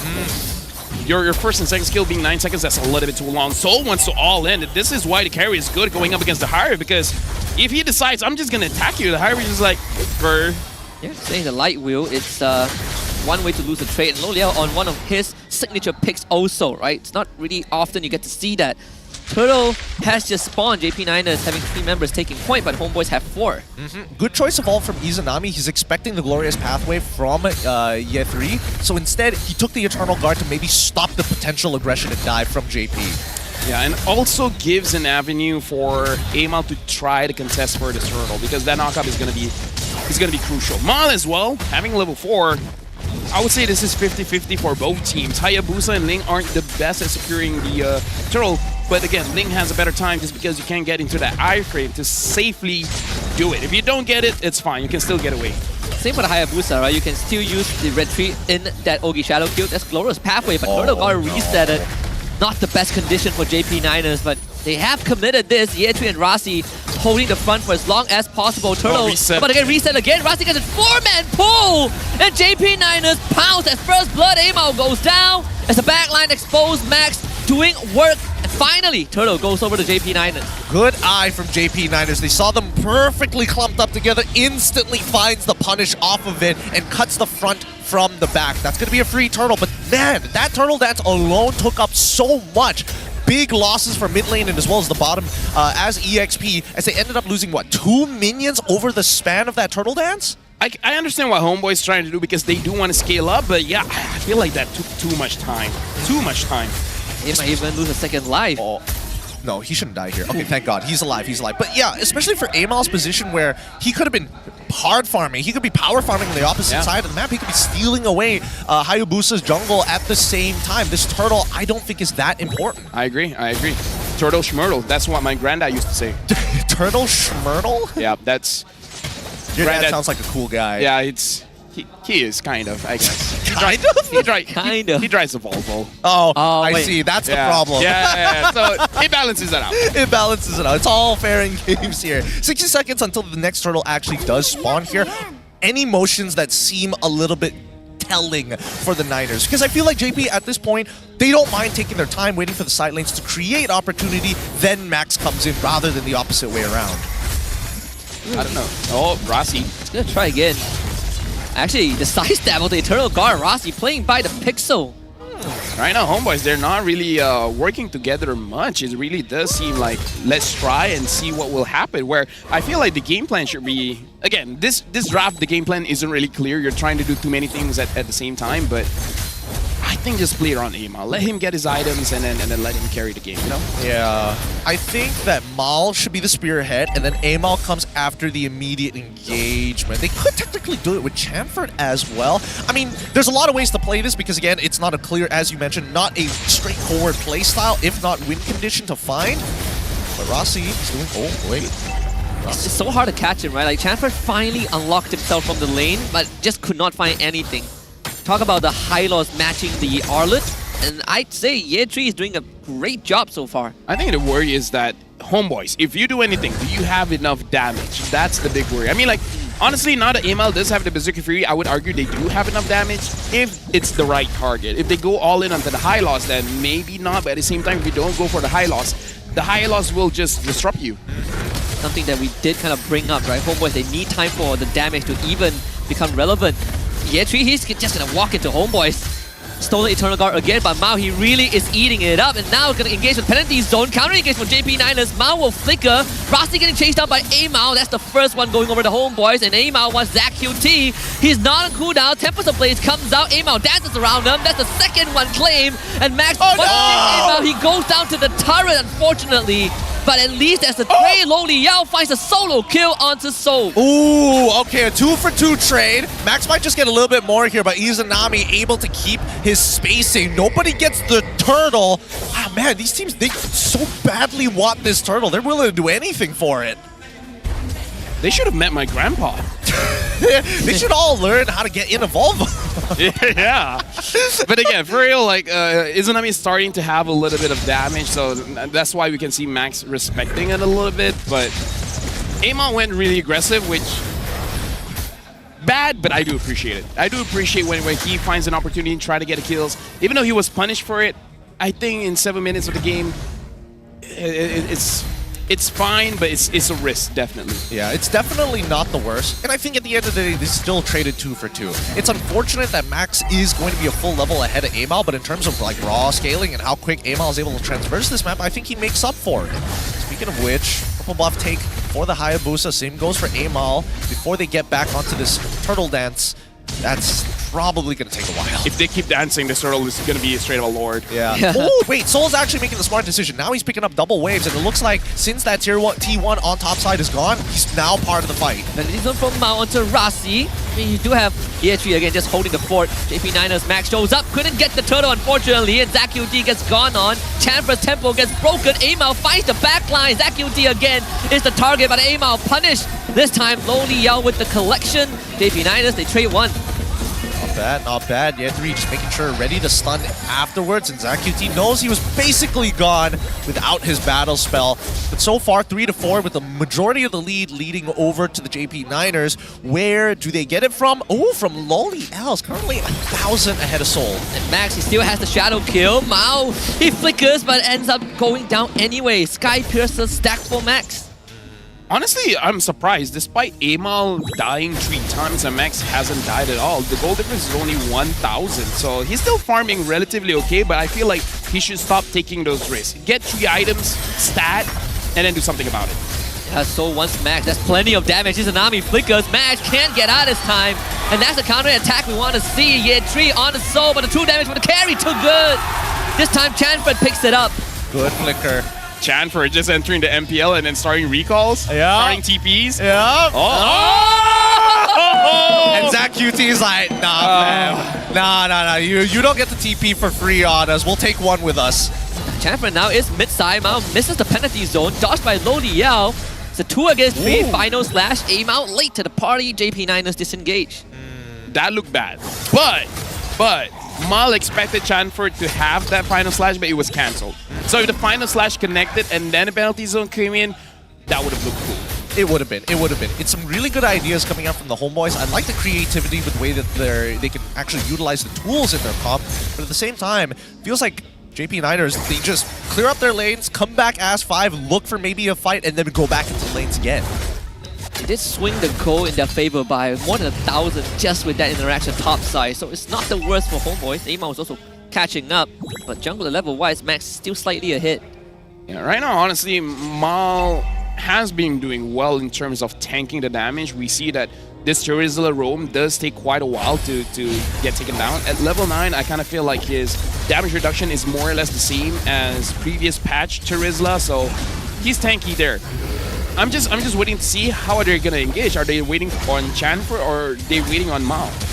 I think they're waiting. No. I think they're gonna wait until it's like around 25%, and that's when Mal's gonna walk up to try and maybe catch Max and hopefully Loliels if they're close together. I think that would be the ideal scenario. But that's a holy crystal for Loliels. He's down to fight. What a timing! 10.5 minutes in, so that's a commitment in Glorious Pathway and Conceal just for mid-tier 1. Here comes the penalty zone for Mao. Catch on the 4 people, but the follow-up needs to be there. Lo Liao pops to Purify. The shield from the Chrono Dash, so good. Lo Liao decides to just dive the back for the kill onto Mao, and Chanford is isolated. A pull flicker from Rossi. They want more than just 2. JP9ers strike with the irons hot. Tsunami does take out Lo Liao for killing spree in the back line, so there is the trade for Homebois. Hey, RG versus RG, there you go. Oh, this is my boys. See, this is an interesting matchup, man. I thought Izanami was gonna take that recall, but instead loops around to find that execute on towards Loliels' side. A little unfortunate that, I mean, Amal's not gonna have that purple buff, but they're almost max level, so it's a give and take. Don't you guys like it when friends kill each other? No, I love it. My favorite part. Yeah.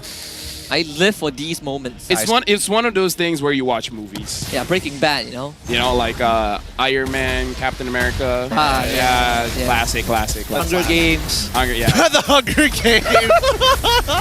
Oh, what's next? All right. Upcoming Lord here. This is going to be an important one for JP9ers if they want to maintain their ever so slight lead, but it's still 50-50. Both sides really like holding on to neutrals.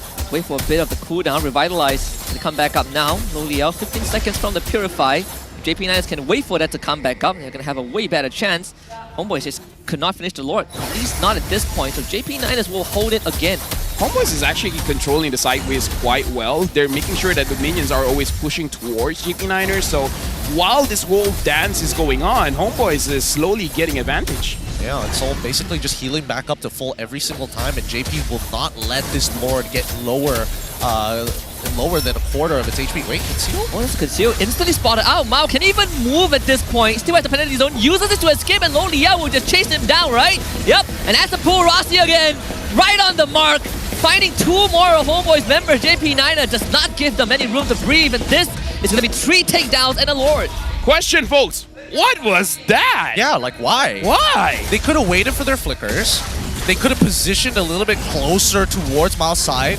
Chanford could also get a really good angle because again the final slash goes from left to right, so being on the left side of the map is ideal. I don't know what the call was there. What was Mal doing? Time was so off, right? Like by 10 seconds. You go invisible in front of them and then you just literally walk. If only he had flicker, you know. Hey, look, walking is an Olympic sport here. I will not take this disrespect. Hey, no, I mean like actually walking or running. At least get close to a wall so they can't see you. He's not taking advantage of that. And to be fair, it's not like it's not a very Mal move to do. I've seen him do it once or twice, but very situational and usually on a different hero. I guess he wanted the Niners to come out and he thought he was tankier. That's what I would assume. I mean, he built real fast, right? I thought at least he would commit a penalty zone to 5, but I guess the call was just to back off. Because of that, they're going to lose that inhibitor up top. No contest at all. Bot side, the junglers are fighting. Seems like both of them at a stalemate. Aimao even juking out Max at the very end. But at least Homeboys, they hold the rest of their base together. One inhibitor missing is not that bad, especially since it's not on the long lane. It's much closer towards that Lord side, so it's easier to manage the wave. At this point, JP, they're happy with their lead, but they miss out on the checkmate angle. So this is really going to push on to maybe, I would say, 20 minutes unless we get a clean fight from him. I wasn't a fan of Terizla Roam before. Oh, this game just, whew. It really seals the deal. It really seals the deal. Because we were talking about it. He doesn't have a lot of gap closers, right? So...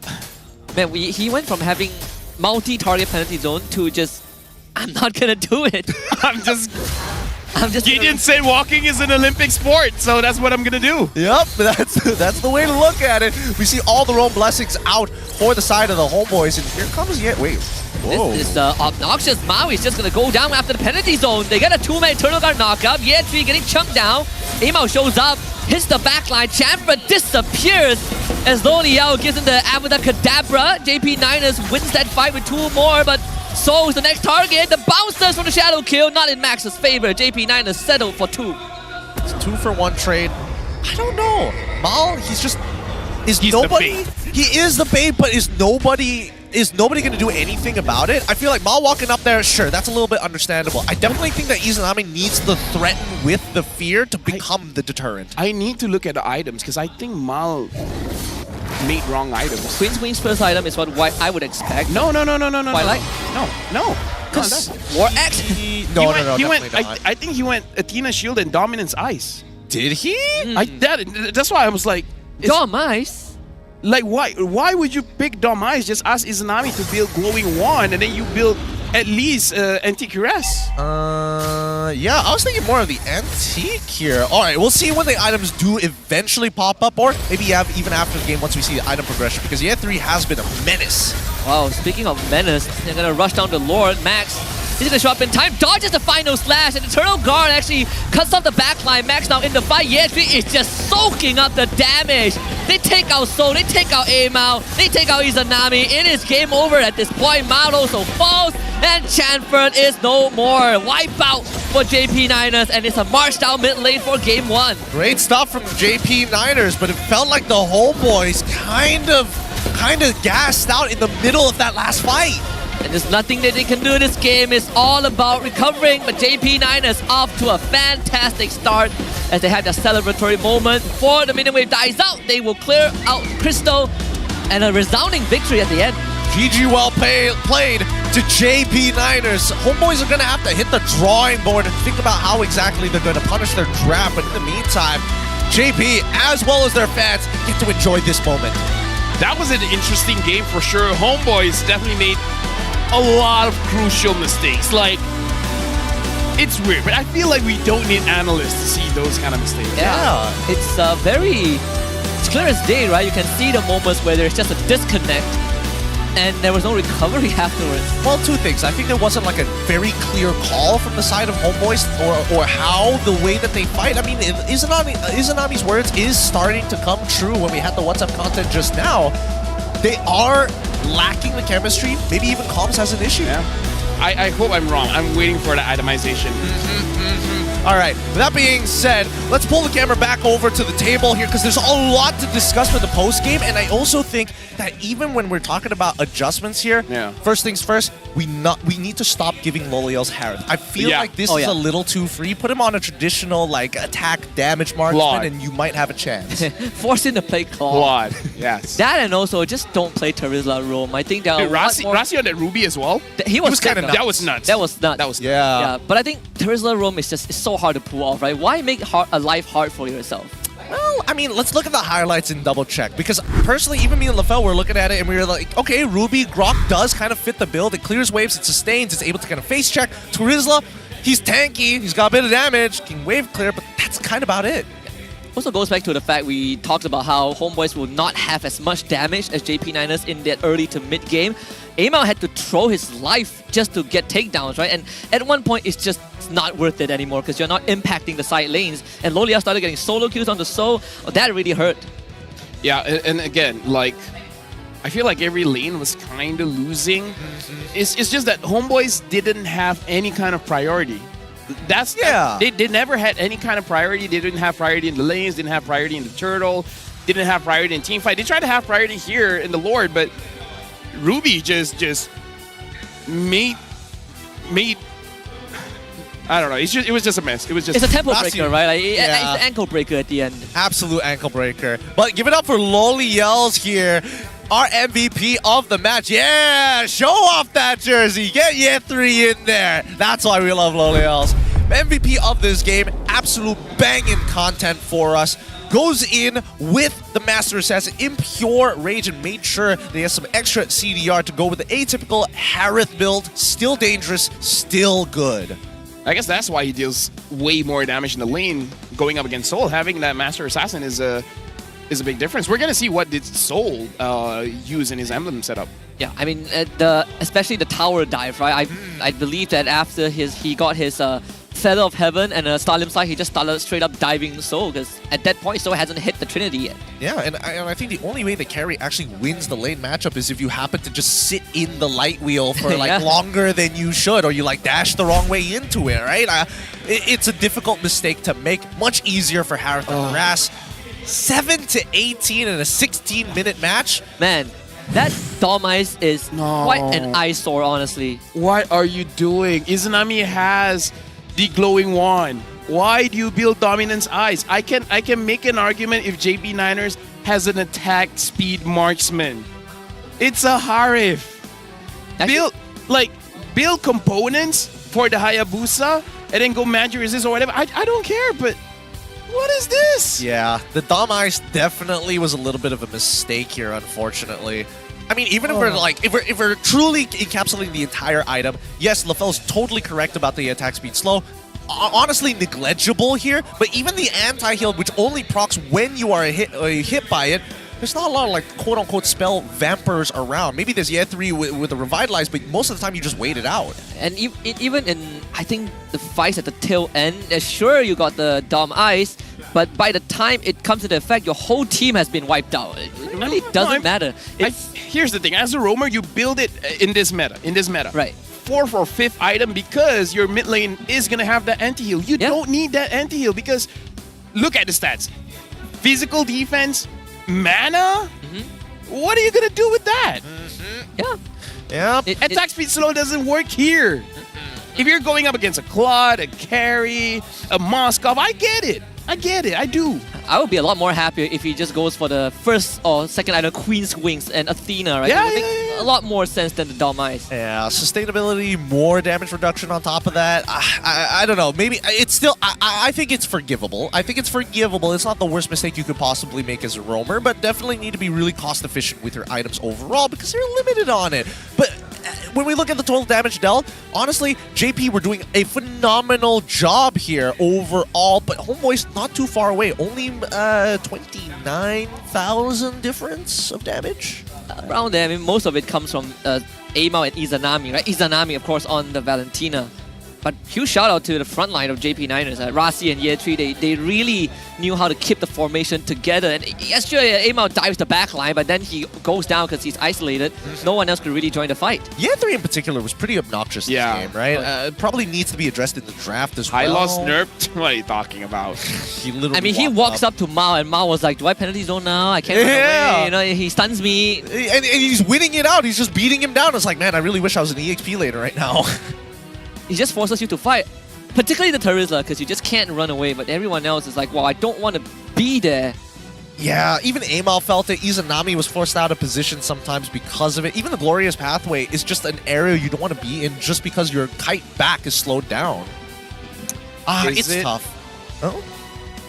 Is it bad for me to say I don't like the draft? You don't like the draft? Whose draft in particular? Homeboys. Homeboys. I mean, of course. I agree. Of course. I think it goes without a doubt. We were hoping that maybe they can really utilize every little aspect, but unfortunately, it seems like it's not a clear plan. Kind of overcomplicated things. Yeah, overcomplicated. Just make it easy. Could have Arlet Rome and it would have made a lot more sense. Yeah. Yeah, it does. I don't know about that. Especially when you're up against Ruby, it's just like... so far, that's all Mal has been using. You're not wrong. Right? You are not wrong. Am I not wrong? You are not wrong. Am I not and wrong? they had first pick.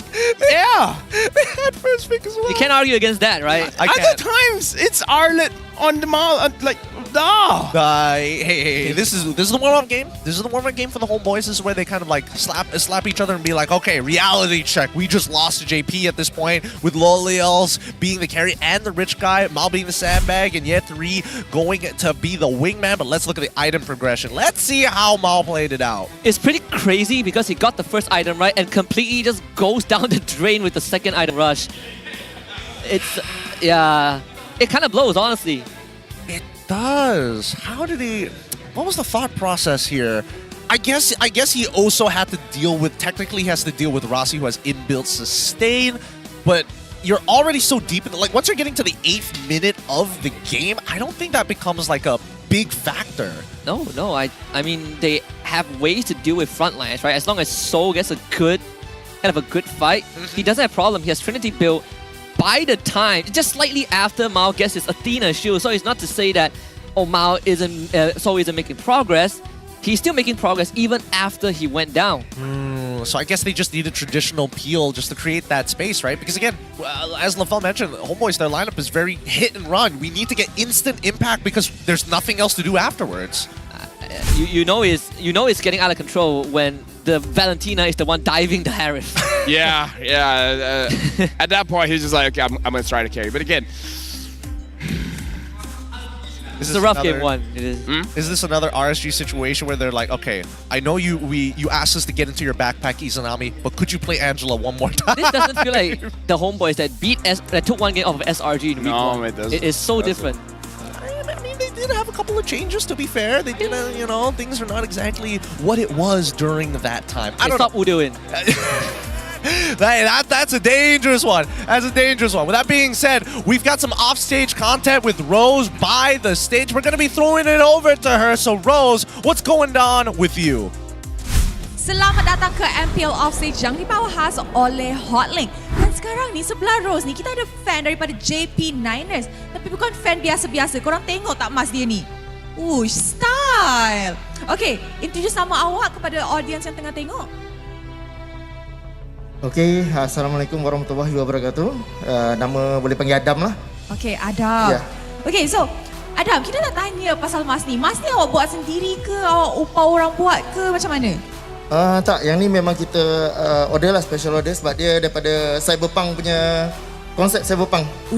Yeah, I think we can see the concept daripada Cyberpunk. Right. Berapa modal yang you spend untuk mas ni? Just for mas, I think lebih kurang 300 lebih lah, dekat 400. 300 lebih. That's kind of But steep. for JP Niners, no problem. Wow! Okay, nampaknya dia adalah fan JP Niners yang besar. So, nak tanya, dekat JP Niners, you ni minat siapa? Player mana yang memang your favourite lah orang kata? Kalau ikutkan semua, kira macam play safe, tak ada lah, tak play safe lah. Tapi semua memang terbaik. Ada masing-masing kelebihan dan kekurangan masing-masing. Sekarang kalau tengok Loliel lah. Loliel, wow. Okay, now kenapa Loliel? Kenapa Loliel? Okay lah, dia punya permainan pun just quite nice dengan orang cakap improvement daripada sebelum. Bukan nak cakap masuk JP ada improvement, tapi sebenarnya memang ada improvement lah. Okay, I rasa sebab chemistry kot. Yes, correct, betul. Okay, you rasa game ni 2-0 ke 2-1? 2-0, of course. 2-0. So JP Niners akan dapat 3 mata penuh. InsyaAllah. Buat yang terbaik JP Niners. So apa yang nak cakap kepada fans, kepada JP Niners yang ada dekat atas pentas ni? Alright, semua Abang Adam doakan buat yang terbaik. Kalah menang, ini adat permainan. Juga kepada Homeboys juga, kita main brotherhood sama-sama. So kita buat yang terbaik dalam dua-dua pihak pun buat yang terbaik. Kalau menang, tolak tepi. Ini game, so buat yang terbaik semua. Alright, terima kasih kepada Adam, and like what he said, for JP Niners, nothing is too big. And with that, mari let's show it back to the casters to start the game 2 of this best of 3 series. Casters, silakan. Thanks, Rose, and a big shout out to Adam. Bring the community together even more for the love of this game and the love of his team. But he also acknowledges that maybe this might not be a potential 2-0. Homeboys could bounce back. Guys, you know how bad that was? How bad? My wife texted me. Your wife? I can prove it. She's like, it's so stressful watching Mal play. By the way, shout out to my wife. Chat, say W wife. Yeah, Yeah. W LaFell's wife. Yeah, she's watching it. She's like, oh my god, I'm so stressed. Wait, give me a scale. Out of 10, you personally, where does that rank for you? From 1 to 10? 10 being the best, 1 being the worst. Okay, 10 being the best, 1 being the worst? Yeah.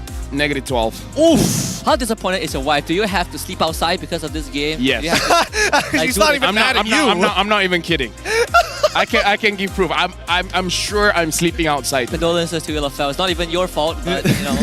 Follow the it's social like- posts for it's more like updates. At the same time, it's like I tell my wife, you know what? I get it. I understand. I'll You're sleep taking outside. it harder than the team. Yeah, it's like, you know what? I'll sleep outside. Even I need some time. She doesn't even need to tell you. You'll just do it yourself. She doesn't need the extra stress. With that being said, it's time for adaptations here because, again, JP, they played a pretty decent composition overall, but then it's more so that Homeboys had a much weirder one. I would expect that for most teams, especially when their opponents are at match point, usually devolve to, hey, give me some comfort heroes and let me try to do my best. It did get me thinking. So we see Izanami on Valentina, which is one of his most comfort pick. Assuming that they have the intention to give him Valentina again in game 2, what's the direction of Homeboys going to be? Because I know Izanami, he can play carry, but he wants to stand back. Oh, that's a little tough. We'll hold off on that because we need to get some words from Antagonist from JP. We asked him, which hero do you like the most from this meta? And he says, Gatot. I like Gatot the most. Beloyski is really a genius. He is the one who brought in Gatot. And when we tried it in MPL MY, it works. Shout out to Big Brain Beloy. First pick, I thought. Maybe we're just Oh, late. right, Maybe we were just late. Maybe it's the super secret strong first pick. We just don't know about it because we dumb like that.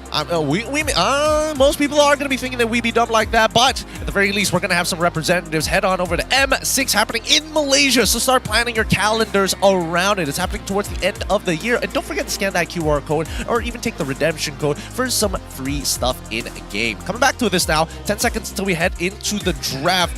We thinking Homeboys red side? Can't wait for people to screenshot this stat frame and just zoom in on the yeah, draft, yeah, right? yeah. Like just some intel just Why not do you leaked. open it? Yeah, why do you open it on a table? Why did the cameraman shoot it? Hey. Someone's got to take responsibility for that. Well, we'll see who's going to take responsibility for that because if JP end up winning anyways, doesn't matter if they show their strats or not. Let's jump into the drafting phase. Should be Homeboys red, yeah. Someone said here, Ref, he said, no, they can't. Even Bob the Builder can't fix this team. That's such an old meme, but it's so funny. It's so funny. No, because we're old. No, it shows age, and that age range is somewhere I'm comfortable with. Yeah. There's one more. Thomas the Tank Engine isn't happy. Isn't impressed. Yeah, Isn't impressed. yeah. Thomas the Tank isn't impressed. Dude, socials are going to have a field day. At this point, even Dora the Explorer is like, where's the roamer? The map comes out of the backpack. It's like, I don't know either. And usually I know these things. Bans come through. Chip and Roger for the sides of the Homeboys. JP decide to get rid of the Fanny, the Link, and as well as the High Loss. Right, is it going to be a Phobius ban? If they let it open, Minsita will be a choice for Homeboys. Assuming they do play it, but I know they prioritize Arlet a lot regardless of whether it's Mao or Chanford. Ban the Julian instead. Okay, maybe Homeboys, they want to pick up the Hayabusa and then see what JP wants. Because Roger is not there, Ling is not there, Fanny is not there, Hayabusa or Julian Phobius, is not right? there. Like, do they think JP will take Hayabusa first pick?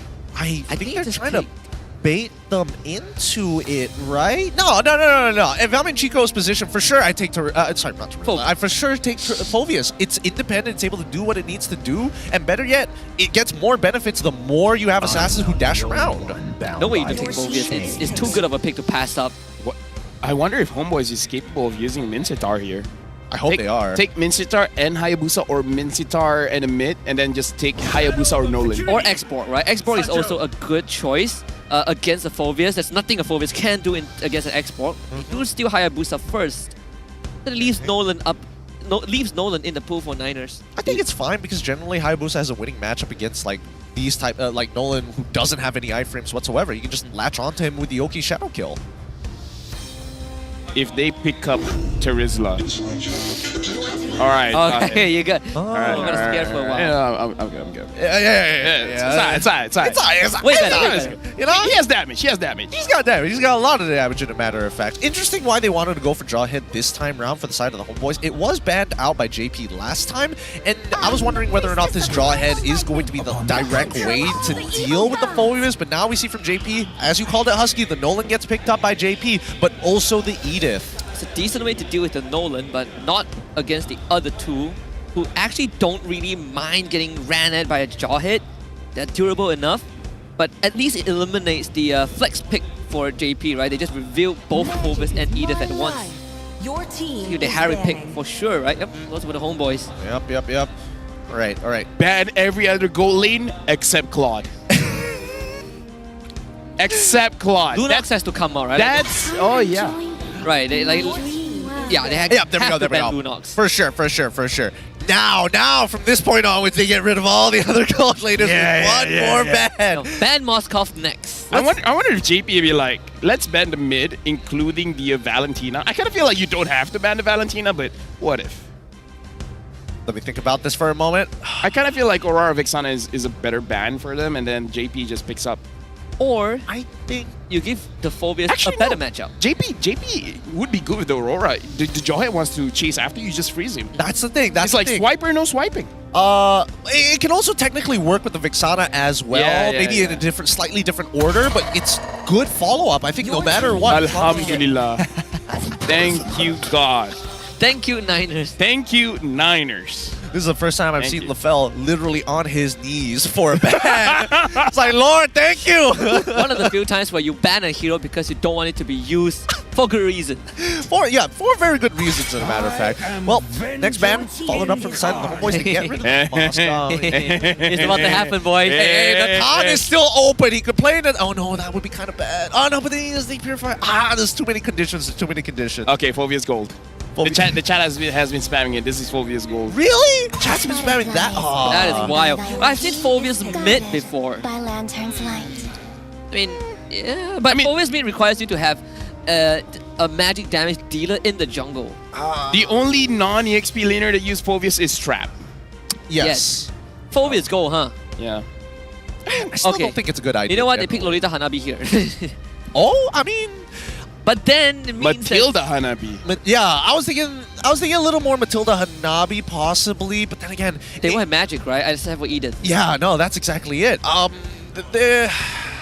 spamming Alice, by the way. Alice? Yeah, for JP. It's still up, yeah. Yeah. And I love chat. Sometimes they draft so well. Yeah, the chat is so good at drafting. I don't feel like I need to work here. Yeah, it's incredible at drafting. Sometimes these teams should scout them out. Okay, here comes the Arlet for the side of the Homeboy. Still not entirely sure whether the Jawhead or the Arlet is going to be the roamer in this particular case, but let's see what JP have to say, because now they have to finish off their composition. If they want to play something weird, they've got a free game to do so. If they want to close this out, I'm thinking even taking a Zosk isn't a bad idea. Yeah. It's not the worst, honestly. I think I would. Would I rather Zosk over the Aurora just to deny? I would prefer Aurora. I would take Aurora as well. I think Aurora. Aurora Vex either or. Here we go. 13 more seconds. They're still deliberating about this. They still have one more pick on top of the mid lane. Here we go, boys. The strat works. Here we go. Ban everything except Claude. I'm telling you, man. Let's see if no mana makes a difference, right? If Lolia wins. Whoa, Homeboys, you suck. Doesn't have to go that far. I feel like I have to. What if he got better at Claude? Although I've never seen him win on Claude in my 3 seasons here, but you know. Yeah. This will be a debut for you then. Actually, yeah, now that I think about it. Ever since you casted, you've never seen him win on Claude. Don't think so. Ever since you casted. That's MPL. But no, I don't think so. Not that I remember. My impression is just he picks Claude, they lose the game. Dude, that makes this even funnier. I can't I'm trying to catch my breath as this final pick is going to come through for the side of the Homebois to complete their composition overall. And it's going to be the Valentina once again. What ult do you actually want to steal here? Very, very Izanami. Vixana's all. Vixana all the Edith. Yeah. Probably a little bit more. I mean, he can still focus on some sort of... Is it weird? I feel like Lolia can do it this time. Like this time he can win with the Claude. I think he's got a chance. I think he's got a chance. We all can agree that he's got a very equal chance of winning this game as well as losing this game. But let's summarize it. For those just tuning in, these are going to be the compositions for both of our teams. LaFell, break it down, bare bone. Homeboys, find someone, catch him, kill him, rinse and repeat. Don't make it complicated, just stay on that path. JP Niners try to use their advantage by having strong mid trio to go into the jungle. Let this Haya slow down in this farm. Okay, all right. Simple game plans for both sides. Let's see how it's going to be played out here in the land of Dawn, where execution is key. For those of you tuning in, this is the MPL MY Season 14, game number 2 in this best-of-3 series between the Homebois as well as their opponents, JP Niners. Let's jump right on into it. Could be the first ever Claude win for Loliao in 3 seasons. Or maybe more than that, who knows? We'll see. We'll see whether he's going to do well. Because now they did make some changes to Claude. They took away his mana. He doesn't necessarily have to take the common emblem anymore. Yeah, speaking of which, I I didn't imagine he actually still went for the common emblem. What if? I'd be you so can angry. still recover HP. Marksman, right? Okay, yeah, so All right, and then he's going defensive. Tenacity and the Firmness, yeah. I would have been so mad. I would be so upset. Takes common emblems anyway. I mean, it still gives you HP regen, let's be real. At that point, I'd be like, okay, you know what? We need to make more TikToks so that the players actually see it. So they know the game has been updated, you know? Hey man, Ancha has been doing it for so long. I don't think it's gonna make too much of a difference, let's be honest. Down the mid lane, it's gonna get contested here. Whoa. Plenty of damage on the Izanami. Mal is being too honest. Every time he wants to engage, he walks up in front and be like, come here. It is a deterrent. Come here. But, well, I mean, Lolia just got first blooded. That's one of the best possible start, right? So much focus on the mid side. I can't help myself. Maybe they can get Mao in return. Oh, all right, yeah, there we go. They find a trade back. Unfortunately, it's not a trade up, it's a trade down, but it works out regardless. I can't help it. Every time Loliels is going to get picked off at this point, I can't help but chuckle just a little bit. I mean, Soul got first blood, right? It makes it even better. Yeah, I mean, Soul did get a lot of punishment from Loliels' Harith in the previous game. I think this is sweet revenge, well-deserved revenge. Yeah, now, honestly, for both teams, they're playing how they roughly should be. JP Niners should get pickoffs as well. Homeboys picked off on the goal lane. Not really true to Jawhead, but still. I feel like this is a better start for both teams. JP Niners, I kind of feel like they can be a little bit more aggressive, but they're also being careful around this Jawhead. I think they need to be level 4 first, right? I feel like that's when we will start to see JP really take it back. Oh, wow. That's the eject button with the flicker, and Yetri just goes to the backline with the Infernal Pursuit as they burst out Amao. Flicker into a final slash, but the damage is already not dead. Chanfred will just do his best to reach the vengeance, maybe. He is that guy chasing down ZQT.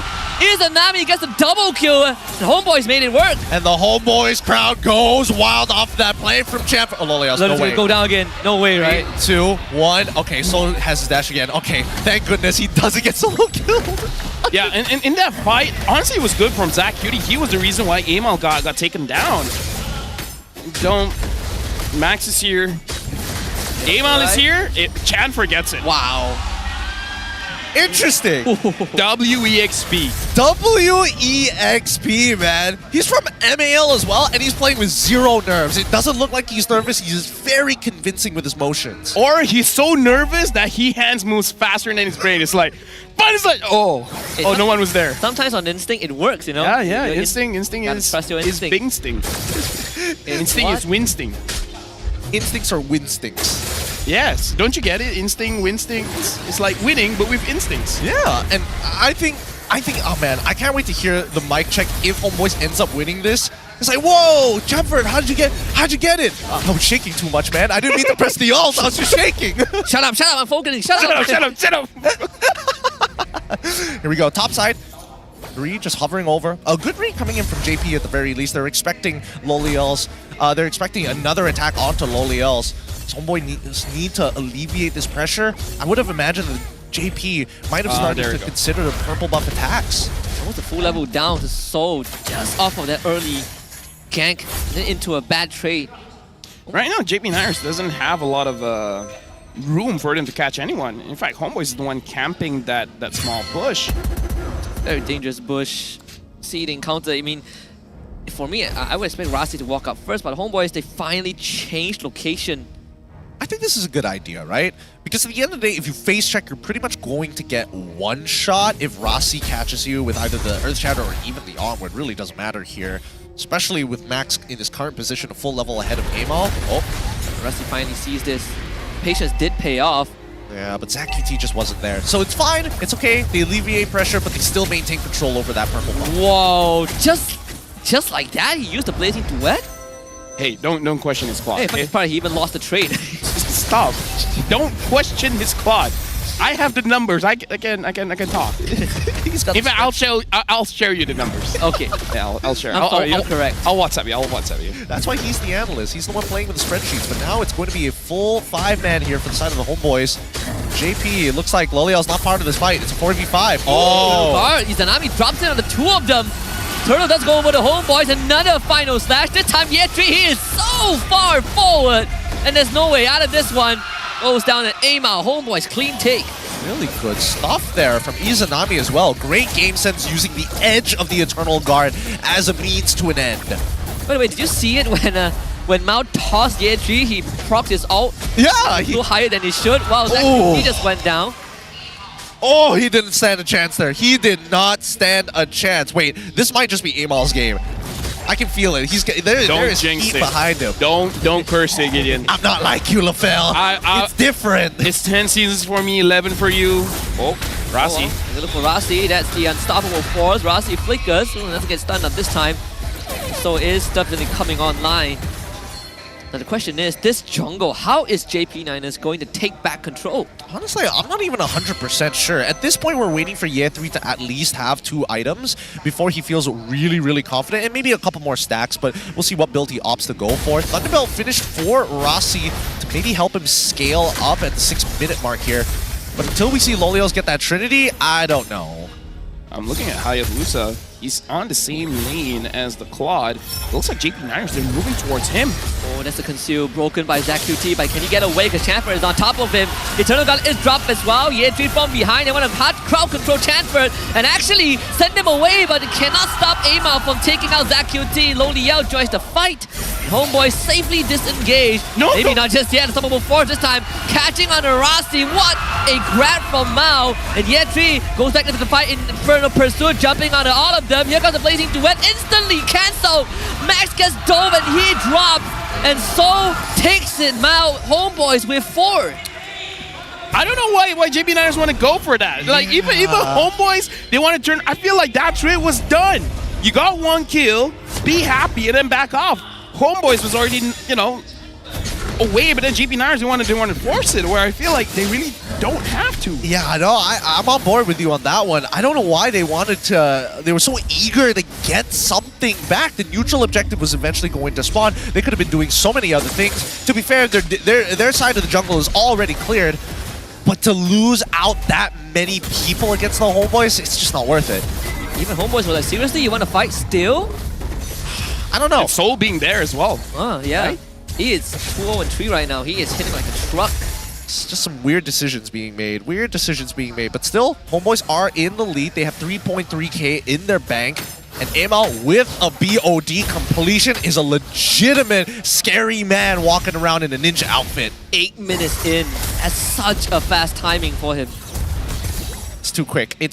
I think at this point, JP are unable to start walking into enemy purple buff territory. They're just waiting for Homeboys to make that first move. Right now, looking at AI winning rate, 66% for Homeboys to win this one. Should be a little bit higher because I don't want to say it, but y'all know. Yeah, I mean, the weight's going to shift over to Loliel's shoulder right now. He has to somehow make it work. Moving up slowly, T2s are going to start collapsing here. the game is definitely slowed down. They seem a little bit more cautious from the side of JP Niners, and I think Homebois are still reacting to what happened in the earlier stages of the game, so they are making sure that if we're not going to fight, at the very least, we are at a net game profit in our economy. Look at Mal. Ziu. Just want the mid-tier one. Yeah, it looked like he wanted to go for Zacuity. In fact, the entire game, Homebois looked like their main target is Zacuity, and I kind of feel like that's the smart approach. Shutting down the CC and the huge Lord advantage is going to be good. Going for JP Niners, anyone else, Loliel, Rossi, even Max, I think is a bad idea. Zacuity is probably the prime target for Homebois. Holy Crystal out. That's 9.5 minutes was so...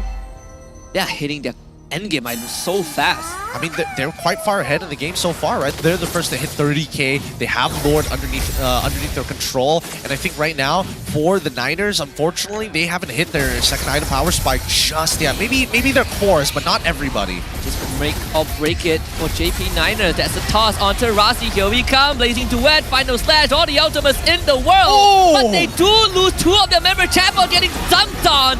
Amal might have found a mega kill, but it's not enough. JP Niners strike when Homebois needs us back and gets a wipeout in the Lord. Yeah, and now with the help of the Lord, they swing the economy back into their favor. Probably going to net themselves at least 4k, but ZachQT hitting an Eternal Guard against 3 people there. Turn this fight around.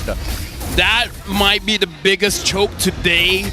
Controlling the game, all phases of the game. And then Mal decided to go for Rossi, the guy that can deal additional crowd control onto you, when we were just talking about, oh, Homebois is so smart, going for ZachQT all the time. Yeah, and that's how ZachQT dropped a meteor on them, alright? It's the equivalent of pulling a Tigreal. No, it's putting a Mao right there. Okay, look at the replay here. Right, so he went for Rossi. Oh, it was past that. But again, look at ZachQT. The moment ZachQT is free, the team fight is essentially free. There's so much control coming in from the Vexana. There's a reason why utility mid laners are on top right now, and because they can do stuff like that. They tunnel vision, right? They want to load the out, and they got none of them. Couldn't find anything here.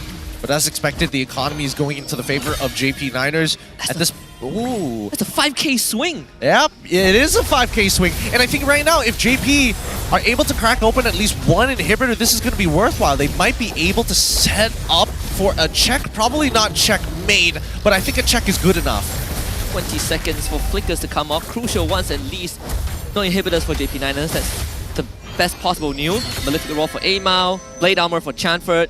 So it's a reset, but JP Niners, off of that lore and the team fight, it's a 6.5k gold swing, which is insane. Very large gold swing, but still not much of a lead, because inevitably they're going to hit the 42k mark relatively quick for both sides. We're already 12 minutes into this game, and so far, we need to see Mal try to keep going for ZachQT, because you can see as soon as Zach is under threat, the rest of the Niners play a little differently. They immediately close in on themselves. Yeah, again, as long as ZachQT is fine, this is JP Niners' game to win. This entire game, Chanford is actually doing well to control the front lines, even the back lines for JP Niners. Mal just needs to focus on one. Honestly, at this point, even Amal, nah, I feel like Amal going for ZachQT is a bit risky, because the moment he's out of OD Shadow Kill, he's going to get crowd control like crazy from Rossi as well as Yitri. It's a hit and run, right? You got to do it fast. Yep, got to be quick.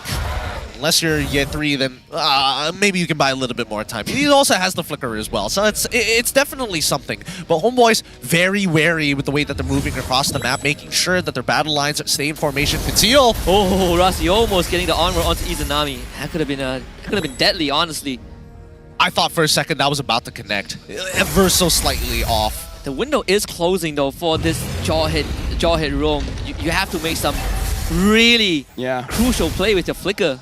Because you're not going to be tanky. Here comes Rossi. Double flicker committed. Mao from the back. Who are you going to go for? ZachQT? Well, he has the Winter Crown and you just lost Chanford. Mao also dropped JP Niners. They split the fight apart and they're going to cleave Homebois in 2. Izanami gets zapped.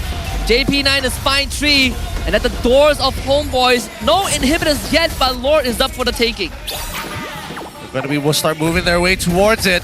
They're going to start rushing it down as quick as possible, and game builds are just around the corner. With so many down from the side of the Homeboys, they can't do anything but just wait for the inevitable. Luminous Lord secured by the Niners. At this point, I'm not sure what Homeboys can do, because it was a good try from Mal, but yeah, Zach Cutie used to be in Selangor Giants, is showing his merit. Like, he's an amazing mid laner, able to survive by himself, and at that point, Max just switched targets. Like, oh, you want Zach Cutie? Well, I'm chasing after you. So, honestly, very good play coming in from Zach Cutie. Yeah, and now a second problem is that not only the window has closed for Mao, but Homeboy's backline can't survive against the dive. Yeah. The moment Ye3 reaches Soul, I feel like it's lights out. Well, let's see. Maybe Soul might be able to outplay it, right? I think that's the only saving grace that they have. When everything hits the fan, you still have the scaling from this Harith. They're trying to position for... They've already got one mid inhibitor. Ideally, they should get one more. Oh, conceal. No, not going to take it? Okay. Yeah, the minute wave ain't there.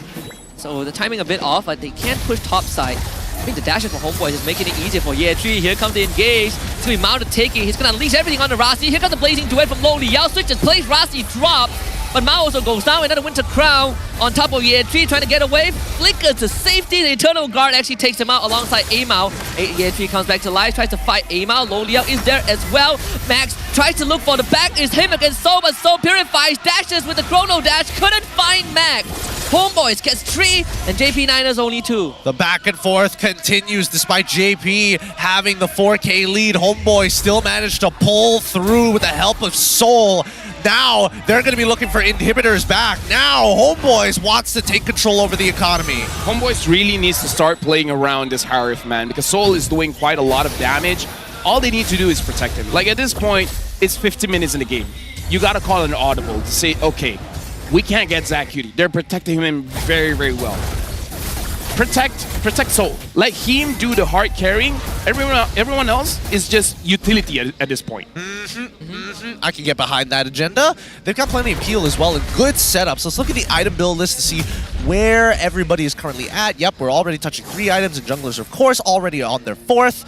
That being said, in terms of marksmans, we do see the full build coming out from Claude. I mean, Rasi, what a read!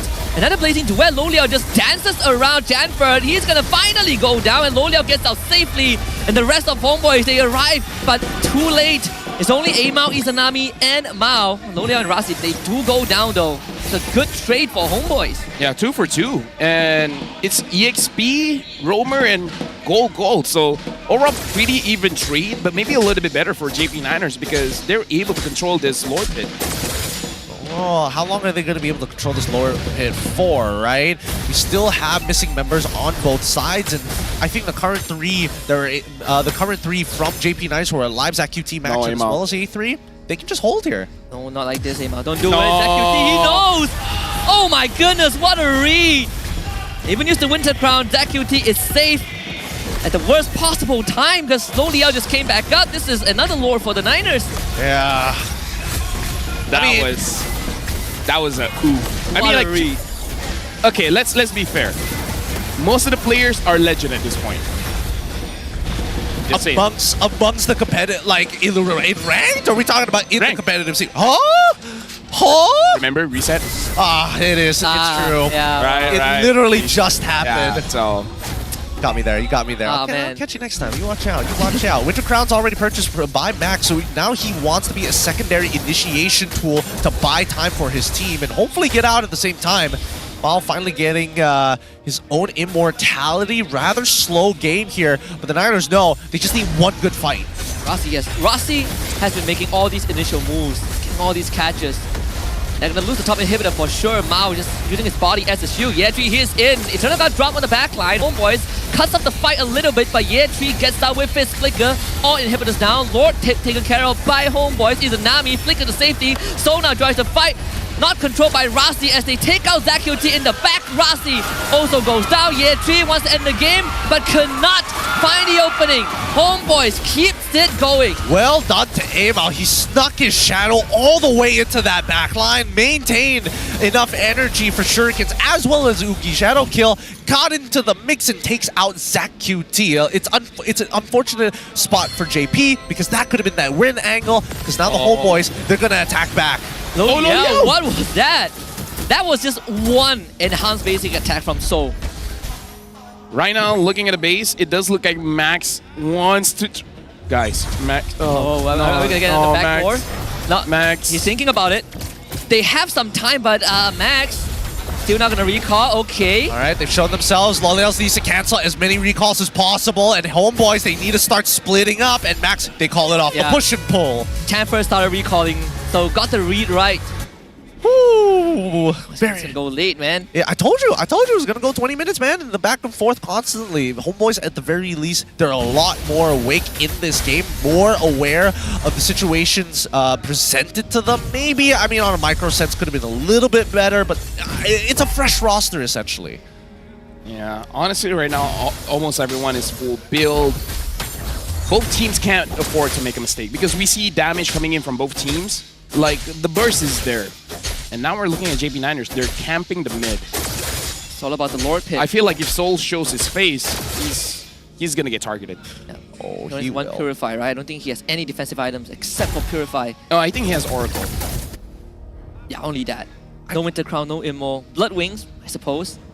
I guess, but I think at this point, the real question is how is JP going to deal with Soul specifically? Like, EF3 has to get on top of him, sure, but it's nothing that the Purify can't deal with as long as the CC. Oh, here you come. It's going to be Rasi hit as the target. Chanfred finds the backline. Eternal got dropped as well, and it is a mess in the battlefield. Loliel finds space. ZQT wants to run away. Amao, he's going to lose his life. Loliel finds him, but that's immortality. Chanfred still alive. He's hanging on, but Loliel comes back, and Chanfred falls. Both teams trade 1-for-1. That was a very long 1-for-1 trade, right? But Homeboys got what they wanted. They wanted ZQT. ZQT is down. So that's something for them. Now, this is where the mistake or the choke could come in. I feel like both teams will be pressured to play around this Lord. Like, in this Lord dance, it could literally go anyway. It really can. I think, no. I think JP, they just need to stick to the fundamentals. Homeboys are missing all of their inhibitors. Opening up the map, especially when you see two of them already, you've got a man advantage, but you're still waiting on ZQT. And until we see ZQT regroup with the rest, that's when we see JP9ers really take their time. Let's see if JP9ers check the items of Amao because he did get the Winter Crown. So another layer of defense for the jungler. Homeboys, they're going to be the one that starts it off. Amao, so sees Yetri, that's the Infernal Pursuit. Yetri about to throw everything at Amao, he's just eating it up. But this bunch ain't gonna last long, finally overfills. And he goes down, JP9ers late to the party. And now they're down one man. Oh, Max! Did he get the burst? Izanami disappears. And the shadow does not connect from Amao. But maybe Soul can find some redemption. Rasi pops the ultimate, tries to fight Soul, but he knows he's a losing fight. Immortality for him popped.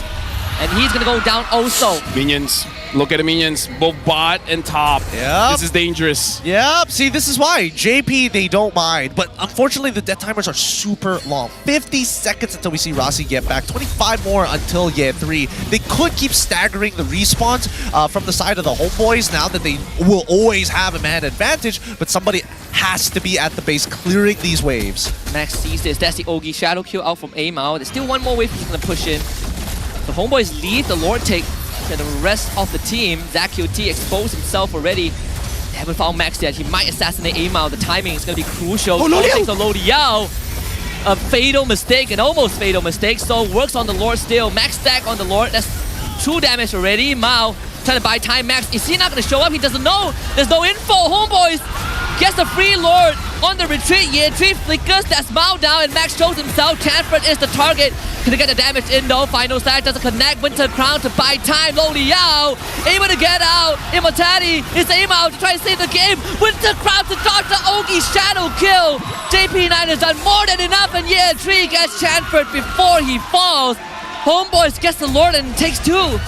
This is an intense match. Like, This is basically going to be base to base. It really is. It really is. The rest of these inhibitors should eventually start falling, and we're back to square one. Well, homeboys, if they can just stagger just a couple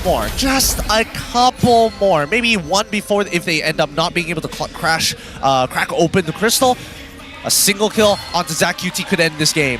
Yeah, they don't have defensive items anymore. No Winter Crown, no Immortality. Low Liao, right for the taking.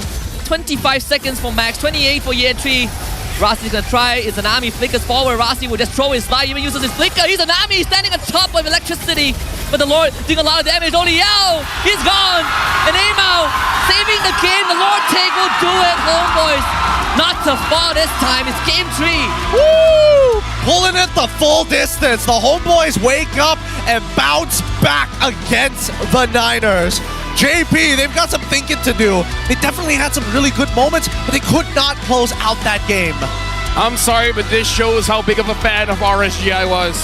No matter how good the game looks like, something about Loliel on the cloud. Yeah. Again, no matter how good it looks, something about it. How did it get to this point? I don't know. So I guess I'm not seeing it anytime soon. I would hope not. Honestly, I would hope not. The abysmal win rate is definitely something to keep in mind here for Loliels. He is a really good mechanical player. It's just that quad. It's just cursed on him overall. Yeah, it's cursed. I can't believe it. I can't believe it. Harith W, man. Harith W's. and the Hayabusa both really doing insane work. All right. Let's take a logical approach to this, because when we look at the draft one more time, and especially when we recap how the game was supposed to be played, the Jawhead was going to fall off eventually, right? He was going to get outscaled. He was going to lose so much. But that ejector alone, even pre-level 4 without the Unstoppable Force, quite an annoying ability. Yeah, it is. And also the ability for Homeboys to really readjust themselves in this team fight, right? They split the battle line. At first it was Niners that did that, but props to Amao, somehow always able to sneak his shadows onto the Vexana, onto the Claude. Really insane stuff. Yeah, honestly, the moment ZachQT is taken care of, it's much easier for Homeboy. So if you're going to ask about game number 3, gotta look at ZachQT, man. He is a big difference maker in the team fights. Yeah, it feels like you're starting to become a fan of JP at this point, right? It's just the way that they're playing so far. It's good, but at the same time, we are seeing a bit of diversity. Yes, they are still playing around Max, but at the same time, he kind of does his own thing to prioritize win cons. Yeah, I think that final Lord take that really made a full difference, right? JP9 did not have info to work off of. I just like being right about this kind of thing. I mean, I'm pretty like ban all the other goat lanes, force him to pick up quad, and then it's a public fact. But man, every time you see it, it just feels like it just feels fresh. It feels like we're targeting him, but the fact of the matter is, this is his track record. This has been years. It's been years, yeah. Let me hold on. Let me. You guys talk. Let me look at when was the last plot win? He'll bring out. He's got the stats. This stat is from season 7. All right. It's been 7 seasons. Think about it. It's been 7 seasons. 7 seasons is crazy. 3.5 years. Yeah, 3.5 years. And the man who crushed him is our MVP of the game, Soul. He did a much better job on that Harith compared to game number 1, where he got punished by Loliels on the Harith. Well deserved.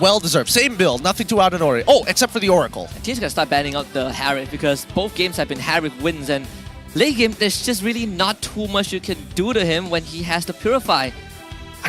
Personally, I think they should have picked up at least a mid-Sitar. It's not like I think that in the early game, it's not the worst in the world. Yes, it's a little difficult to actually hit the hook, but man, do I wish they had a way to lock people down. No, this is my WhatsApp group. It's just like, Mike LaFell, my curse is the worst. Loliel, are you sure, bro? But at least you might not have to sleep outside after this. Yeah. Hi, Fira. Oh, that's true. Hi. Oh, hey. How you feeling, Fira?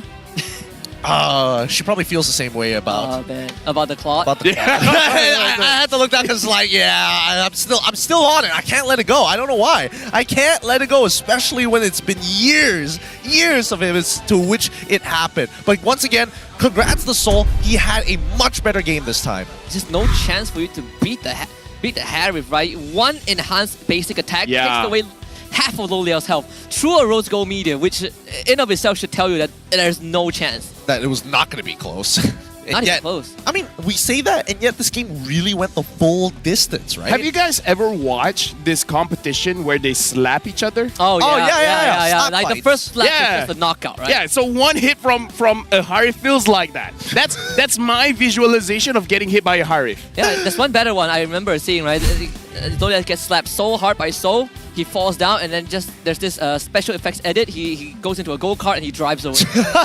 I know exactly what he's talking By the way, I'm just saying, Lolia isn't the worst Claw user. It's just a curse. Yeah, it's not him. It's just something about it. Something about it. It's funny. It's so funny. At the end of this game, we saw a total of 45 kills, 20 from JP and 25 from the Homebois to win out that match in 24 minutes. I do have a slight pet peeve, and this is just from observing Loliao's Claude. Sure.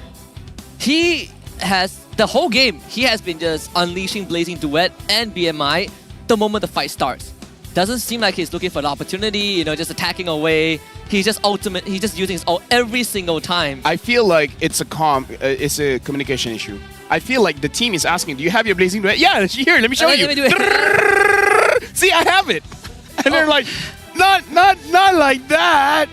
That has happened the entire game, and I was wondering when would he buy out some time? Would he wait for the perfect moment? Because he's just going all in, and a lot of times he goes in, Soul just touches him, and he's like, "Oh, okay, I'm out." Yeah, instantly takes a BMI back. I don't know. Maybe it could be limit testing just to kind of roughly judge how much damage he can do at max X and when he doesn't. But it does make sense to me. I think that at least for Loliao's, keep him off of that Claude, and it should be a good time. Zach QT, if he's protected, it's a good time for JP. It feels like everything is kind of set in stone now. I mean, Lolia did a lot of damage. I mean, don't look at Soul's damage, but if you in fact, he did okay damage. Yeah, the highest on his team so far. Yeah. I think that's completely fair. I don't know. Win conditions felt a little weird. Both sides really going back and forth. I think it's just missing execution in team fights, is it not? It really is just that. Like, when they're walking together, not to be too close. Better yet, don't just stand in one straight line, so when one side steps the shadow, the other gets hit by it. Best part is that when JP and I started to split up, Ma was like, alright, I can just easily pick up people, right? Yeah. If I can't fight Rossi, I just take year 3, and a lot of times, he tosses year 3, and year 3 just instinctively presses ult, and that just does the job for Mao. Yeah. Although I will have my honorable mention of Rossi. I think Rossi has been definitely finding himself over these past couple of weeks. Definitely got so much better in that time to really jive with the team. It's pretty crazy that JP9 has found a couple of crucial catches and Homebois somehow made the defense happen, right? This is one of those few miraculous comebacks with no inhibitors. That's why you got to give it to effort. He is quite a beast. I'm not going to lie, he's quite a beast on Arlen. He's different from WAF. He is. I'm not gonna make a comparison. He's different from WAF. Well, let's see. And what if Homebois wants to play the meta game and be like, okay, Islami got a win off of Loliao's, so why don't we put in Udil so he has a win over Rossi? Or lose. No matter which way you spin it, both mid laners will be equal. Both mid laners will be equal. Dude, the bragging rights is gonna be like all from a best of 3. You didn't even play the full series, dude. But who won? But who won, bro? All about the win. I'll see you play. Just flexing. TP in real life. TPing in real life. The two things I want to see is Harry must go, and what happens if the Arlet gets banned out or taken by JP9. Yeah. I do agree. I do want to see Chanfer to actually play other heroes as well, just to see what the pool is going to look like and where we're currently at in power level. Gonna call it, I feel like if Harry is not there, they're going for Nathan. Yeah, I think so. Yeah. It's either or, right? At that point, Yeah, Nathan, Harris, I don't know. Nathan, Claude, and Carrie. And then at that point, maybe Alice. See, that's the one that I'm waiting for. Yeah. I've been hearing a lot about this, Alice. I haven't seen it just yet in MPL MY. It might work, it might not work. It's a little tough to say. We've seen teams try it and fail miserably previously, but this match, I don't know. Yeah, now we gotta look at the carry Soul, being the highest goal per minute as well as damage dealt to heroes. 111,000 damage dealt. Sandbag, Yetri, 178,000 damage taken. Best wingman is Izanami, 14 total assists. He's been using Valentina nonstop. Almost want to see change, but I kind of feel like seeing everything that Soul has shown, you got to take your poison. I feel like just fight the Valentina. Don't let Soul get Don't let anyone get the hurry. I think it's an easier way out, right? If you want to shut someone down, you might as well just lock down the Valentina, and then you do with Soul later on. Yeah, I would only imagine that JP for the upcoming game wants to go back to the red side once again. Yes, they did have the Phoveus. Yes, they had some really good power picks, but it only goes so far. We see that JP having a slight early game lead, but eventually losing it out to the Homeboys to finding it back again once they manage to get 4 items down. I gotta say, I hope after this we're throwing over to Rose, because looking at that quad play, I really need the toilet. I'm just gonna be straight out with you boys. Like, it's bad. It's bad. You're on the brink? It's dripping. Oh boy. Oh man. That got graphic fast. I'm lying, by the way. I'm good. I'm good. I'm not that good. I don't know. The puddle says something else. All right. The smell. We're not going to do him that dirty. Let's look at the item progression here, because there was a lot of swaps happening in the middle of the game. Earlier stages seems very, very standard overall, but when we have the full scale of 26 minutes, then we can see the full picture. Even Rasti was like Twilight Armor at the very end just to soak up more damage. That's a good idea. Was he getting bursted? No, I feel like he Soul. You're right. You're right. That was definitely more than 500 damage. And we gotta remember, it's mostly Rasi the one. Nah, it's between Rasi and Yetri. They're the ones getting tossed to the back line. So I feel like the Twilight Armor did work. Like, he did survive for quite a while.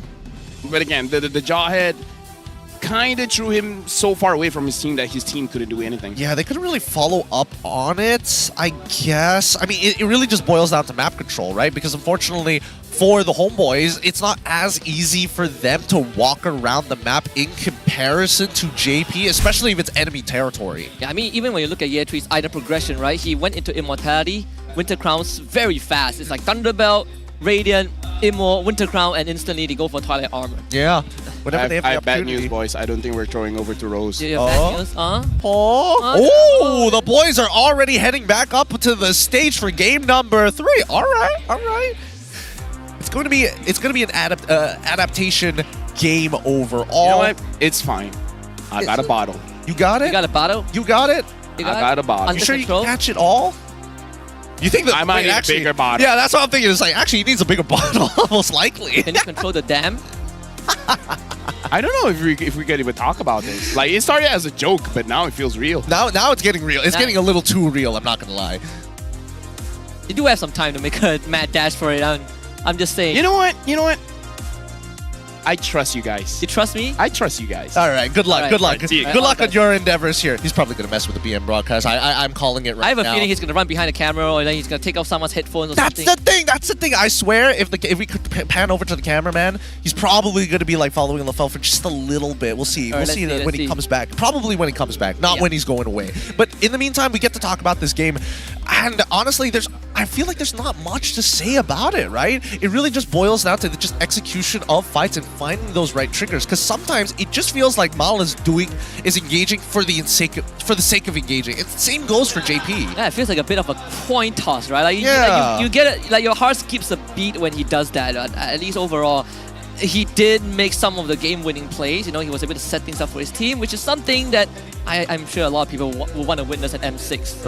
Of course. Especially when M6 is happening in Malaysia. Greater than ever, make sure you start booking your dates and use the redeem code. And maybe, if you're lazy to type all those letters on the redeem code, scan the QR. It's just a faster, more efficient way of doing so. Now, overall, if we are expecting the Homeboys to come up with the same performance, I think there needs to be a change in the early game. Yeah, I think for the early game, it really comes down to what the Roma is, right? Like, game 1, they got the Terisla. That one did not end well, but the Jawhead was banned out by JP Niners, which was a pick that they faced up against Team Ray, and that gave them problems as well. Game 2, we now see the Jawhead on Mao, looks way better, but we also saw the Arlet on Chanford. I think Niners got to pick a poison, right? They gave a lot of power picks to Homeboys. I mean, if they want to prioritize anything, I think it would have to still be Amal. I'm just not sure whether the EXP is going to be that disruptive. I feel like Ye3 is capable of doing so, but since they are going to the red side, Blue most likely is going to start getting rid of the traditional things, but also ensure that high loss is part of that pool. So remember that JP Niners, they got the high loss in game 1, right? And in game 2, they were the one that banned it out. So we'll see if that's the case. I think if you really have to pick one, the Harith has to go. Yeah. Harith definitely has to go here. It's going to be an interesting first phase of this draft between both of these teams. Let's check out which side they're on in the drafting phase of this game. All right. Let's see. JP on red, Homebois on blue, Roger first ban on blue side. So it should be a chip, and then we might see something like a Phobia's ban out by JP9. That's kind of what they did in game 1. But even if they don't, oh wait, they cannot not ban it because they're on red side. Unless they have the means of countering it, like Mincetar, like export. We've seen those examples from Todak, but they're not going to deal with it, so Phobia's banned out. Okay, interesting. If they're banning out that Phobius, it means that they want to open more things for that first pick. What do you think about it? What do you think about this, Lafel? Oh, I think maybe if it picks Claude here, they might save the day. Oh, thanks. Agree with that opinion. Now, jumping back into it, Homebois, on the other hand, this should be a Harith ban, correct? No, it's Cho. ban. They want Haya or Ling first pick? Now the onus is on JP9ers, right? I mean, they have a chance to take Harith for sure if they let it through. I don't think Homebois is going to get a Harith first pick with all the choices available. But then again, it doesn't Wait, why look they ban the Cho? That's what I'm saying, right? Why they ban the Cho? I'm thinking that they want to pick up an assassin as a first pick on blue side rather than just Harith. So they ban a high loss. Ooh, that's a lot. Do they want to try the Ling again? I think so. Maybe even, I don't know. It's one of the purple buff assassins. I would almost first pick a Vexana. What about Harith? Oh, yeah. Sorry. You know what? My bad. I went to the toilet. Rose was there. It was weird. You're right. Harith is better. Thank you for that. I had to process that for a moment. I was like, what? Oh, without context, that sounded dangerous. That sounded real dangerous. I don't know why she was there. Let's look at that first pick from the side of the Homebois. They still got 16 more seconds until they actually decide here. Really taking their time on this one. It's tough, but given the Harith, just give them the first pick. Yeah, I think you can give the Harith. What's the worst that can happen? Lunox instant counter pick. that as well. I mean, your team is all right, you know what? I'm okay with this. Yeah, also a power pick. Respect, right? Yeah. Chamfer is pretty good. Just don't take Teresa Rome. That's all I asked for. Yeah, you know what? We're not asking for much. Don't take Teresa Rome. Don't take Claude Marksman. I don't know. Both it feels teams like we have a are. curse tonight, you know. It's I think odd. the curse is stronger on JP9ers. Surely it's Harith, right? Yeah. So either the Lunox or I wonder if they're crazy enough to go Mincetar. Mincetar EXP Arlet Rome. Ooh. I feel like either or is good. Or take up Edith. Because Edith is banned out though. No. So you misheard me. I said like if Edith was open, then that would be a good pick. But I knew it was banned. Oh, my bad. Yeah. So shut up, you know.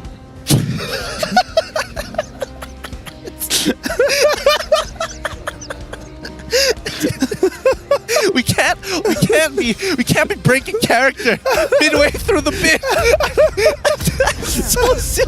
so silly. All right, the follow-up picks here for the side of the Homebois. Oh yes, they get knocked down the Fanny, and they also get the Jawhead. This is definitely going to force JP to start considering picking up some Purifies.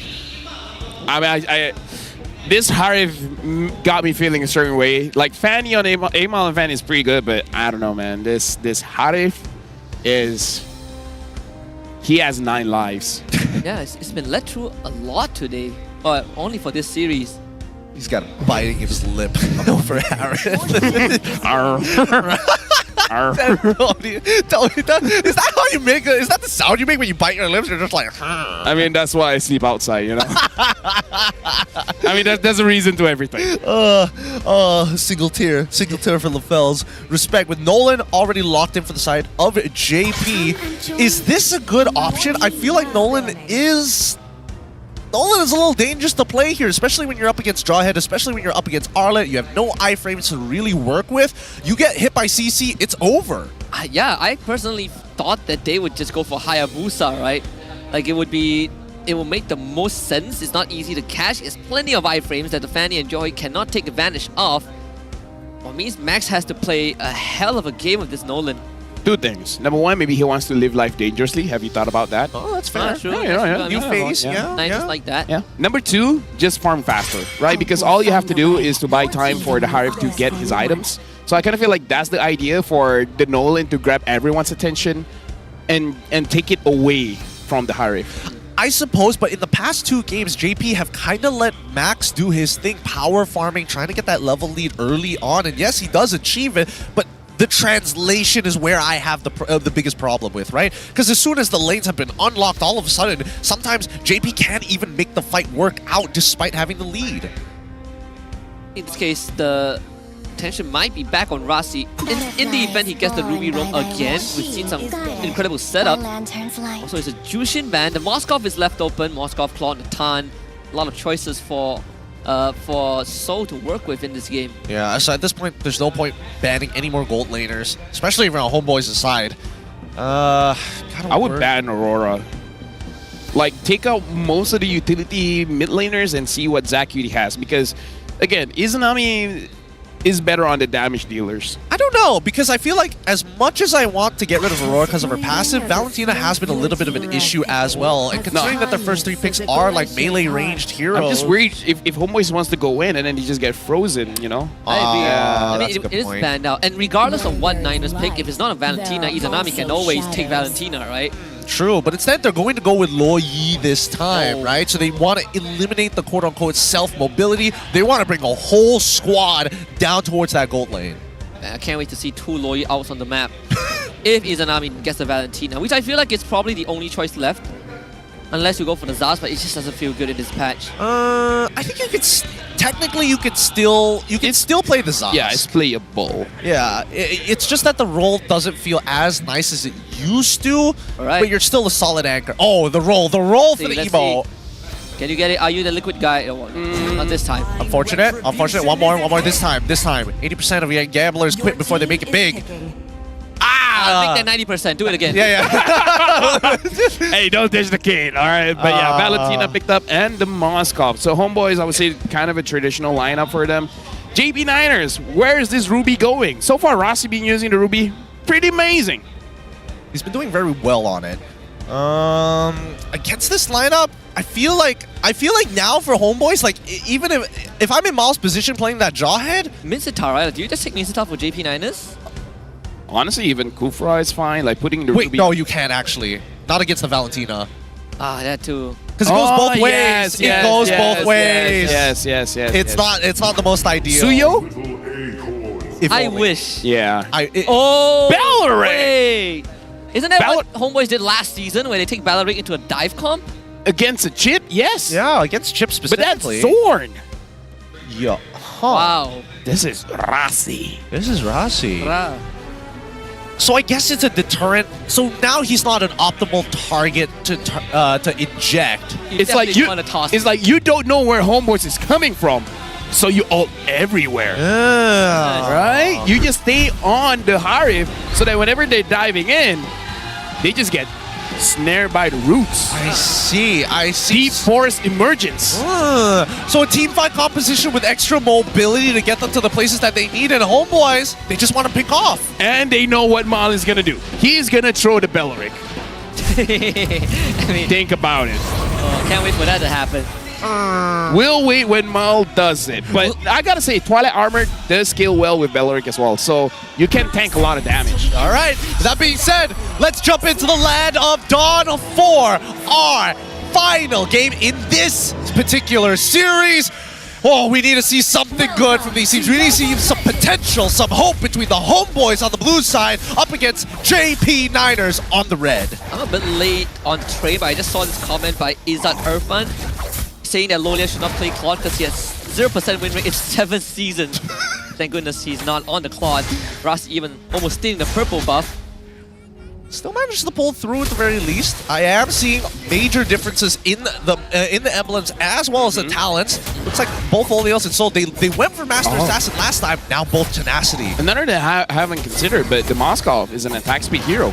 Will not do well against the Belleric, especially because he's a close range marksman.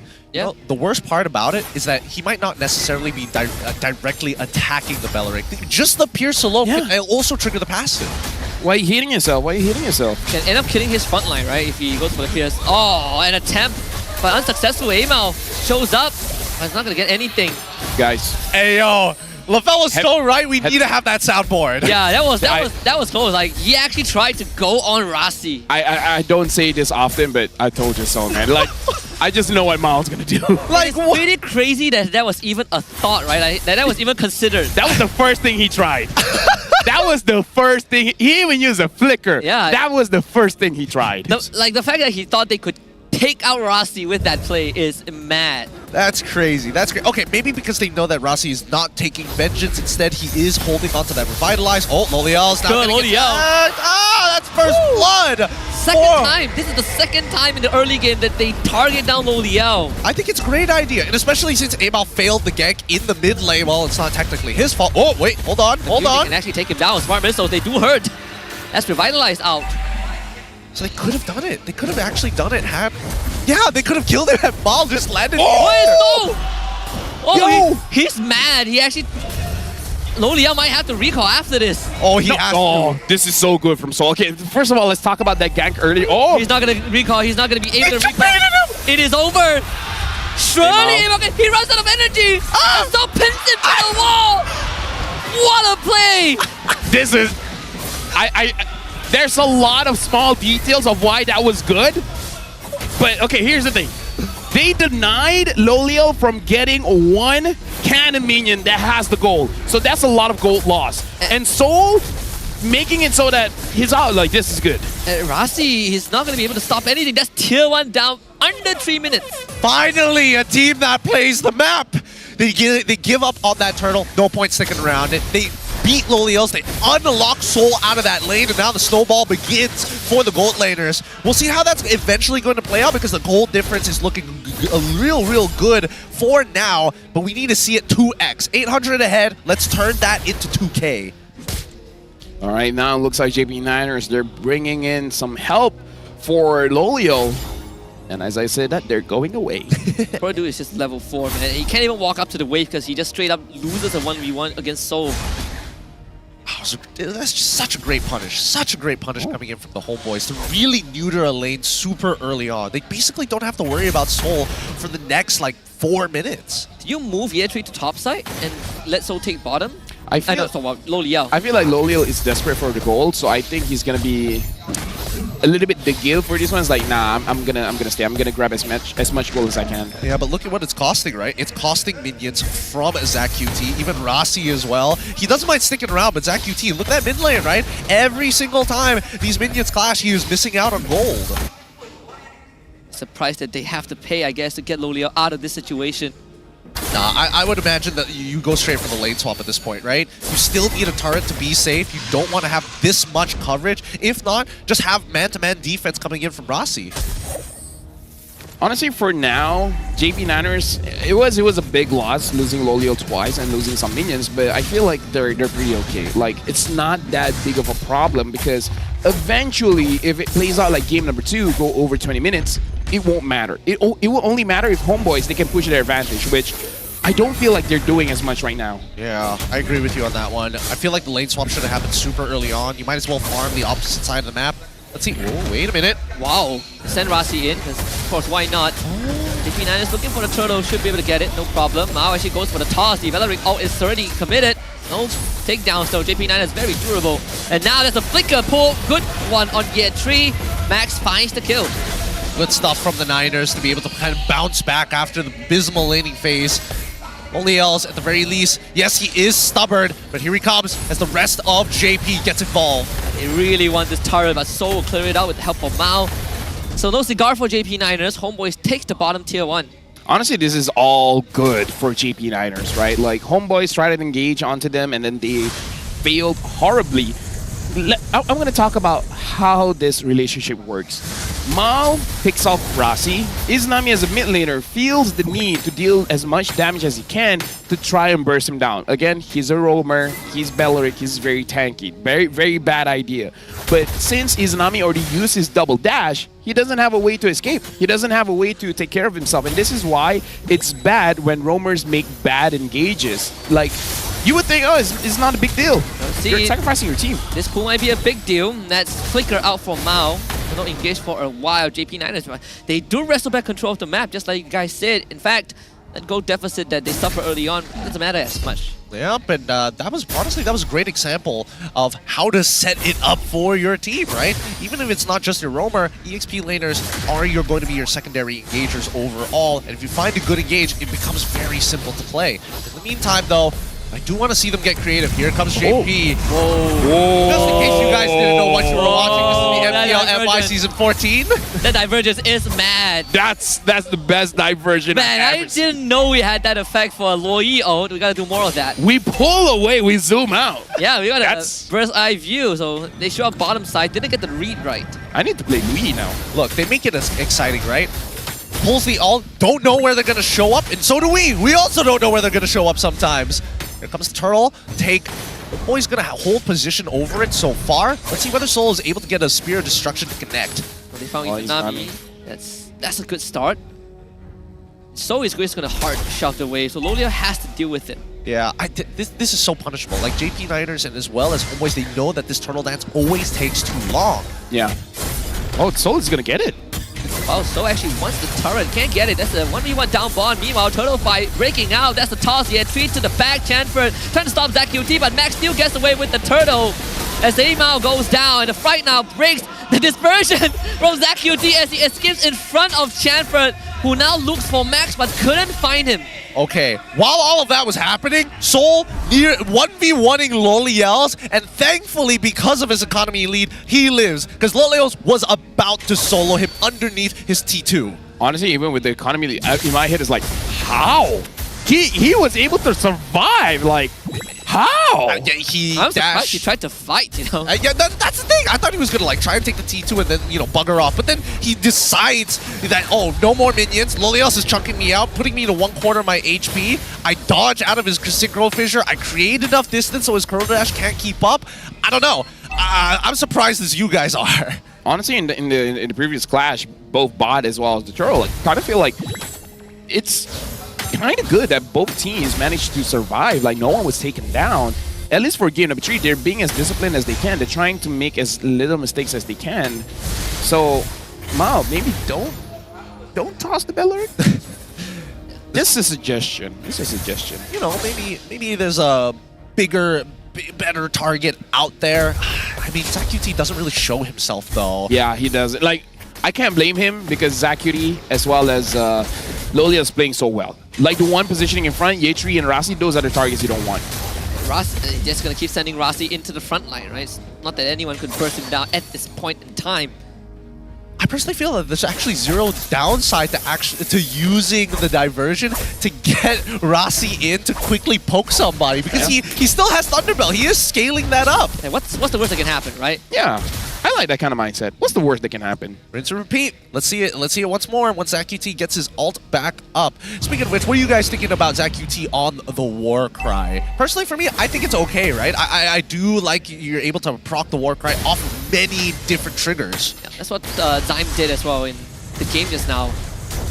Against Team Harlem's game 2, if I remember correctly. Also took the War Cry, just plenty of damage. And it also adds on to the damage over time from the rotation, which a lot of people might neglect. I feel like since both are players... Oh, they caught Soul! And that is the one that you want here. Tree finds the pull. And Mao probably gonna go down. Max finds the kill. Izanami, not long for this. Well, he stole the divergence, but he's the one who goes down. And that's a clean take. A very clean take, Zach. He knows that Amal is on this side of the map. He's slowing down this rotation and recalls just to make sure that there is no way he shows up for the Lord. Finally, it pays off for JP Niners. I mean, this is as clean as it gets. Mid-tier 1 fell. And the job just got way harder for Homeboys. ZQT is really showing up as a mid laner here. Like, really showing game number 1, 2, and 3. Like, his impact is huge. So good, yes. Start channeling it early, send your team to the opposite side of the map, protect the T2 on bot side. They are just checking off all the boxes. In terms of technicality for this game, this has been the most technical between Homeboys as well as JP Niners, but I would say also the most disciplined, right? That's why it's a very low kill count. We're not going up to 45. We're still trying to break 10. Yeah, contrary to game 2, there's even less viable targets for Mao to kind of toss. Can't really get to the target that he wants. The front lines are just undesirable. He tossed the Ruby, she taunts your team. Toss Rasi, he taunts your team. So JP9 is looking to crack the structure. Well, they toss Rasi this time actually. This one works out. Too much damage, overloaded onto him. Lolia now has to start backing off. The Lord gets taken care of. Amao! But the solo kill gets vacuumed in by the divergence, but Soul takes a spell of destruction and takes out Lolia. But he also forces JP9 to stay for the fight. Unfortunately, the damage is just not enough, so both teams trade 2-2. Oh, okay. They trade gold for gold, but they trade support for EXP. Technically, JP9ers are trading upwards, and that's great for them because off of this Force Lord, they've made that mid inhibitor at 1% HP. It's basically going to go down with a single auto. So at this point, they're playing for a checkmate angle. They are looking for an opportunity to take this next Lord, ideally maybe picking up 1 or 2 kills from the Homeboys before driving it home. I say that was impressive. The fact that Zach Cutie was able to connect the yin yang reaction. Oh, no. Oh, well. Speaking of that, that's the prize party. Maybe they can turn this around, but with Max taking out 2, it's not going to be easy. Amao has to do work with the steel cables. It's going to be taunted. That's Mao down. Negative for Zach Cutie, and now Soul purifies himself to get out of there. JP9 is another huge fight. Dude.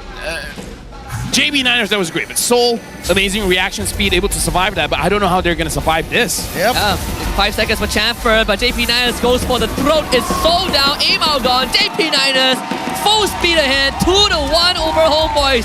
Revenge serve for Lodiel. And you can see how excited Rasi is for this win. Finally, a breath of fresh air once more. And as well for all the JP9er fans out there, GG, well played. I mean, this is good for JB9ers, for Homeboys. This is a tough one because at this point, I'm going to say it early. It's going to be very tough for them to make it to the playoffs. I would agree with that. It's going to take time, but chemistry is going to be necessary. You can see that even Izanami is not too disappointed. He knows that they've all made mistakes, but they can recover. With that being said, let's have a talk with our host Rose and an interview with the JP9ers. Win streak kedua kepada pasukan JP9ers. 2-1 menentang Homeboys. Guys, MBSJ, kindly give JP9ers a round of applause. Amazing game. Now, Loliel, before the match, we played the video that we shot last week, kan? Masa I tanya you nak cakap apa dekat Izanami, you rasa you dapat give a good game ke dekat the audience hari ni? Apa soalan? You rasa you gave a good game to the audience tak hari ni? Pada awalnya saya bagi game yang bagus lah, tapi kalau dia nak nangis, rindu Izanami ke? Dekat third game saya dipunish, jadi diorang masih kuat lah, masih boleh bagi fight. Rindu Izanami tak? Rindu Izanami tak? Rindu lah, rindu. Oh loh, diorang kan main together for a long time. Okay, now Rasi, awak orang pertama pick Belleric untuk musim ini. Itu adalah satu surprise pick. Kenapa JP9ers pilih Belleric untuk game tadi? Tadinya buat ngikat Udil, tapi nggak ada Udil kan. Jadinya ya biar menang aja. Oh, kan Rasi memang nak jumpa Udil tapi tak jumpa. Okay guys, kita nampak game yang sengit, seru, tapi siapa yang stand out untuk korang? Siapa yang MVP untuk korang?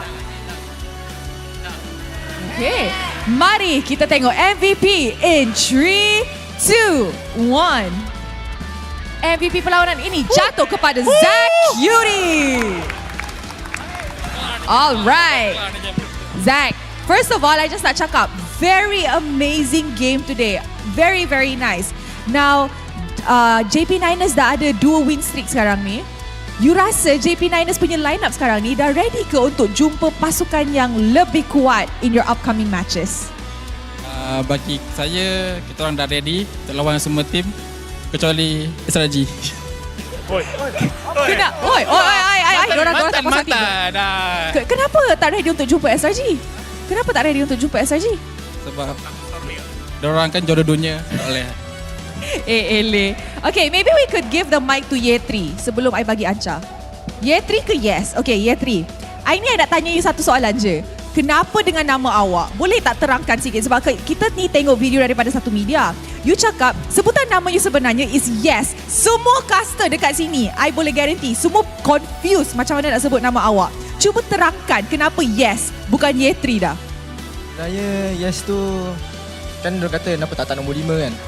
Soalnya saya tengok nombor 3 tu cantik, saya tak nombor 3. So jadi Yes. So untuk pronoun nama saya tu tak kisah. Saya lebih suka orang pronoun nama saya Yetri kan. Ya tu saya suka. Sebab unik and saya memang suka orang pronoun macam tu. Walaupun nama sebenar saya Yes, tapi saya suka. Okay, so sekarang boleh sebut macam mana Whatever way you want to pronounce boleh? Whatever, tak kisah. Okay, terima kasih dah terangkan. Alright, Ancha? Ancha!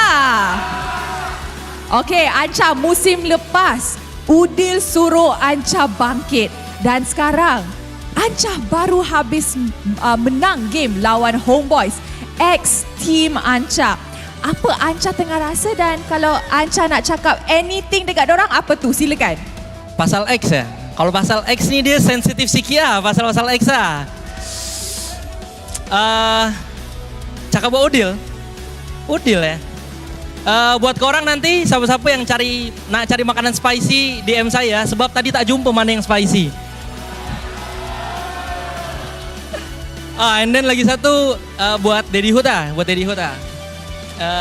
Did you miss me? Wow. Daddy, did you miss Ancha? Alright, maybe Ancha, apa yang Ancha nak cakap kepada fans yang hadir ke MBSG hari ini? Nampaknya ramai orang yang tengok match korang. Thank you lah semua buat D9ers yang datang, fans Homeboy semua. Semua dua-dua family saya guys. Semua daripada Flame Boys, memang saya lahir dengan diorang. D9ers pun yang sekarang support saya, so thank you udah datang.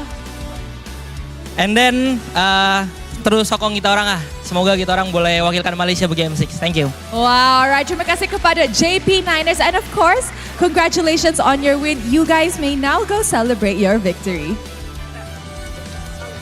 Seru Saturday. Perlawanan hari ini semua seru, semua sengit. 2 berbalas 1 untuk pasukan JP9ers. Tapi selepas ni kita ada lagi satu perlawanan. Sebelum tu, mari kita dengar mic check daripada side JP9ers.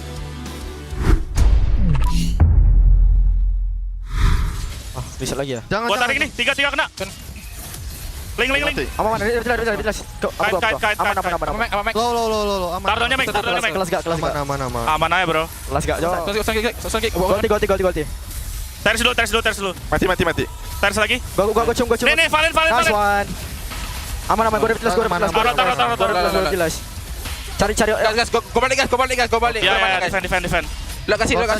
Kejar. Selesai sampai. Sabar. Aku terasa. Arut ulti. Gol talent. Dapat carry guys. Gua tarik. Nice. War. Reset. Nice. Dah. Respect. Mistake guys, reset. Let's go.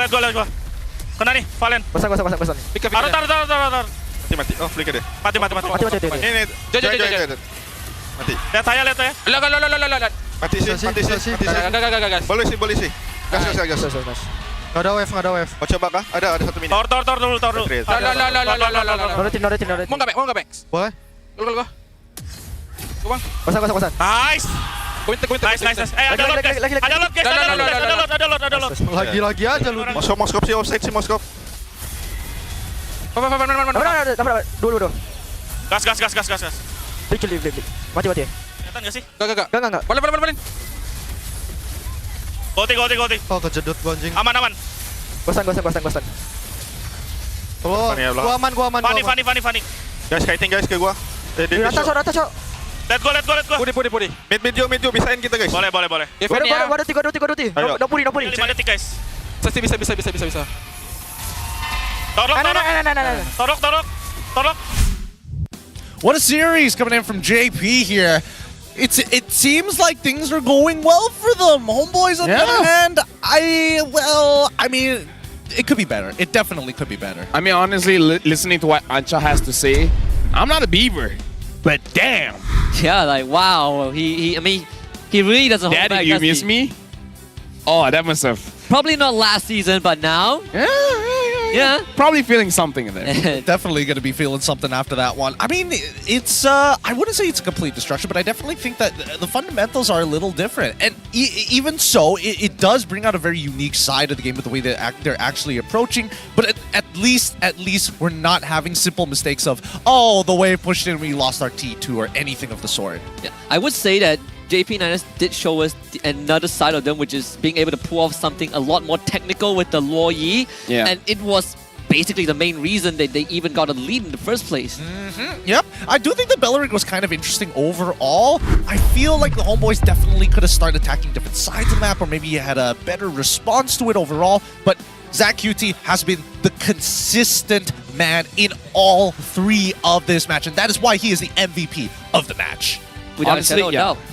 What? Without a shadow of doubt. Yeah. Born and bred, yellow and red. Yeah, he's from Selangor indeed. Red Giants. He's not from Selangor, I know that. Wait a minute. Wait, he's in Kuala Lumpur or Selangor?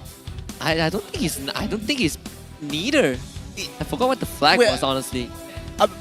I'll get Zipper to figure it out afterwards. We'll get Zipper to double check, reconfirm some of this information here. But yeah, I'll give it to the man because, again, he has been very accurate, but at the same time, the consistency has allowed the team to actually rely on him as a dedicated anchor. So every single one of these plays, until Zach QT is in position, none of us do anything. Yeah, and again, this does show what the meta is really shaping like, right? You want utility. You want some kind of crowd control in the mid because you're kind of missing it from all the other roles. So one role has to be the one to kind of get it. So it's unfortunate, but Homeboys, they want to go for a draft that's like comfortable with their playstyle, but they're not adjusting to the meta. The things that they're picking up is not relevant going up against the meta. And yeah, we can say like, oh, this player did this player did that, blah, blah, blah, and all those kind of things. But there's a lot of fundamentals that Homeboys really needs to fix where, I don't know, the coaches need to figure something out. Yeah, I think, again, I love how Seoul was able to kind of create that opportunity to punish Loliels in that lane, but I think that could have been the moment where Homeboys completely takes control. They're playing Ama on this Fanny. He's aggressive. He wants to find those kills. Just do a quick swap on over, and if they so happen to catch Ye3 off guard, being like, oh no, there's multiple people in my lane, that's totally fine. Bring in Amal and you can close that out. Yeah, even when you look at the KD, right, Loliel finished this game with 0 kills and 3 deaths, and everyone else that were the one kind of putting out the damage, well, not damage, but getting the secure onto Homeboys, which really says a lot about the impact Seoul had in the early game.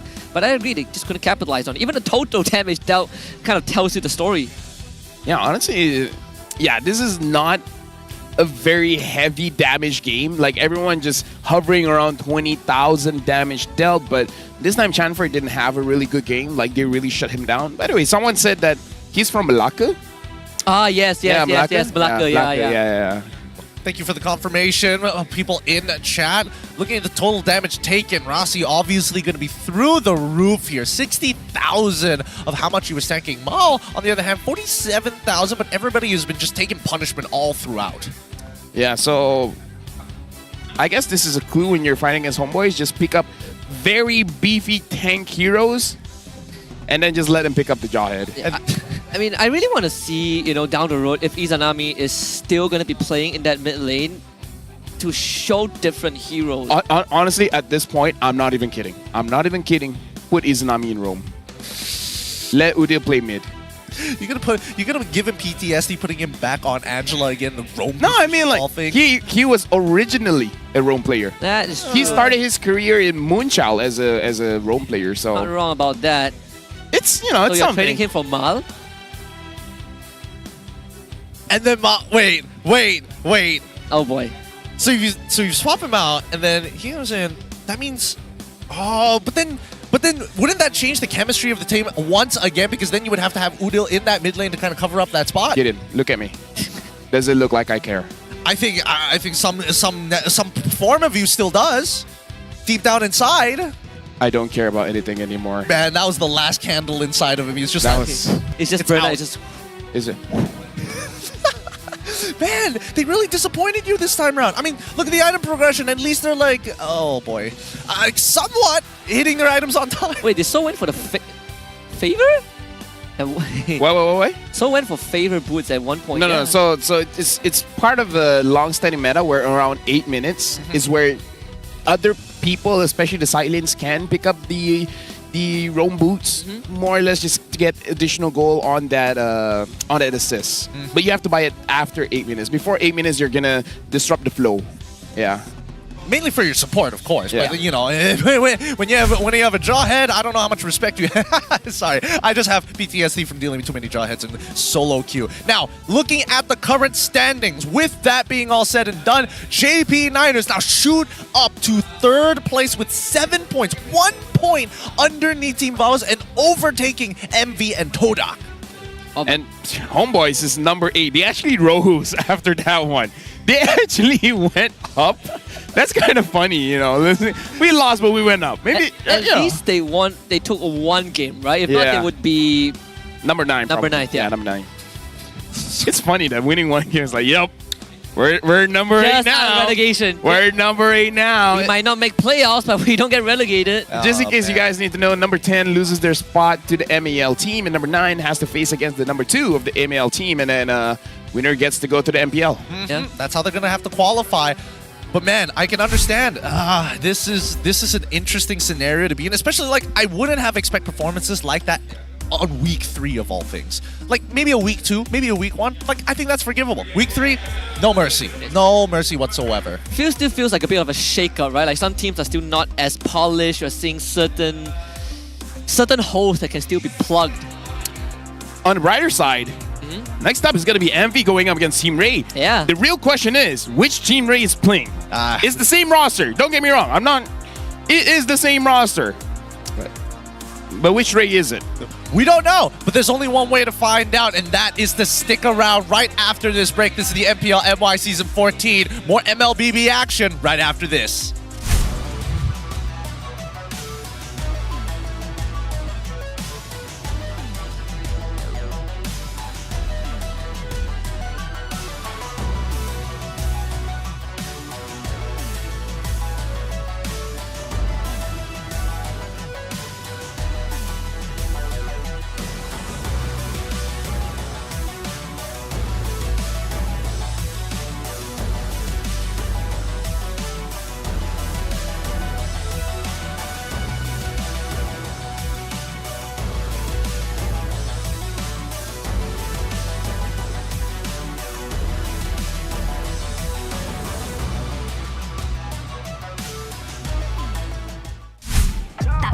Jago suka nak apa jua?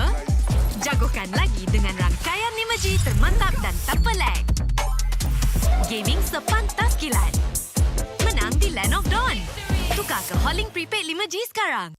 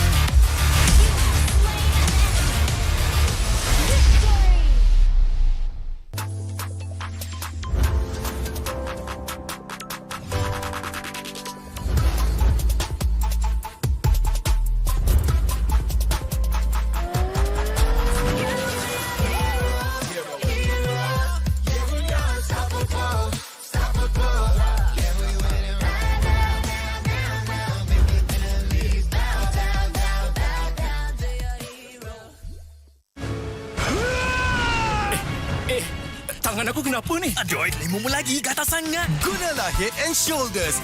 100% keyakinan, kelumamu dan kegatalan. Wiped out. Unstoppable.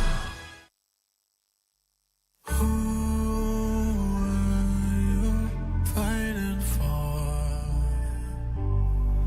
no one would ever know your name.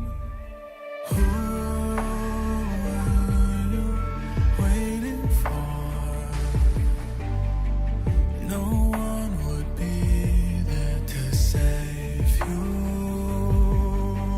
You would be alone when hope was gathering together with the sun. Even though your back's to the wall. One strike, go cut the monkey mind. Your blade swing one time. When clouds have cleared, sunlight can shine. One time, the fight is yours. I feel with your sword. There's endless power once you start. Never lose your heart.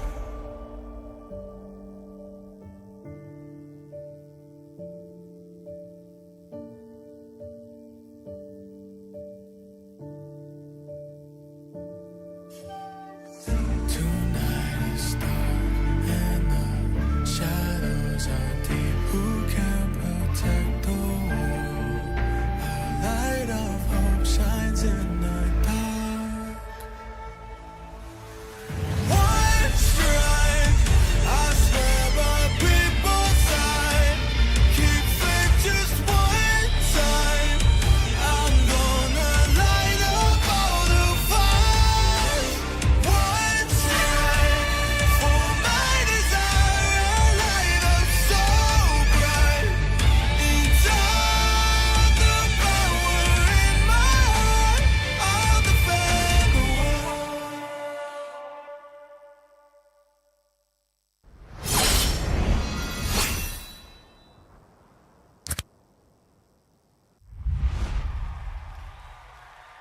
Panas. Itulah, panas gila. Kau ada payung? Ada? Kau tak dengar ke Kak Gura selalu cakap? Sediakan hujan sebelum payung untuk M6. Hacik kau. Sediakan payung sebelum hujan. Oh, iya ke? Tapi apa kena-mena dengan M6? Apa kena dengan M6? Ha.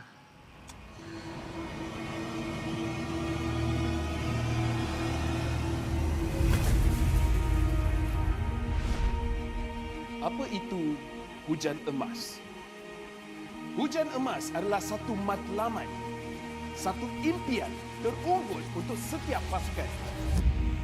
Setiap musim, apakah kenangan yang istimewa?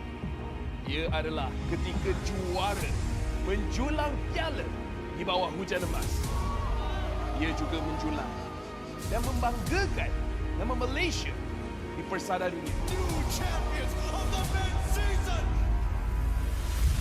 Seperti cuaca, musim baru datang dan pergi.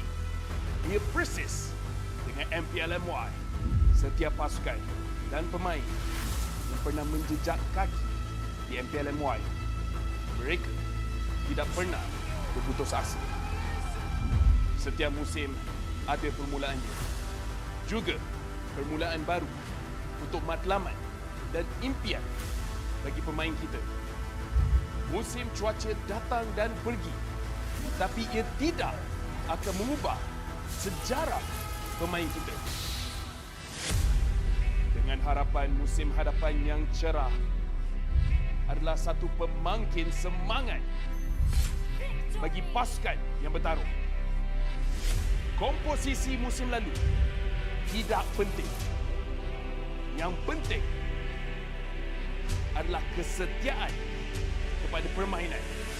Tiada guna mengerti hujan emas dan berjuang demi Malaysia kalau kita tidak dapat merealisasikannya di M6.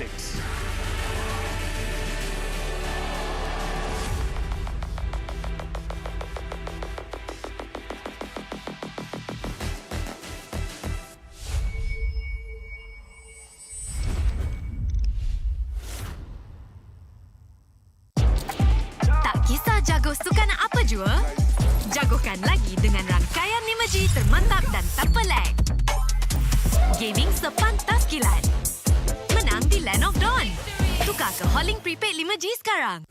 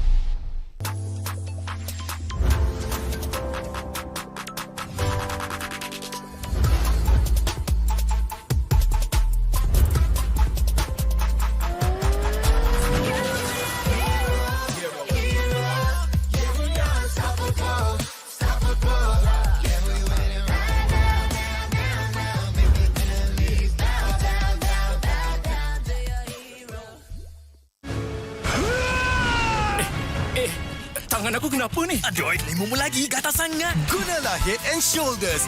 100% keyakinan, kelumamu dan kegatalan. Wiped out. Unstoppable. Panas. Itulah, panas gila. Kau ada payung? Ada? Kau tak dengar ke Kagura selalu cakap? Sediakan hujan sebelum payung untuk M6. Hacik kau. Sediakan payung sebelum hujan. Oh, iya ke? Tapi apa kena-mena dengan M6? Apa kena dengan M6? Ha.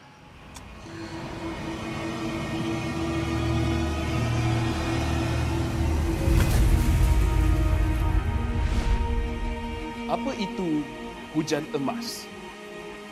Hujan emas adalah satu matlamat, satu impian terunggul untuk setiap pasukan. Setiap musim, apakah kenangan yang istimewa? Ia adalah ketika juara menjulang piala di bawah hujan emas.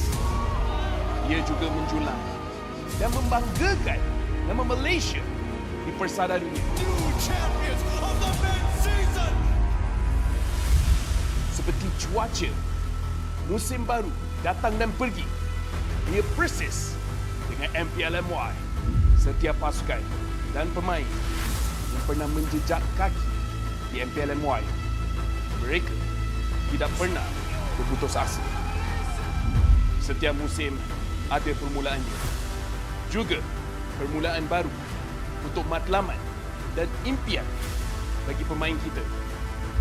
Musim cuaca datang dan pergi, tapi ia tidak akan mengubah sejarah pemain kita. Dengan harapan musim hadapan yang cerah adalah satu pemangkin semangat bagi pasukan yang bertarung. Komposisi musim lalu tidak penting. Yang penting adalah kesetiaan kepada permainan. Tiada guna mengerti hujan emas dan berjuang demi Malaysia kalau kita tidak dapat merealisasikannya di M6.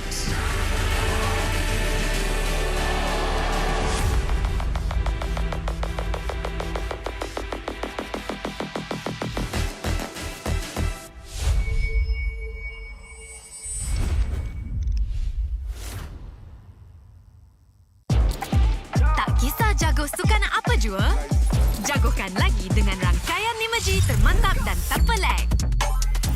Gaming sepantas kilat. Menang di Land of Dawn. Tukar ke Holling Prepaid 5G sekarang.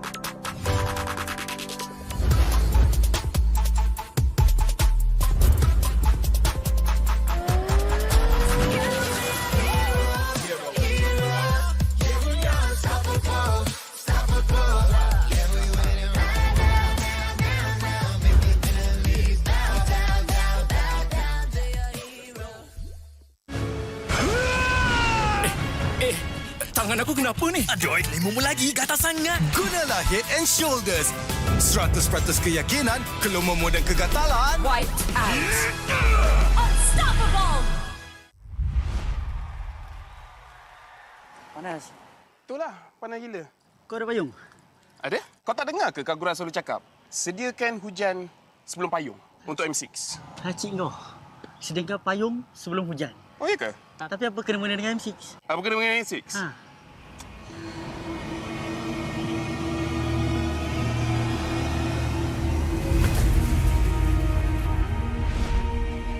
Apa itu hujan emas? Hujan emas adalah satu matlamat, satu impian terunggul untuk setiap pasukan. Setiap musim, apakah kenangan yang istimewa? Ia adalah ketika juara menjulang piala di bawah hujan emas. Ia juga menjulang dan membanggakan nama Malaysia di persada dunia. Seperti cuaca, musim baru datang dan pergi.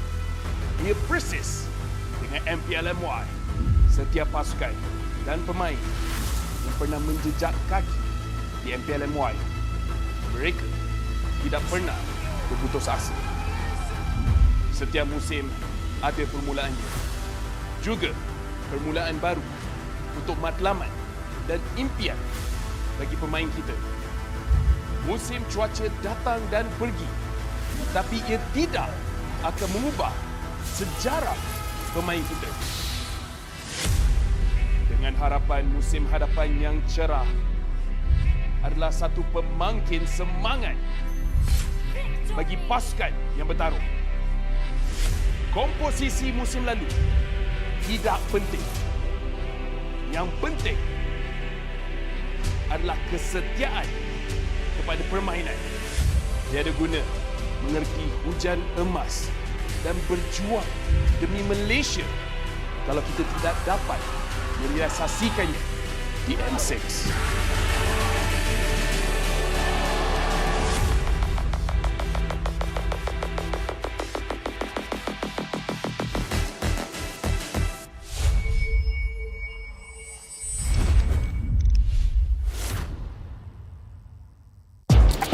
Tak kisah jago sukan apa jua, jagokan lagi dengan rangkaian 5G termantap dan tanpa lag. Gaming sepantas kilat. Menang di Land of Dawn. Tukar ke Holling Prepaid 5G sekarang.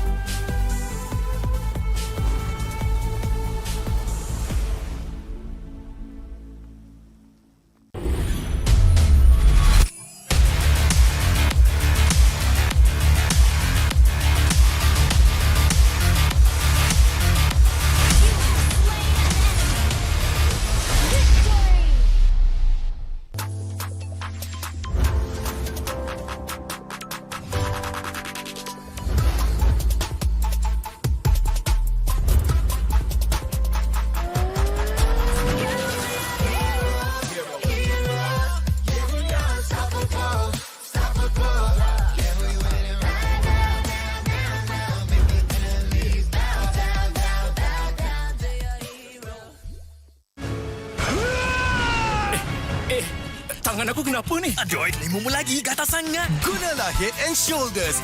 100% keyakinan, kelumamu dan kegatalan. Wiped out. Unstoppable.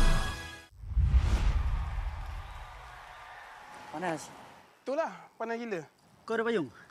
Ada? Kau tak dengar ke Kak Gura selalu cakap? Sediakan hujan sebelum payung untuk M6. Hacik kau. Sediakan payung sebelum hujan. Oh, iya ke? Tapi apa kena mengena dengan M6? Apa kena dengan M6? Ha.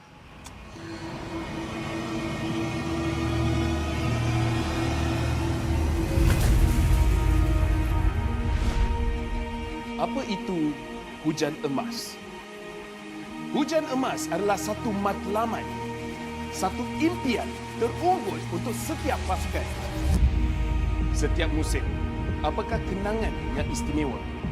Ia adalah ketika juara menjulang piala di bawah hujan emas. Ia juga menjulang dan membanggakan nama Malaysia di persada dunia. New champions of the mid-season seperti cuaca. Musim baru datang dan pergi.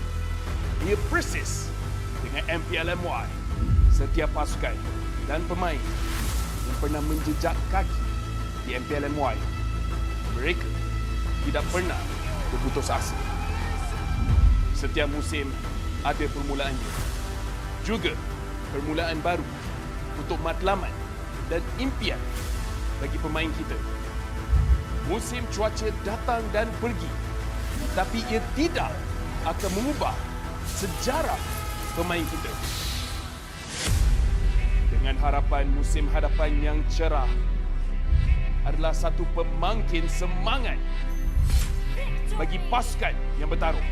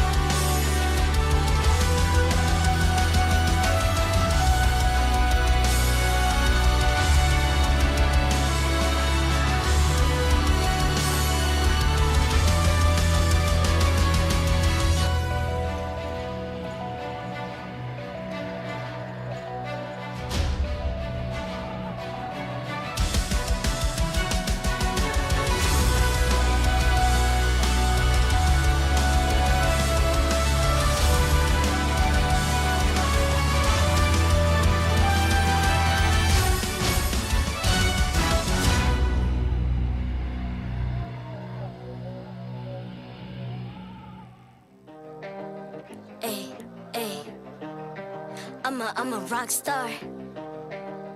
Yeah, rock star. Ay, ay, ay. I'm a rock star, baby. I'm a rock star. I'm a rock star. I'm a rock star. I'm a rock star. Panggil aku rock star. Ini kejohanan kita semua orang rock star. Kita rock star, kita buat saja gaya kita. Makin panas apinya sudah membara. Macam mana pun ku menempuh segala. Demi negara ku buat semua bangga. Step into my world, you know I'm always in my zone. You know I got my team, no I'm never alone. Bring out my best, buat yang terbaik. Jadi juara perlahan kita naik. Aku nak push, naik-naik jadi lebih bagus. Jadi hero, ku ada skill. Berapa banyak musuh aku dah kill. Ramai cuba mencapai, cause they envy me. Tiap game aku pasti jadi MVP. I'm a rock star, baby, I'm a rock star. I'm a rock star, I'm a rock star. I'm a rock star, panggil aku rock star. Ini kejohanan kita semua orang rock star. I'm a rock star, baby, I'm a rock star. I'm a rock star, I'm a rock star. I'm a rock star, panggil aku rock star. Ini kejohanan kita semua orang rock star. Tengok nanti siapa yang juara. Ni peluang kita bawa pulang piala. This is my game, this is my time. Menang semua, everything will be mine. Kalau jatuh kau pasti kembali. Bangun balik ku tegak berdiri. Kuatkanlah tenaga, ganjaran diperoleh. Ni kejohanan kita, Malaysia memang boleh. Rise up to the top, kita buat bersama. Semangat kita kuat di bawah satu bendera. Ay. I'ma go hard for the win. On the battlefield till the end. I'm trying to beat the greatest anyone has ever seen. Stand by, I'm coming in for the win. I'm a rock star, baby, I'm a rock star. I'm a rock star, I'm a rock star. I'm a rock star, panggil aku rock star. Ini kejohanan kita semua orang rock star. I'm a rock star, baby, I'm a rock star. I'm a rock star, I'm a rock star.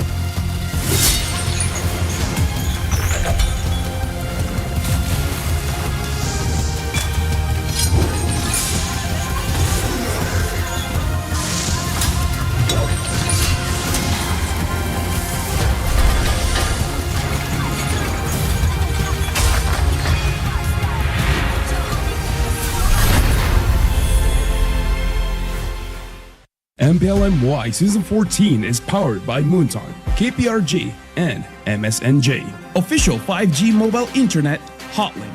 Best 5G for lightning fast MLBB gaming. Official gaming phone ROG Phone 8, king of performance for mobile gaming. Official lifestyle fashion partner, up your game with JD Sports. And thank you to all our partners in esports and strategic partners. Great to have you guys back here for the MPL MY Season 14. Once again, this is our very final best of 3 to close out Soru Saturday. My name is Gideon Q, this is Husky, and as well as LaFell here at the desk to keep you guys company for this upcoming match, Team Ray versus Monster Vicous. Let us discuss, because this one is interesting. We were talking even before this series, which Team Ray we get in here. Yeah, you know what? I'm excited for this match. My mood is up and down right now. Because I just had scissor chicken just now, and it was so good. But I'm gonna die. I know I shouldn't eat that. Scissor chicken? You guys never had scissor it chicken? took me a while to get there. You directly translate good. Yeah, is that not what it is in English? It scissor is. chicken? It is called technically scissor chicken. I'm not gonna lie, it's more of a verb, like cutting it with scissors. But let's jump down into the standings here today. So far, Sangha Red Giants as well, Team Vamos still maintain the top 2 spots with JP Niners as well as the Homeboys finding, for Niners, finding success, but Homeboys at the very least keep themselves out of the red.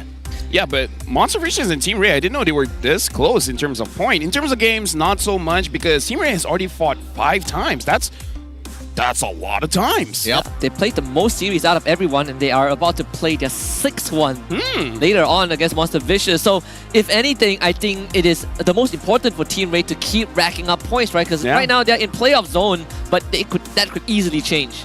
And they're also part of the middle of the pack, right? If they get 3 points right now, they can actually contest Team Vamos for their spot as well. If they lose, unfortunately, then, I mean, even if they do get like 1 point out of it, it's not really going to change their position too much. Oh, apparently someone corrected me. It's chicken cutlet? Yes, it is chicken cutlet. No, I'm going with scissor chicken. Scissor chicken is way better. Scissor chicken, yeah, I like that. I gotta go. It's very Malaysian, very accurate, as the boys may call I'm it. glad we gave context to scissor chicken. Yes, I am. Or quite happy. is it chicken scissors? No, scissor chicken. Scissor chicken? Scissor chicken. Scissor chicken, all right. Just remember, the scissors is a verb, not the noun. Never mind. Team Ray come into play here today. It's gonna be AJ, Evie, Kids, Virgie, and as well as Trap. This team, I don't want to say it's controversial in the usual sense, because they are very 50-50. It's a coin flip to see which team we're actually getting. Okay, here's an indication. Look at how AJ and Trap plays. If they're having a good game, the team's going to have a good game. Let me quickly just look back to see if the player loungers, if they're out there. Nope, they're not out there. They're not even out there. I can't see their faces. If I don't see their faces, I can't sense the vibe, because they've had some really high highs, but really low lows. Yeah, some of the lows are borderline suspicious, right? Like, how do you even get to that point? But at least after what we saw last week, they kind of are back on that upward trajectory. Yep, and especially since if we're talking about upward trajectory, we have to talk about the full local lineup here. Monster Vicous with Martizi, Zeno, Uni, Nova X Kobar, and as well as Ruff to complete this lineup. The only team to have full locals playing in the MPL MY, and better yet, they are winning. They are winning a lot of games. They're winning games and also bringing games close against teams that they are not able to defeat, right? Compare last season to this season, Monster Vicous looked extremely different in a good way. I don't want to curse it, but so far I don't see a weak link just yet, because we have games where Ruff was able to prove himself, where Martizi was able to prove himself, even Zeno. Before this Zeno Mount, a lot of people gave criticism on him, but so far in the EXP, he's been doing quite well. He's doing great, in a matter of fact. I think everybody has definitely had their moments. What we're worried about, or at least what I'm worried about, is whether or not this team is international ready. And I think once we're coming into week 3, we're expecting that, teams are adding the layer of varnish at the very end to make sure that this is going to be the 100% power that we can expect from now all the way up to playoffs. Yeah, I mean, you're also looking at potential history for Malaysia once more, right? A full local team on the M6 stage. It doesn't feel any sweeter than that. But of course, in their current position, they still got a lot of work to do, and playoffs is the first step. Yeah, I kind of feel like people would say Todak, but Envy is like true. Even the coaching staff is pure Malaysian, or before it is even M1. I'm mostly Singaporean, so there's, a mix there.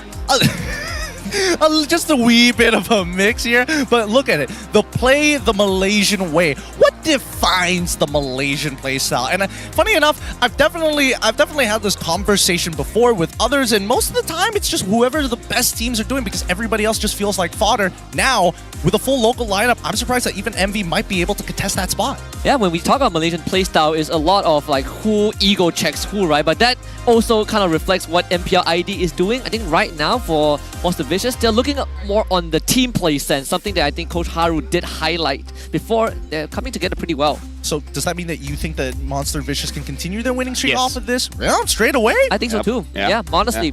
But regarding the playstyle, I would say we have evolved, right? Where we start, how Malaysia started is we're a region that force fights. Yeah. And now we've evolved to force fights when it has a benefit. I feel like most teams now understand is that not every single fight is really all that worth it. And then that's where we see the divide between good teams and great teams, where good teams, they're forcing fights for the sake of it. Great teams, they understand, if we force a fight here, what is next? Is it the turtle? Is it the Lord? Is it map pressure? If we're getting absolutely nothing, we're gonna get one just for laughs, and then we're going away. Hey, the man speaks the truth. Guys, get on board. Join the fight right now. Take the redeem code while you still can and scan that QR code for some free rewards. It's important to us that you guys are part of the community, but let's not forget, MV as that full local lineup that we were talking about earlier, in terms of the level of polish to get to that level, being able to overcome any single one of those odds, really has to do with when they end up facing SRG once again, hopefully during the playoffs. Okay. We'll probably get an idea, right? Let me convince you. They're the Sigmas, they're the Alphas, they're pretty skibbity. Like, they got the fries in the bag, and everyone else is just every word that comes to my head I can't say on broadcast. They're the main character, they got the aura. They got like plus the play 20 aura. Playstyle is bussin'. Billy said, yeah. It's very bussin'. They got the Riz. Both of these guys are not capping you guys here. MV might just be the real deal here. But let's have a look. Because Team Ray, they might have something to say about it as we bring them up on stage.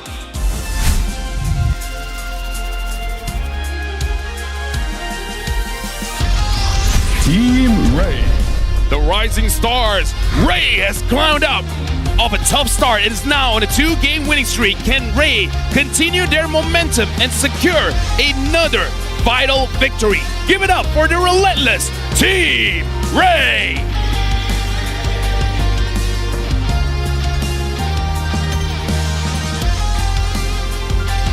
Monster Vicious. Still unbeaten. They are here to prove that they are a force to be reckoned with. They've shown that homegrown talent can go toe-to-toe with the best in MPL Malaysia. Let's hear it for the undefeated Monster Vicious!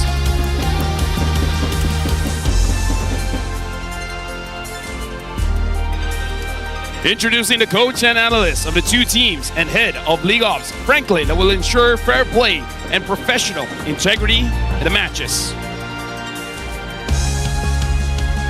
We'll be continuing with the fist bump, and we're about to see whether the Monsters can take a game off of the Stingrays.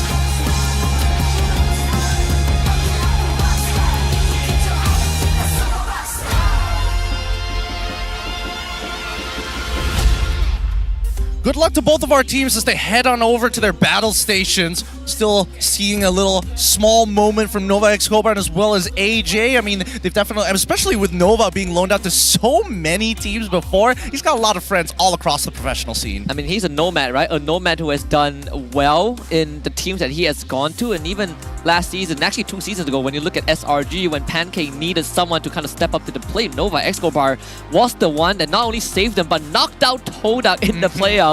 It's good to see him kind of finally finding a place to stay in MV. I mean, they've been together for MV have been a tier 2 team for the longest of times. And now that they've qualified for that tier 1 here at the MPL MY, what I think is crazy is the fact that all of the players, a majority of the players actually from MV, were loaned out to MPL teams before before the MAL was even in conception. Yeah, a lot of people were saying that not just the MV players were loaned out, they're everywhere. When are they going to come together? That the tier 2 Stompers, can they kind of step up to the plate? When are they going to be on the main stage? I mean, here they are, right? The best form we've ever had, and this is just their second season. Yeah, and they continue to improve. I think their coaching staff is a very large part of their winning success as of right now, because they're one of the few teams that deal with blue side extremely well. Yeah, I mean, props to not just Coach Haru, but also Sora, who joined the squad, and it's a very solid team. They have seen the highest of highs and the lowest of lows, and able to really not just explore, but utilize the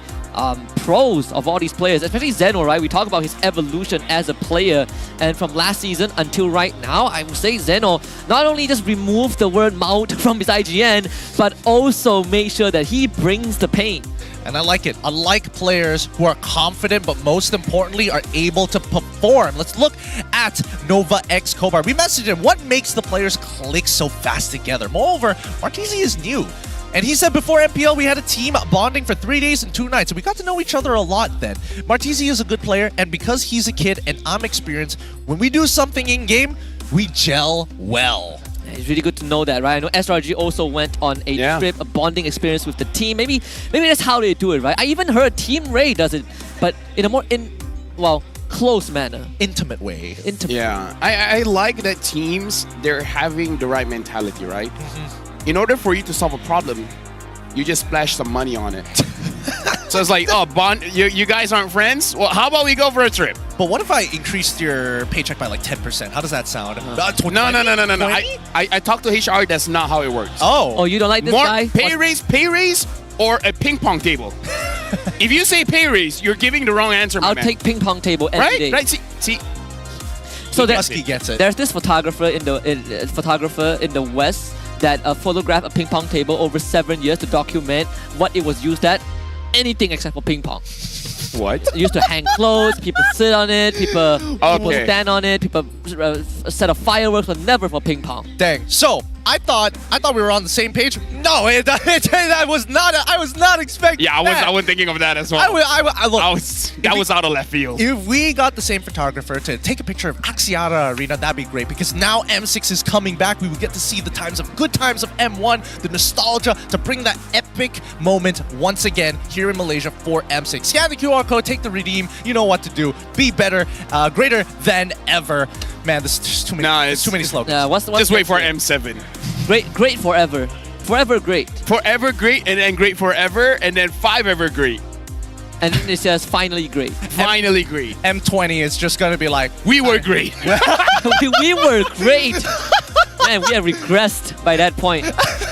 Look, season 20 is a long time. M20 is a very long time. That's 20 years worth of competitive play. At some point, we gotta ditch the great. And now, coming back into this, we still have 1 minute and 25 seconds left on the clock before we get into the drafting phase. I do feel I'm very not worried about MV at all. But Team Ray, even their drafting sometimes can be a little wonky. Yeah, they have shown us some really wacky tech, like the Black Magic Cho Jungle. It was a lot of fighter gold lane, which had very different results. Fulvia's gold as well, something that we did not expect. But I agree. I share the sentiment that MV is one of the few teams aside from SRG that I really am not worried about too much. Okay, what about you? LaFell? What do you think about specifically Team Ray? They've whipped out a couple of interesting compositions. Do you think that experimentation is good, or whether or not they really believe that this is the way? I mean, just so that people internationally understand how Team Ray is, right? They will have games where they can beat Fnatic, Onyx, Philippines, and then there are games where they can lose to EVOS ID. That's how they are. Wait, hold on. EVOS ID playoff? EVOS ID? No. EVOS ID right now is confirmed not going to the playoffs. Okay. And I've asked chat, it's like, how bad are they? And then they're like, are they worse than RG? And then they're like, we're not sure. No. We're not sure. We're not sure. Whoa. I thought this was like a setup for a joke. No. When they say it's like, okay, maybe EVOS ID is better than RSG in Malaysia. And I was like, think about it. And then they're like, wait, okay, we don't know which is worse. The fact that it took that long to think about it is impressive. It took 2 games of yesterday's games, and they're still not sure. Sheer pain. All right, let's jump into the drafting phase. Let's see what side they decided to go for. And Ray has opted for red side, MV on blue. MV for first pick, Ray for second pick. Yeah, you did say that MV is one of the few teams that really handles blue side well, despite it being not advantageous in this current meta. Instant Julian ban, instant Rui ban, they did their homework. No fighter gold lane, no kiss Julian. Gotta force them on something uncomfortable. This is why I like the coaching staff from MV. They understand the meta, but at the same time, they understand that teams are good when they get these heroes. So ban all those heroes. Like I like this level of respect, man. Yeah, I like the level of respect, man, as well. But it just goes to show, right? Like overall in the league, if they don't have these power picks, they may not necessarily be as consistent overall in performance, which is what I'm hoping that the gap closes quicker on, right? Teams who are weak eventually get to that high level of play just by being in the MPL for just a couple of days. And it does force some of the teams to really start expanding the hero pool if they haven't yet. But even so, it exposes the weaknesses, right? Like what really makes you feel uncomfortable? What makes you kind of lose the cohesion? We've seen plenty of examples, even in teams like Homebois. Someone put out Terizla roam, that did not go well at all. Don't remind me. So, I mean, that hurts my heart. We have a lot of examples out there. Yeah. It goes back to what you say about MV. They really know that, okay, we have a lot of prior picks we need to get away, but the onus isn't on us. I mean, like, I still believe in Coach Ars, though. I feel like Coach Ars can pull it out of himself to do something about this game. Of course. It's not like he's looking to stay on the bottom all the time. Eventually, he wants to dominate and be on top. Of course. And now that we're done with the banning phase here, we see the high loss to Phoveus as well as Chip from the side of Team Ray getting banned out. I think these are very strong red side bans. Overall, power picks. Overall, just can't let them through sometimes. MV. Whoa! That's a very confident first pick Fanny. That is so much That's confidence. a man with no fear. Look, I know Zaid is like, oh, back to Season 9 Prime. Uni really is finding himself in the league as well. So confident to first pick Fanny, that says something. Not just that, but you also get to draft around the Fanny, prep for counters, despite not having last pick. But also, it's a deny to kits, right? Like you essentially eliminate 2 power picks that Team Ray would really want for the jungle.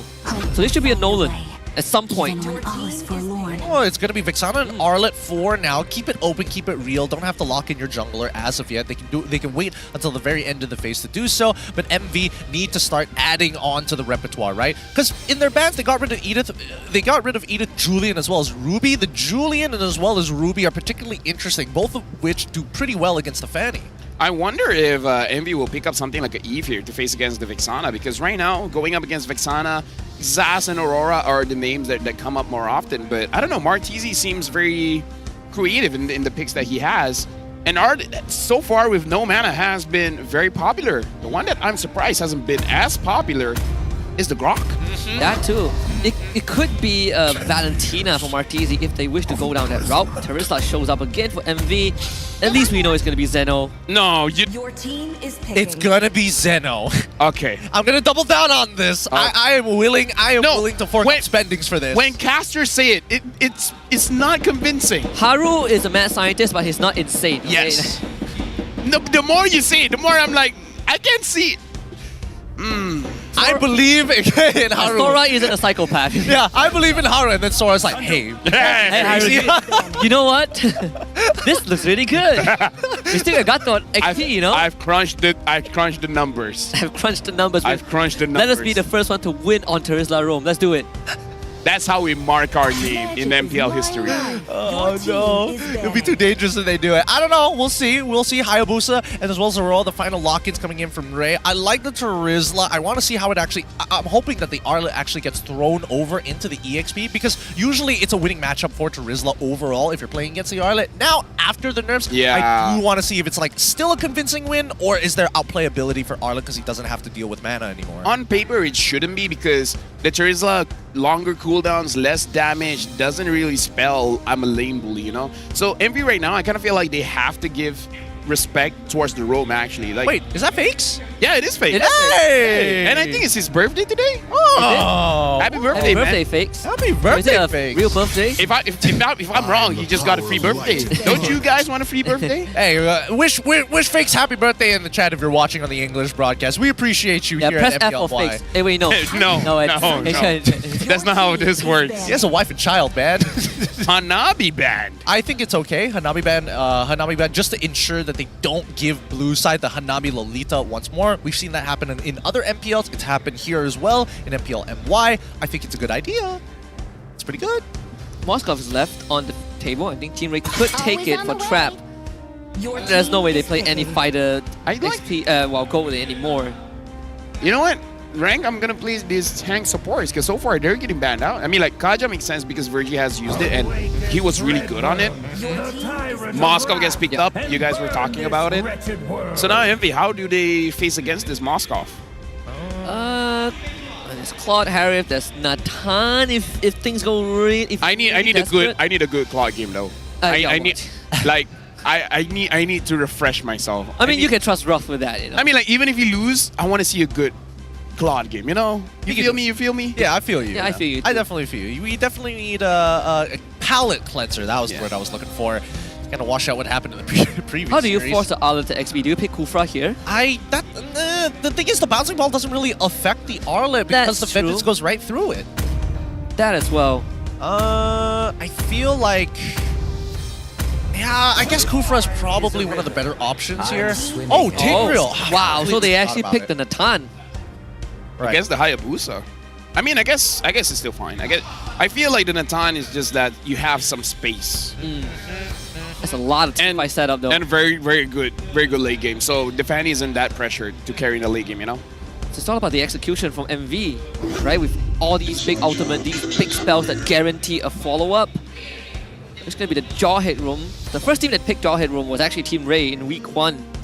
What are the chances for this Jawhead to throw over the Tigreal? Like what are the chances? I was thinking the exact same thing, right? It might happen here, who knows? I mean, in the early game, probably. After level 4, I don't know. Dude, if he throws Tigreal in the late game and causes an implosion on his team, I'm gonna lose my mind. I'm gonna have a heart attack. Yeah. I'm gonna walk off. Yeah. Dude, we're making bold claims, but it's very possible. But Lafel, break this down for us for both Envy and Ray's team comps. I feel Envy, this is a tried and true draft where Fanny just controls the side lanes, giving a lot of farm for the Natan. And then for Ray, more or less the same thing, except they have more crowd control. They have more priority when it comes to the team fights. I want to see how Virgie is going to try and abuse his Jawhead this time. Eventually, as the game goes, it's going to be difficult for him to find an exact target, especially if Purify is available. But let's head into the land of Dawn. This best of 3 is going to be the last one of today. So let's kick this one off with a banger. It's going to be Monster Vicious on blue side up against Team Ray on red. A true test for Team Ray. Can they put up a fight against Monster Vicious, who are looking flawless right now? And Nova Escobar finds where Kids is, forces out the red tree, so that's a good start. But the still Kids faster clear compared to Uni. Yeah, they're going for the early leash with Virgie. So you take smart missiles as Jawhead, you sit in front of the buff, use that shield, minimize your damage, and most importantly, speed up that clear for when Kids gets there. Yeah, either way, this Hayabusa is going to be a little bit faster than this Fanny. So we can see some vertical jungling coming in from Kids. Like, he has that good leash, and we can see the positioning coming in from Nova Escobar, closing the door, making sure that Kids can't vertical jungle inside of Monster Vicious jungle. Yeah. One of the core difference also, when we saw Storm went up against Jawhead as a Tigreal, he took Brave Smite just to out-sustain the smart missiles. In this case, Nova Escobar went for Concussive Blast, top side, potential gank from Kids onto Ralph. Ogi Shadow Kill out, not max stacks on the passive, but they're gonna commit everything for that first blood. Virgie takes it. Probably shouldn't have been given to Virgie here. Trap probably wanted it even more, but I think the worst part is the slow push in towards Team Ray. Oh, Uni comes in, actually gets over the wall. Wow! And finds the takedown. Nova Escobar does have to flicker away, but it's worth it. Cyclone Eye, that's why. He cabled over the Cyclone Eye, and as he was attacking, he hopped over to the wall with the initial push. Yeah, because I thought he used the control early, so I'm like, how? Yeah, but yeah, Cyclone Eye, whew. That's cool. It's good stuff. It's good stuff. And also a very necessary lead, a very necessary kill for Uni, especially when you are playing that Fanny. It feels really bad when you farm so hard, you try these opportunities, but you're not getting those kills and not accelerating the game. Just in time to catch the Lizard Camp and then Purple Buff into a Turtle. So even the padding for Uni is very much set up for success. Super optimal here. But with that being said, that early leash that we did see allows Kids to actually hit level 5 on time and ahead of Uni. So despite dying, he still has a slight EXP lead. And we're not really in a rush, right? Uni's gonna take the orange buff, they will just dance around the turtle for a little bit. As long as Zeno is around, it's a big threat. And even Nova Escobar looking for level 4. Gonna get tossed back though. Yeah, Virgie hit 4 first, so that's a kill onto the Tigreal. Straight away, that's like an instant punish here. At this point, MV probably need to play on the opposite side of the map. It's a little difficult. Okay, Shadow Kill still available for kids. Good destruction completely whiffs. Here's the flicker into a penalty zone and an Aurora Ice Blanket. They did not see that coming at all. Triple kill for Uni in the blink of an eye. Monster Vicious strikes. Oh my goodness.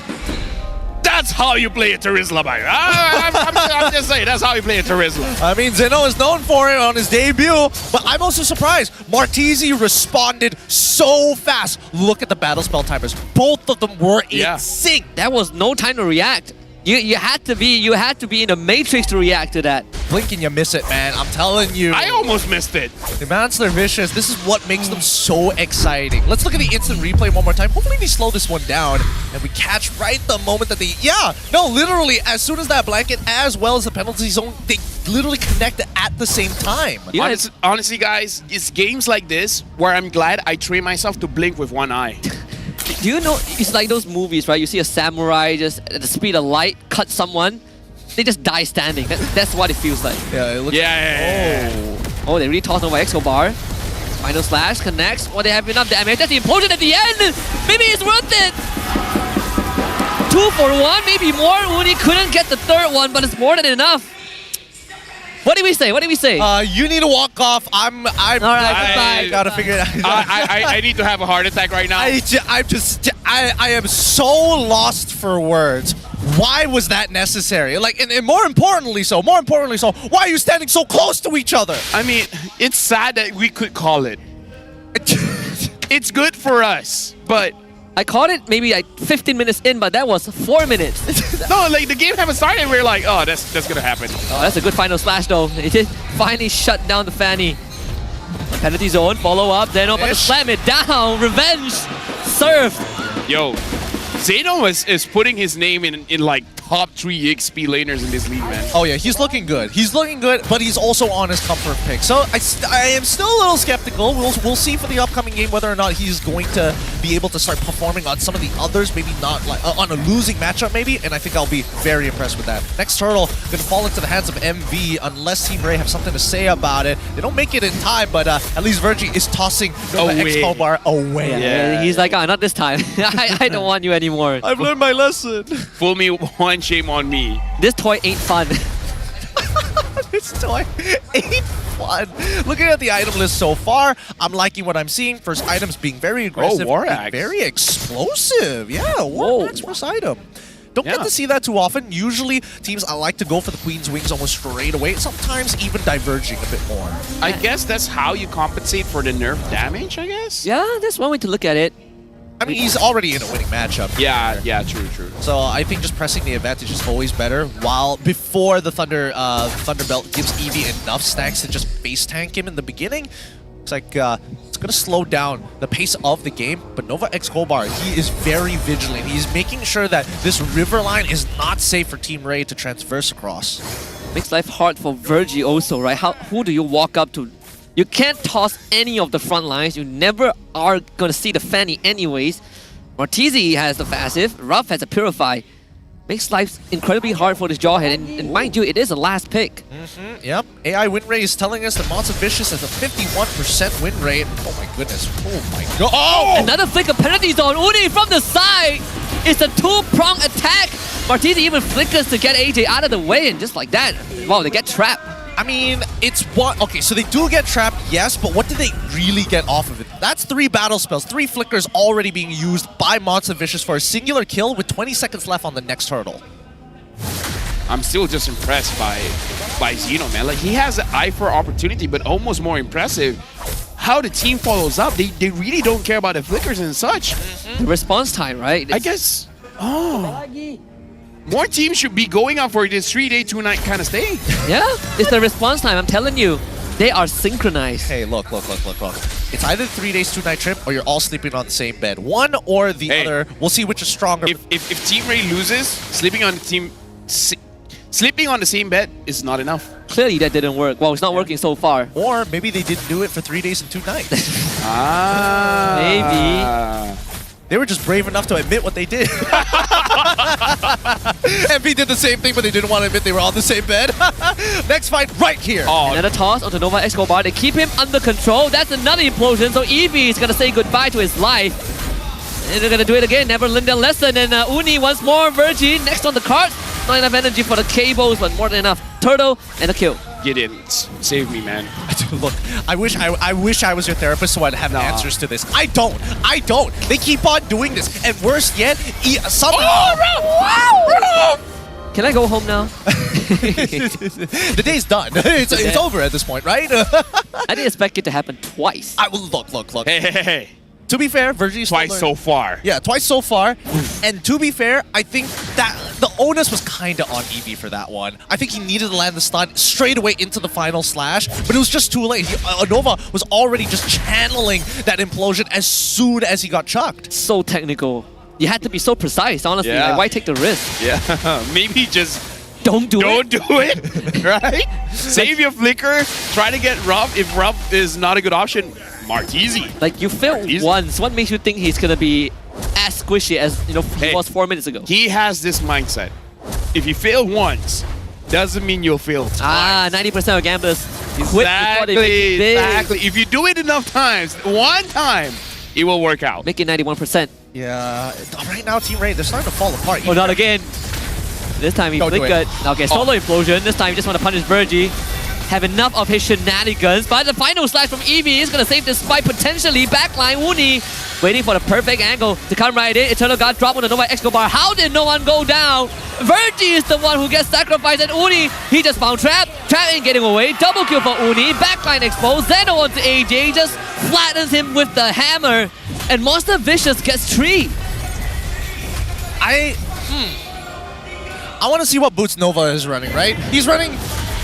What boots is he running? I need to know. How is he able to still make it out of the chain CC immediately after the Unstoppable? And I can only assume, yep, tough that's boots, right? why. Tough boots! Such a good... I mean, it's so good. It's too good. I don't know why they haven't changed it even a little bit. Now, I gotta say, if this keeps up, might as well just build the brute force breastplate. True. They do get the damage onto Virgie's side, but they're just gonna back away. At this point, like, oh my goodness. It's an 8.6k gold lead. Oh, okay. It's about to grow. Yeah, and Ruff also getting a Holy Crystal already complete. Uni at level 15, 10 minutes into this game. This is not looking good for Team Ray. They are holding and grasping onto straws. Man, the fact that they did not take anyone down in the fight before the lore really says a lot of how far they are behind. Can I say something crazy, downright cancelable? All right, go. I've seen Sakai's Fanny. I've seen Chibi's Fanny. I've seen everyone's Fanny, but Uni is different, man. Like, he's so fast. He's quick. He's quick. He's giving me Kyrie vibes when he first made his way over to Indo. that was a very scary Kyrie. Nobody was expecting those mechanics. Had to add the last part, just to be clear. Yeah, I gotta be time specific. If not, the internet is coming after me at this point. But Team Ray now forced back into their base. Nothing much they can really do about this. Even essentially, they've already lost their magic barriers as well. Monster Vicous at any time can start knocking on their inhibitors and say, hey, you gotta pick a fight with us now. If not, you're never gonna get the chance. I don't know who are you gonna go on if you are Virgie at this point. Like, the window has closed so early in this game that let's say if Fanny. If you could catch Fanny mid-flight. That had to be some godlike. Someone has to bet him, yo, if you catch Fanny mid-flight, I'll buy you a burger. Honestly, Eevee has a better chance of catching Fanny than the jaw hit. I would agree with that statement because right now, based on what I'm seeing... Not with that mindset. Hey, it's not about the mindset, it's about facts. It's about the studies that we put into this. But I think... if you are going to sacrifice Eevee in that role to try and maybe like stop Uni, I think that they still need to have like that quote-unquote bait to initiate everything, to look tantalizing and force movements out of MV. And I think Trap might have to be that guy. Wow, this is funny for me. Terizla, Zeno and Uni are almost 3k ahead of their counterparts. How do you... Zeno has a Winter Crown even. Even if you have the damage, you're not gonna burst him. No. Yeah, the window is... 5-man final slash. 5-man final slash? But do they have damage though? Doesn't matter. If you can't even get a 5-man final slash, you don't deserve it. What about 4-man? Can we bargain for a 4-man? Yeah, I mean, if you're asking for Ruff and Martini to stand together, that's a bit too much. Maybe 4 of them. Yeah, final slash the Tigreal into your team so that the Tigreal can engage, and then end the game that way. You mean a 5-man implosion? You know, that's different. That could be another case study in and of itself. Now moving on to 13 minutes. I don't 10K. I don't know how you come back from this. There's a lore spawning. Look, this could be a checkmate angle, but the way that I see it is at the very least they have high ground defense, right? They have Trap. Maybe he's not exactly the strongest in the world, but he's level 13, right? He's held out until now. He's very, very close to completing the Trinity build. I'm pretty sure he actually finished the Trinity build, and even AJ can clear waves effectively without putting himself too far forward. There's the Spear of Destruction. They see this happening. Can't do much about that. Second Lord for MV. This one's gonna crack some buildings.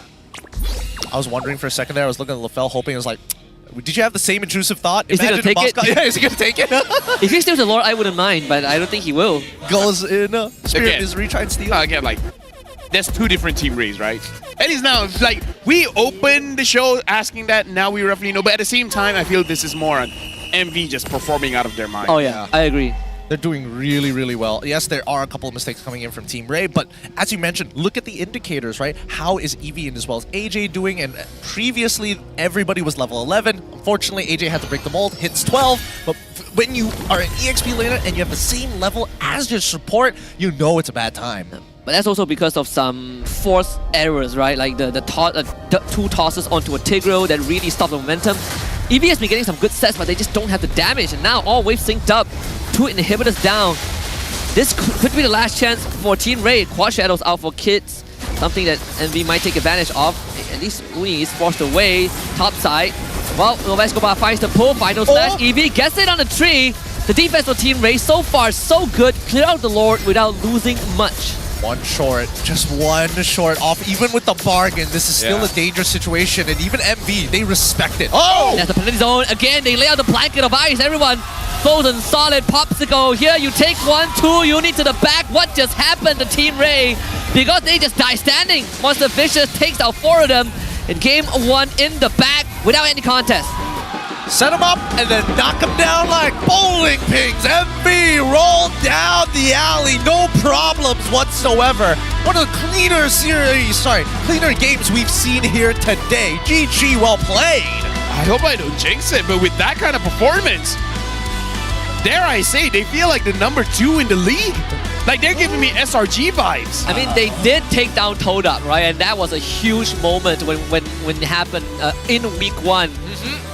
It hasn't slowed down since then. Maybe SRG is the one that can stop them. Who knows? Maybe they're scrim partners and that's why they're so good. It's tough to say at this point, right? There's too many factors that they need to take into consideration. I do feel bad for Team Ray in the fashion that they lost, but at least in terms of player mentality, is like, okay, they play better, we play kind of bad, let's just move on and then quickly focus on our next game. I think you have to start thinking about, if you're Team Ray, maybe the Jawhead is not going to be that golden goose anymore, right? Maybe the Arlet Roam is great. Get another XP laner if possible, because Jawhead, we saw how one-dimensional it can be. Yeah, very one-dimensional. But what do you think about the draft overall, right? Because you said initially this is going to be the standard tried and true draft from the side of MV. But then even when I really think about what Team Ray were trying to do, it's not the worst in the world. Yeah, it's definitely not the worst in the world. It's really about... MV has a draft where your brain doesn't have to move that fast. Your fingers has to be the one moving fast, because we see multiple times where the layering of the skills is amazing. Ino goes in first. Once the knockup has finished, then you see the follow-up coming in from Aurora, and you're going to see that multiple times. That's number 1. Number 2 is that we talked about the Malaysian playstyle, right? Where MV has 3 amazing Malaysian coaches where they have this rotation on lockdown, and which is get kills when you can, because you want to go for something else. And the moment you see you can't get you can't get anything else, just get the kill that you confirm to get, and then just back off. Like, we don't see them overstaying their welcome. Yes. Just keep it simple. People like to overthink the situation. People like to stand tall and proud like Uni are MVP of the game. Do they all know who the MVP was? Or were they all just like guessing it could be one of us? No, they're like, it's probably me. It's probably me. And then they're like, oh, it's Udi. Okay, fine. Dang it. 9-1-3 with a 75% kill participation and 912 GPM. This man's average GPM is going up. No, his GPM is almost his KDA. Yeah, you're correct. Yeah. It's one away. That's how close it is. I didn't put that together. Yeah, 913, 912. And this is a first pick Fanny on blue side. On blue. I mean, there's no way he's getting this Fanny again, right? I hope not. There's no way. You say that and then it goes through again and maybe. I mean, I did say there's no way that the Jawhead is gonna, jump out the Tigreal. Yeah. Actually, you know what? I wouldn't mind if they take Fanny for Virgie, but the results will be different for sure. The results definitely are going to be different. Ah, man, looking at these post games is going to be depressing. 16-4. It's just utter domination coming in from MV, right? They hit their item power spikes. They play well. I don't see much counterplay for Ray after like the 8th minute of the game. It was basically done for, right? Zeno is solid as well. Like, he's not the MVP, but he made plays. He initiated for sure. Yeah. Him and Martizi, right, worked really well together as a duo. And this is coming off of Team Ray's good read to get the first blood onto Robin. Sure, they traded a higher booster in return, but that turtle fight started to break things apart. And then two instant implosion delivery kind of just broke the game wide open. That's the 8-minute mark. That's the second implosion that really closed things out. Yeah, it did. I mean, I can't really say much about the stats as well, but let's have a look at the emblems in just a little bit here. Because if we're talking about adaptations from the side of Team Ray, there's not much you could really say about it other than, like, let's work on the early game. Let's not make not-so-smart decisions, like obviously not throwing the big initiator into the middle of our team. And if we are going to do so, make sure that you space out properly. Yeah, we see a difference here where we see Arlet using the Rupture for their emblem choice or talent choice. Eevee here chose Thrill. And so far, I feel like this answers your question, Gideon, where looks like the Charizard still has a favorable matchup going up against the Arlet. But I don't know, I kind of feel like one sample size is not enough. Like, it could just be Zeno is just amazing on his hero that it doesn't matter who he's going up against. I mean, they got out of the laning phase pretty quickly, right? Like, they hit level 4, they danced around the turtle, and then Zeno gets a 3-man setup. The lane just breaks wide open after that. Yeah. And even, oh man, and the fact that he was able to actually find the kill into Kids as part of that double kill down on bot side. He dealt more damage than Kids and Martizi and AJ. By the way, Uni did the most amount of damage here. And you would be like, yeah, of course it did. But no. Look at all the games. It's usually the mid laner that does the most amount of damage. We usually see the jungler to be having the 3rd highest, right? Because they just burst. They just burst. They don't get to scale up their damage per minute. But Uni is doing a lot of damage. That's a chainsaw. He's a chainsaw man. And he just basically sliced through everyone. That's not how a chainsaw sounds like. It was a good try. It was a good try. That sounded like my submachine gun. You have one of those? Wow. You just have it. It's one of those things you... When you think you know your friends. You just learn something new every day. It's too good. It's too good. Let's look at the key players now for this game to highlight some of the spectacular accolades that they were able to achieve in the game. Rich Guy as well as the carry going over to Uni without a doubt. Sandbag going over to Eevee, but best wingman goes to Martizi, even though he technically has the same number of assists as Zeno. You can't have Zeno have everything, right? Yeah, he will have nothing, in fact. Yeah, you gotta pick one. You gotta pick Martizi. I mean, I feel like both of them have great chemistry with each other, but it feels here's a possible punish. If that's how a Terizla and Roam plays, I don't mind Terizla playing Roam. Well, I mean, the one we got wasn't that. Oh yeah. The one we got outs away. Yeah, but because but it's like, look at how the mid and the EX play so well together. They might as well be mid roam. That's actually a good point.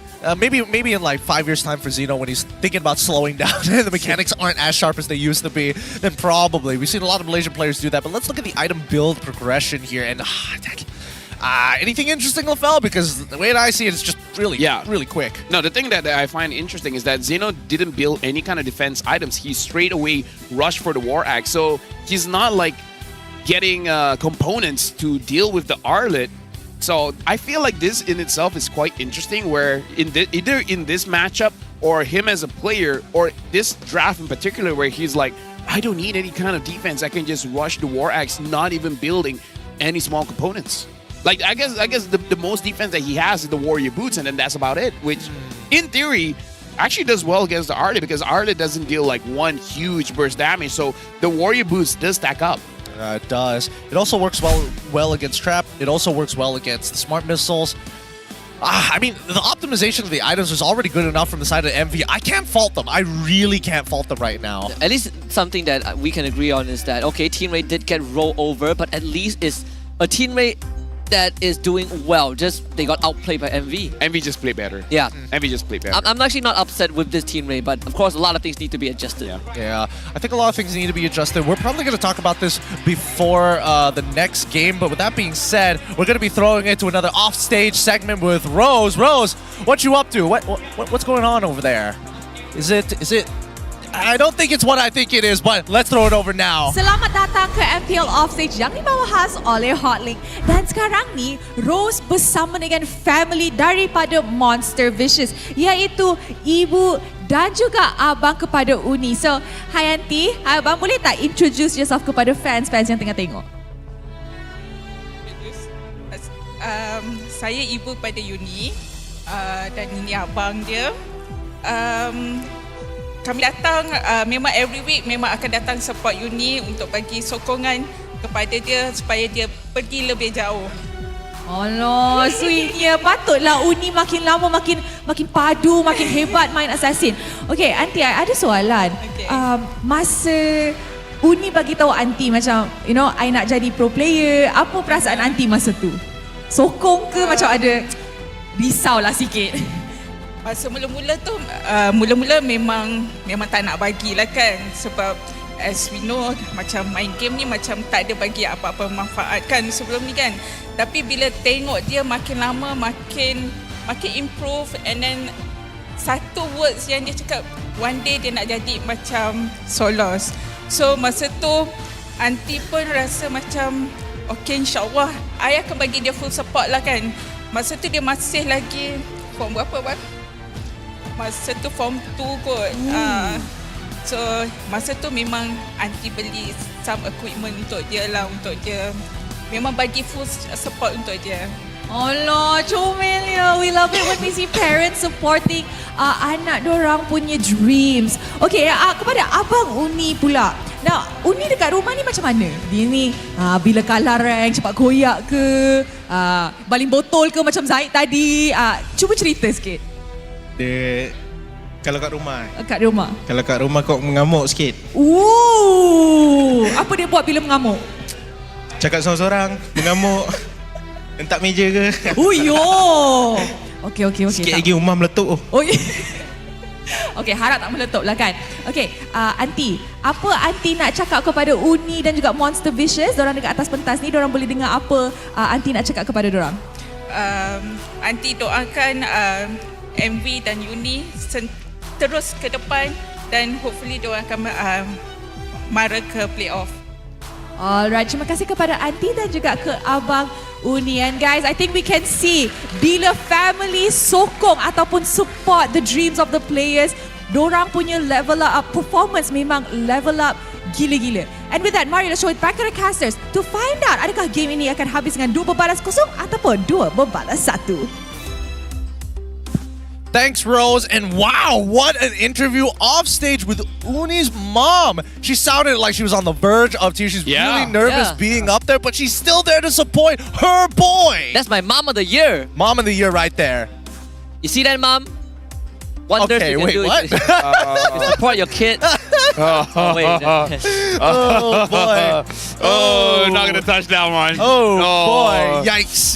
We got a lot of trauma here on the desk. Way too much. No amount of therapy is gonna save us for now. But with 1 minute and 46 seconds left on the clock, you can see that Team Ray game faces are on. They do not want to lose in the exact same fashion. Yeah, big shift in the atmosphere also, so right? they want to lose in a different fashion? They want to lose when they want to lose the game, but only by a very small margin. Would you rather lose getting rolled over or you lose in a close 25-minute game? After getting rolled, for sure the smaller margin. All right, now before we move on, we came on over to Ars, the coach for Team Ray, and we asked him what's the difference between MPL MY and MPL ID. His answer: MPL ID home away is longer, and MPL MY feels faster. But home away is a good thing because we can fight the opponents twice during the regular season. If we lose the first time, we can fight them again the second time. The main difference between us and Indonesia and Philippines, right? They get the rematch. We don't. Our only rematch is earned in playoffs. I feel like we can have a podcast discussion about this because I want 2 matches, 3 matches. But sometimes one is just too much. It depends on like. Sometimes one is too much. I think to sum it up is if we get quality, if everyone is on the same level, then sure, right? Yeah. But if the discrepancy is too big, then it's like why? That's why you guys should come to M6 here in Malaysia. Or you can see your favorite teams. Scan the QR code and type in the redemption. You know what? I'll stick to this format. I like it. You know what? I really had to Did I convince you guys? Did I convince you guys? Yeah, you know what? I'm with it. Less days of work overall. Don't have to worry about a double round robin. The singles are just fine as we head on into the drafting phase. We're not ready for that torture. I'm sorry. Like, I feel like I add more trauma onto the table. Nah. We've been through that. We've been through the hurricanes and the typhoons, but Team Ray, oh, interesting. Team Ray actually wants to be on blue side this time compared to MV. And they banned the Phoveus, so they don't want to first pick a Phoveus. It could be, I mean, Julian, Fanny. Maybe. These are the 2 prime picks that they want. Trap has a different gold lane he wants to bring up. What, TC go? Why? They banned out the Ruby. They banned out the Ruby though. Wait. Is this in reverse? Is this actually MV first pick and Ray? Like, what's going on here? Yeah, this looks like MV's kind of bans, you know? That's... I'm not going to lie. That does sound very correct, but... I mean, we're off to a very weird start. Like, I mean, if you're MV, you can ban anything you want, right? Pretty much. You ban Julian? You just ban Julian. Okay, I'm going to look at the fighters to see what could potentially be the pick. Oh, this is rank reset. Yeah. Yeah, it's pretty difficult to open up the game right now. Yeah. It's pretty annoying. I'm not going to lie. It is something that they need to work on here from Munton's side. But looking at MV so far, the final ban is going to be, as they deliberate and discuss, it's going to be the Fanny this time around. Now, this is interesting because previously when MV was banning out, it was targeted supposedly towards kids' side, right? Getting rid of things like Julian, which is not a very atypical ban here in MPL MY. By the way, my rank, I have 81% win rate. Nice. How many 81%? 2. I have 4 MVP, so maybe I play like 6. You can't get 81% by playing 2 games. No, math is not mathing. It's either. Oh, I played 8 games. Oh, that makes it so much better. I got S grade. I got win rate S. Like I was popping off last season. Who's pop? What is mine? He's crushing it. So 60 games. With a 70% win rate. Hey, that's still pretty good. That's good. 70% is good. That's a lot better than my one. Mine was pretty abysmal right now, despite getting 30 stars. But first picks are already through: the Ruby, the Phoveus, and as well as the High Loss. The final bans for Team Ray. Envy decide to get rid of the Fanny, the Edith, as well as the Chip. And first pick Arla for the side of Ray. Looks like everybody's leaning into the hype train for missing mana Arlet. Please no. Please. Okay. Let's look at the. Oh, this one might be a good one. Bane gold lane. Okay, I'm gonna list it off for you guys. Bane, Balman, Freya. This one is a fan favorite. Zilong. What? Trust me, people like Zilong. It's pretty obnoxious. It's weird. It's pretty obnoxious. I don't. Roger's still up. Yeah, that's true. Actually, it was ignored in game 1. Both games. Yeah, in the previous series as well, not touched. Julian is going to be the pickup for the side of MV, followed up by the Grok. Finally, we get to see somebody whip out the Grok this time around on Saturday. Yeah. I mean, high chance is going to be Nova Escobar. He is great on the Grok, but what if, right? What if this Grok goes gold lead? I wouldn't mind if you go XP since you don't need mana now. I need to do testing. Listen. Chiku brought out the Grok gold lane before. Yeah, but he also brought out Hayabusa gold lane. We don't talk about that. We don't talk about that moment specifically. No. Now, here's the thing. Grok Funny enough, Grok has been one of the older heroes in MLBB. In previous metas, Grok was strong enough to essentially one-shot the wave, if not two Power of Natures to clear the entirety of the wave, having an issue with just the cannon or the ballista minion, kind of depends on what you say. If you switch Grok's emblems up, will you still be capable of one-shotting the wave? I don't know, just Assassin emblem. But you would get one-shotted also, right? I mean, yes, but naturally your base damages numbers are way higher. Let's not take Grok Gold Lane seriously. You're a ballistic missile, basically. Hey man, I've been here for too long. Hold on, Mincetar. I'm getting rusty, man. Oh, Mincetar would be good here, yeah. You Mincetar here? Your team is Okay, no, so they go back to the Moscow. All right, I think this is okay still. Julian still has that early game pressure with the help of Grok, with a little bit of extra damage and a +1. They usually should be able to find an early kill. Ray, on the other hand, I think that it's very flexible. The Harith is always going to be a nice and fun time for the gold lane, especially when you have the second phase to ban. But I think the Valentina should be able to work with just the wild charge. But ideally, there's got to be something better here.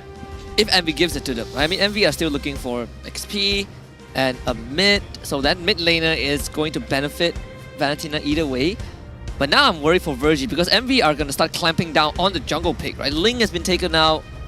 What else is that? I mean, there's Roger and Nolan. Only Hayabusa. And Hayabusa, yeah. Hayabusa also. Yeah, it's mainly the jungles there. The jungler. Balman? I don't think Balman's coming. What if it's a Julian mid? Oh, like the few, like an AP brand, an F cap sort of Julian by few? No, I don't think so. I feel like a lot of teams right now appreciate the wave clear, right? Before this is about like, oh, lane dominance. That's why we go into the Candidas more often than not, or even the Lunoxes. Nowadays, it's like, okay, I just clear the wave. I don't interact with my opponent as much, and then I walk off. And then there's Kim, who plays a little too far forward. And I think that causes a lot of issues. So I doubt Julian is going to go into the mid. Same. So they banned Vexana. So is this Hayabusa? It's got to be, right? It's going to be the Hayabusa. Envy willingly let them take the Harith also, right? So there has to be a solution to that. Yeah, so they banned Hayabusa. All right. So now they still have an option for Nolan. Mm-hmm. I think not Nolan, then Roger, I guess. Yeah, there's Roger also. Yeah. Ban on Aurora here. I think the Aurora needs to go. Aurora or Terizla. Or the Terizla? I mean, Arle couldn't deal with the Terizla in the first game. True, but then they can just throw Arla into the roam position here and then wait to see what that first pick coming in from MV's side is going to be, right? They wait for that mage pick to come out from MV. They respond accordingly, and hopefully maybe even take away the Terizla from MV. To be fair, they still don't have a dedicated initiator other than the Arlet. Do ban Aurora, so what, I mean, we do have Zaf, Eve, yeah. Keep in mind that Valentina is in play. Any of these big ticket ultimates from the side of MV will also Loi, yeah. I was thinking of Loi, yeah. That would make sense also, right? Yeah. Like cross map movement. Cross map movement. Because I feel like as a Valentina, if the Grok plays well, it's gonna be hard to grab the Louis ult. So most of the time you just grab the Grok ult. Most of the time you would want the Grok over Loi ult also, right? So they take a Tigro again. Oh, this is Grok EXP. So it's Grok XP. I was playing with the gold lane, but I wasn't playing with the EXP. This is interesting. This is really interesting. I mean, I want to know what Xeno's setup is to try it out later, just to have a better grasp and understanding as to the decisions why, right? Grok, still, with the power of nature to cancel out CC, works really well, especially when you're up against an Arla. You can basically face check anybody, and you don't really get punished for it. You're not going to get knocked back by the final slash unless you stick around for a little too long. I would say the Grok is good because he can immune the CC from Arlet as well. That a lot of denials coming in from the Grok. Plenty of setup, and also the wall is always going to be good, right? It benefits the Moscow. You're always good. Yeah. What? You're always good. Just say thank you. Don't make this awkward. God. It's the eye contact. It's the consistent eye contact. Oh, Lancelot! Yeah. Oh, hey, you better not ruin that win rate. Dude, Zayed worked hard for that win rate. Yeah, he worked hard for 3 out of 3, alright? Yeah, Zayed. Oh. I wonder if Zai's fuming watching this game. Hey, look, the stats is a public space. Nobody can hold the rights to just one stat yet. Now, MV, they still have their final pick, and they need to keep in mind that Minotaur is in play as well. So finding these big initiations sounds like a good idea, but the counter initiation is also a bit of a problem. Wait, Jushin is still open if they want. Yeah, it is. They have Saucy to actually make it work? I don't think so. It's just the Tigreal. No, they go back to the Zask. I think it's much safer compared to the Jushin at the very least. The first and last Zask we see today also. Also fair. I mean, it makes life tough. So far, yeah. I mean, if Team Ray wins, then we might see another Zas. Also fair. It does make life really tough for the Minotaur though. Like, how are you ever gonna walk up? Yeah, I mean, it's a little bit of push and pull, right? It's how do you kind of plot your flag on top of the hill, and who does it first, who does it better? I've never seen a cow being able to have a good time going up against an alien. It's just logic, Husky. It's just straight up facts. Never seen a cow win against an alien. Yeah, you're right. So Zas wins this matchup. Yes. Does it? Yeah. You know what they say? Just agree. Yes. Unfortunately, I'm with Husky on this one. It's time to head into this best of 3 to kick things off. They took it slow in the draft. They really put a lot of effort for you guys, and now they're going to try to pull off their best as Team Ray wants to equalize that score. It looks like, don't tell me. It's a pause. No. It's a pause. No, we were going so well. Yeah, they were moonwalking. Hey man, it's fan service. We gotta do it every single. Be positive. Be positive, like. Get it? Positive. No, I don't want to be. Positive. No, I don't want to acknowledge We got the this joke. Amoy here. Look, if MPL brings up a guy, then that's how they can make this bad. Look at that, type 1 pause. Minor issue. Thank goodness it's a type 1 issue. So while they get that, while they fix that up, I'm just gonna quickly take a quick scan. Don't see what I'm looking for here just yet. What are you looking for? Don't worry, I'll bring it up when it occurs. I'll bring it up when it occurs. Oh, she went back. Ah, there we go. Okay, just missed it by half a second. But overall, she was just behind you. What, really? She was just literally behind you. Like she's here in the audience, on this desk, literally behind you. I messed up. I am blind. Well, paranormal activity. A lot of paranormal activity. Okay, maybe I didn't mess up here. But with 1 minute and 25 seconds left until the troubleshooting is going to be done overall, do you think that Ray actually stands a chance here? Because there's so many scenarios I can envision in my head where it's a pretty convincing fight. I mean, I'm looking at Virgie on that Minotaur because a lot of things have to go well, right? Like to get it engaged, to compare it against a Tigreal, infinitely harder. So Team Ray, you have to find a way to control the flow of the fight. And there's only a very limited area that they can fight in. And even then, you got a Zas you got to contend with, big AoEs from MV. I feel like the Lancelot just needs a Maniac and then you're good. Oh yeah, I mean, why not give him a Savage, right? Yeah, might as well. Savage, Maniac. I'm you trying. just gotta play better. I don't want to raise the bar too high. Maniac like is a Savage is a bit. Flash. Yeah, you can only say you're the king of assassins after winning M6. But with that being said, it looks like the unpause is through. You got your wish, and we're heading back into the land of dawn. 5 seconds. Now they look so slow. Yeah, they do look so slow. I don't know why it's like they lost. You don't notice it, but when you see it, it's like they lost the speed boost. Yeah, they lost the spot speed boost, and now they're extra slow. Let's look at the emblems and as well as the talents. Doesn't seem like so he goes from Master Assassin, Lethal Ignition from Xeno. Yeah. Rupture with Assassin emblem. That's Grok no mana for you. Man's the ballistic missile right now. We might see the Grok XP come back. I mean, Rip was gonna be happy about this, right? He's one of the few Grok XP players. I don't know if Ripple will be happy. No? He's having a rough time. He is having a rough time, but so far, he's got to minimize his damage he takes, especially at level 1 for now. He wants to play around his cooldowns. His Nova X Gold he doesn't mind taking the damage. He can always start roaming elsewhere. If not, just go for a full recall. But I'm waiting to see how Team Ray is going to attack, right? Because we're expecting kids to farm up a little bit more before participating, so give up on the first couple of turtles. First one, yes. Second one, maybe contest. Nah, I feel like save your second skill with your retreat. If you get it, you get it. If you don't, you don't. Okay, yeah. Like don't full contest. You're just like there. Oh, no, Escobar actually goes for a turnaround. First blood. Going over to Uni. Chris shows up, got a couple of targets to leap through, misses the Thorn Rose, gets knocked out by the chain, stuck in place, and Uni gets up, Kids needs to escape, finds safety. If it wasn't for the change for the Zaz, that might have been enough to kill. Oh yeah, right? 100%. Yeah. If Zaz was nerfed, that might have been enough to kill. For sure. I like that Uni is super aggressive. Like, he has the mindset, I'm level 3, I'm good, I'm going in for a kill. Yeah, and better yet, he understands, hey, I'm gonna beat you down with just my empowered auto attacks. Like, I don't even need to full combo you. It is just my auto attacks. If you got no cooldowns and we auto attack each other, this war of attrition is mine. But Zeno's wave management is kind of insane. He's built that slow push and hits the level 4 on time with Martizi. Eevee's gonna take a while to clear out the wave. Turtle less than 40% health. Here comes Kiss towards the back. The White Scorpion doesn't have his ultimate yet. Waiting for it, but it's not enough time. The Wild Child slightly late. Kiss gets the Turtle. They want to go for it. Nova Escobar finally gains access to his ult implosion though. Not yielding any results.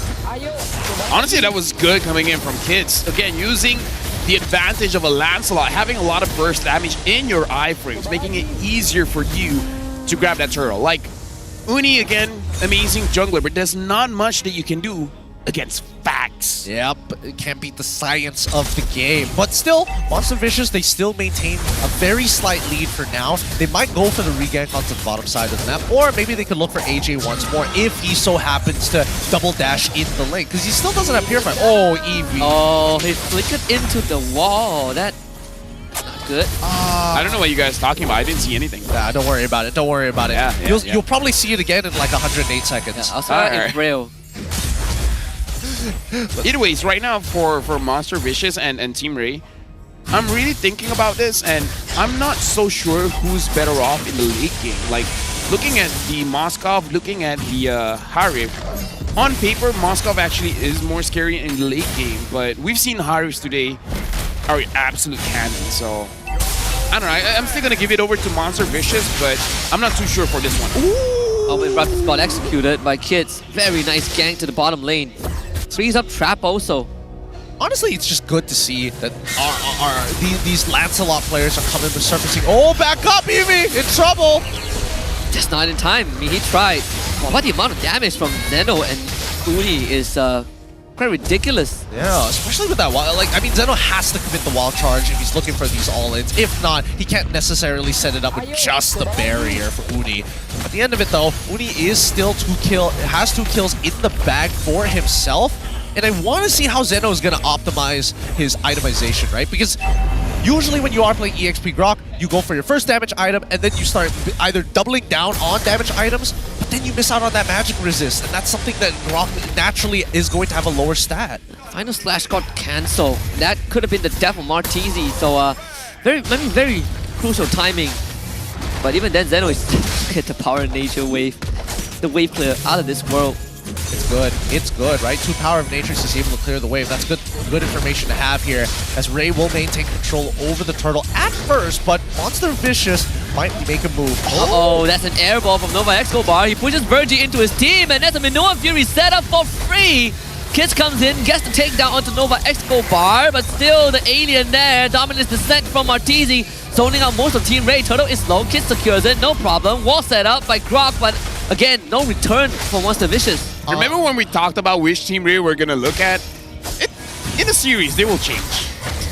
It changes fast as well. I don't know about that one. Couple of air balls, like, coming from MV. Sad to see. That's just misexecution, but not a big idea. You have to understand.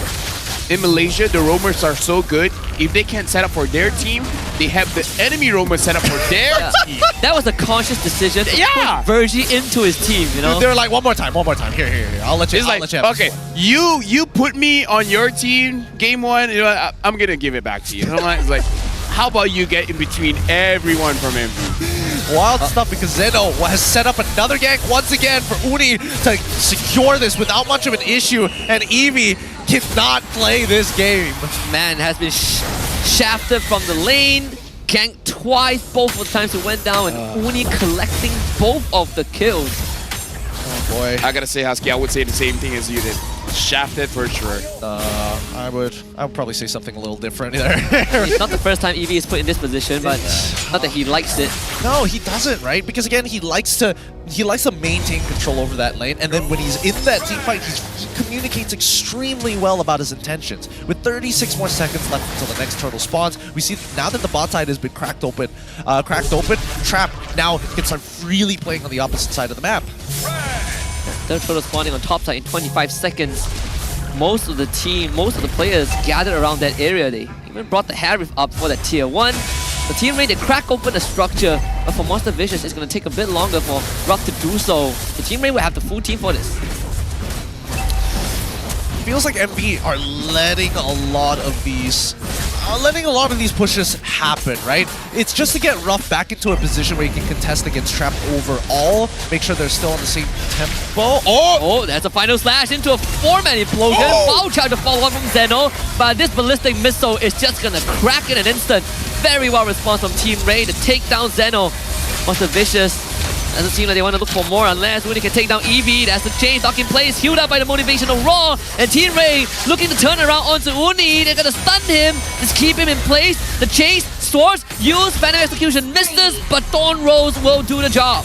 Alright, this is looking real bad for Monster Vicious because it seems like we got the other half of Team Ray this time round. They're playing well, their draft is looking a lot better, but more importantly, now they're hitting the big item power spikes because Kids' snowball has not stopped. Honestly, just now, AJ with the wild charge, stopping Monster Vicious from going in, that's good. I saw your reaction, Gideon, and I saw that, I was like, okay, you know what, AJ? You've been in the league for quite a while, and people haven't been talking about you so much, but he's bringing it. Like, he's flexing. I have my fingers crossed, hoping that maybe an instant replay will pop up because that was such an insane moment. But now, Monster Vicious hopefully are able to recover from this. They are missing some tier 1s on both top and bottom side of the map, but the way that they've been fighting, the counter engage just seems to be a little devastating from Team Ray. It might end up being a stalemate where Monster Vicious is waiting for Team Ray to engage, Team Ray is waiting for MV to engage, and nobody really does anything. This full damage Grok also, right? Once you output all your damage, you just get deleted. So Zeno has to make every single one of the ultimate count because the rest is up to his team. He at one point is just going to be the sacrificial lamb. Unfortunately, Nova Escobar doesn't look like he has easy time really setting anything up because Eevee is like, okay, I'm not having a good time this game, but I can use my final slash on the Tigreal. Right? I feel like he's saving his skills for when the Tigreal wants to engage because if you cancel out the implosion, Monster Vicious can still go for a fight, but they're gonna wait on Zeno. And like you said, Husky, if he goes in, he's a glass cannon, and he just missed. Yeah, so that's gonna be another minute before we see Monster Vicious even thinking of attempting any sort of an engage. So Team Ray, they got plenty of space to work with. They're playing this extremely slow, and both sides just want to scale up, right? The gold lead has not been able to break anywhere remotely near 3K at this point. Team Ray slowly building it up, but here is the big kicker. That very first Lord is a huge surge, and I think if Team Ray forced, instead of taking the Lord, look to turn the fight onto MV, that's probably the most ideal move, right? Right now, Team Ray just, I would say play calm, don't overextend. Let AJ wait for the engage to come in, and Virgie as well. Like, you don't have to force things. Monster Vicious is the one that has to force things. Team Ray even has 2 Purifiers. That's going to be both of them forced out for now. The Implosion has been expended. Minoan Fury as a counter engage. Good wild charge on the 4-on from Zeno. But where is the follow-up? It's not really there. Ruff finally shows up, takes care of Virgie, and Noso going to be trapped to go down. It's a 3v3 at this point of time. AJ, Kids still alive, and Kids is going to be the most important one. Eevee goes in, Kids takes the Lord, but Eevee goes down somehow, and Ruff follows up on the AJ. Monster Vicious takes down 4, but Team Ray gets the Lord. That was a beautiful fight from MV. Honestly, from both of these teams. Really good angles, and they got super creative with the way that you play around that pit. Udi. Oh, Phantom Execution. Almost. Oh, the burn at the end. Martizi, don't ruin this. Shut Shut down! Give me the flicker, baby! Show him that flex! Flex those biceps! Oh my goodness! So that's a net negative on the Lord take. Yeah, it's a net negative as of right now. But still, it still fell into the hands of MV, right? So they still stalemated out. Team Ray previously were the ones holding that lead. Now it's still them. It's bouncing back and forth continuously, but look at the damage dealt ranking. Martisi is putting in so much work. Let me just say, win or lose, Giz is legit on his Lancelot, man. His Lancelot is really good. This is a good game. We might see more Lancelot this season. Hell yeah, I'm down for that. I'm so down for Lancelot players. So see how for Ruff done. Gonna take care of the heating a little bit. Virgie also just completed his Dom Eye, so the timing could not have been better for the Minotaur. Oh boy, but I think the hardest part for both of these teams is to not only stay as 5, but fight somewhat as 5, right? Because parts of the 5 have to break away so they don't fall into these large AoEs that Monster Vicious and even Team Ray provide in their compositions. So it's really of who creates bigger impact with their ult. Who get the bottom tier 2? Evie as a distraction, Nova Escobar, oh, this could be his moment. Implosion on a 2, there's a stolen wild chance on AJ. AJ uses the Purify, the follow-up needs to be there, and Ruff shows up at the right time. And even Martini getting a 2-man stun, there's something wild charge from Zeno. Ballistic missile, all in it on the all go down. It's 2 for the side of Monster Vicious. Trap managing to make it out with his life, same as AJ. The MV fans come to life. They thought, oh no, this is going to be a difficult one. And this is the fight that changes everything for MV. They take everything. They try to crack open the second tier 2 in the mid lane. And if they can get a singular inhibitor, that would just be golden. I gotta say, I was doubting Zeno a bit on this Grok, but he's showing up. And I like that the speed of Monster Vicious when they feel like this is a good team fight. No one is hesitating. That's the biggest thing. I like watching teams when there's no hesitation. Win or lose, if someone gets a good catch, we got to make it count. Yeah, as long as they are 5, right? In death and in success. Now, as we see kids making it towards the bottom side of the map, Monster Vicious has a rough idea of what's going on. Maybe they have a timer on the buff? No, it doesn't look like they have a timer. They're not exploring further. Interesting that Martisi has adjusted his itemization after the Zaz changes. After the glowing wand, he went for a Wishing Lantern, and I guess that would do good against Eevee as well as Virgie. And maybe provide some vision as the players will follow whenever you're going. I know, even getting some info. Here comes Nova Escobar. That's a wild charge on the 2. Nova Escobar looking for the perfect moment. They bait out the minimum fury, take the Lord. Nova Escobar is just eating all of the damage up. Final execution to the back. Nova Escobar wants to catch Kiz, couldn't catch him, but Kiz needs to retreat right now as his backline has been absolutely exposed, broken through. Ruff takes down Trap, and this is a one-team fight for sure. Virgie not getting away. Ruff goes unstoppable, and Kiz hung to dry as the rest of his team fall. Yep, and Uni. Practiced him. What? He doesn't get out of that? No, that's still part of the animation? And Monster Vicious, they've done it. It's down to Eevee. Even a 5-man final slash will not be enough, and he knows it. Blocked off from his crystal. Monster Vicious continues the win streak. 2-0 over Team Ray. That was monstrous. That was vicious. I gotta give it to MV. They played so well from behind, from forward, from every position. They're looking so good. Team Ray, I gotta give them props for this game too. They really put up a decent fight, but at the end of it, it was just rough. It's rough. Nova Escobar, Zeno, the movements, right? The way that they play the map. You wouldn't think a Tigre will be hiding in a bush in the middle of nowhere, but that's how it is. It's so crazy. We got to get an interview. Rose, it's time to have an interview with our winners, MV. Duo Babalas 03 mata puno to full local lineup kita. MBSJ, give it up for Monster Vicious. All right. An amazing game. Tapi Nova, I nampak dekat tangan awak ada tulisan. Apa tu? Cuba cerita.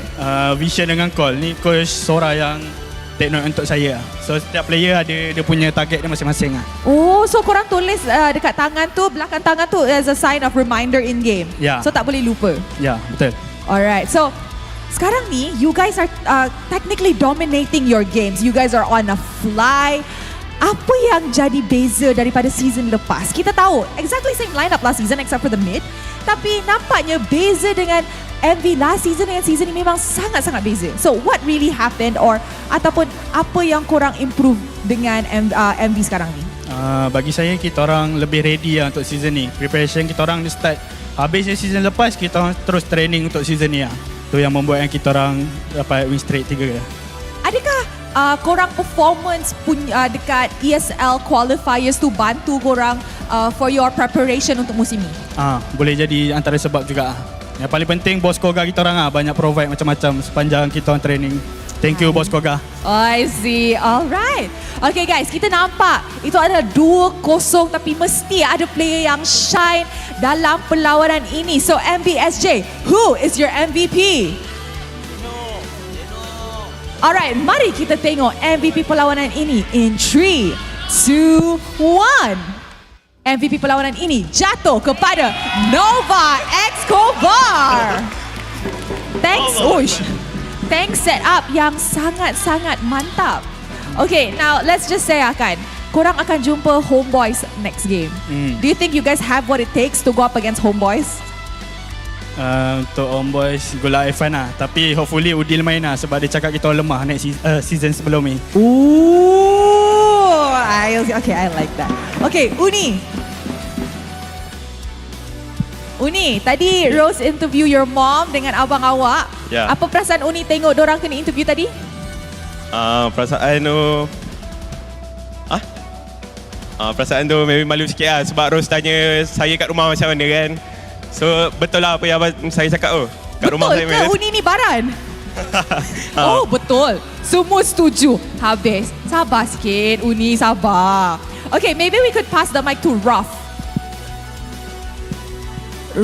Hello. Banyak gold lane dekat MPL Malaysia ni imports. Awak salah a few people yang local dekat gold lane. So adakah you rasa pressure bila awak jumpa dorang dekat gold lane? Sejujurnya tak ada langsung pun rasa pressure tu sebab saya rasa semua gold lane sama je kecuali Innocent lah. Kecuali Innocent. I love that the warning is out there. So yang lain semua macam biasa-biasa je lah. Yang lain tu masih boleh dilawan lah. Oh, masih boleh lawan. Okay, Martizi. Kita punya mid laner yang perform dengan I must say the performance of Monster Vicous this season is really amazing. So, Martizi, apa yang Martizi nak cakap kepada fans yang hadir ke MBSJ? Kepada fans-fans yang datang daripada MV dengan juga Tim Ray, terima kasih banyak-banyak sebab korang datanglah MPL ni. So menghangatkan lagi suasana ni. So kita orang tunjuklah match yang paling seru lah. Kejap Wait, one last question before I send you off. Nak jumpa Homebois, nak jumpa Udil ke nak jumpa Izanami? Udil atau Izanami? Kalau untuk revenge kan orang ni Udil kot. Tapi saya dua-dua tak kisah, bantai je. Wow, and that's what we like to hear. Thank you so much to Monster Vicous and congratulations atas kemenangan 2-0. You guys may now go celebrate your win. Thank you very much boys. Seru Saturday, penuh dengan perlawanan yang sengit, seru and of course intense. And with that, mari kita dengar mic check daripada pasukan Monster Vicous. Kalau separuh gas terus. Boleh tak? Ada. Nice stop. Kasih tahu dah. Andai. Nice. Joy, boleh. Joy. Okay, Dol in now. Boleh jap. Dapat 2. Nice. Baik. Lagi Bob. Kasih tahu Bob. Mahal. Flicker dah. Siapa beli? 6-0. Okay. Mid later flicker tetap. Tengok aku guys. Boleh. Gila. Aku protect. Trap mati.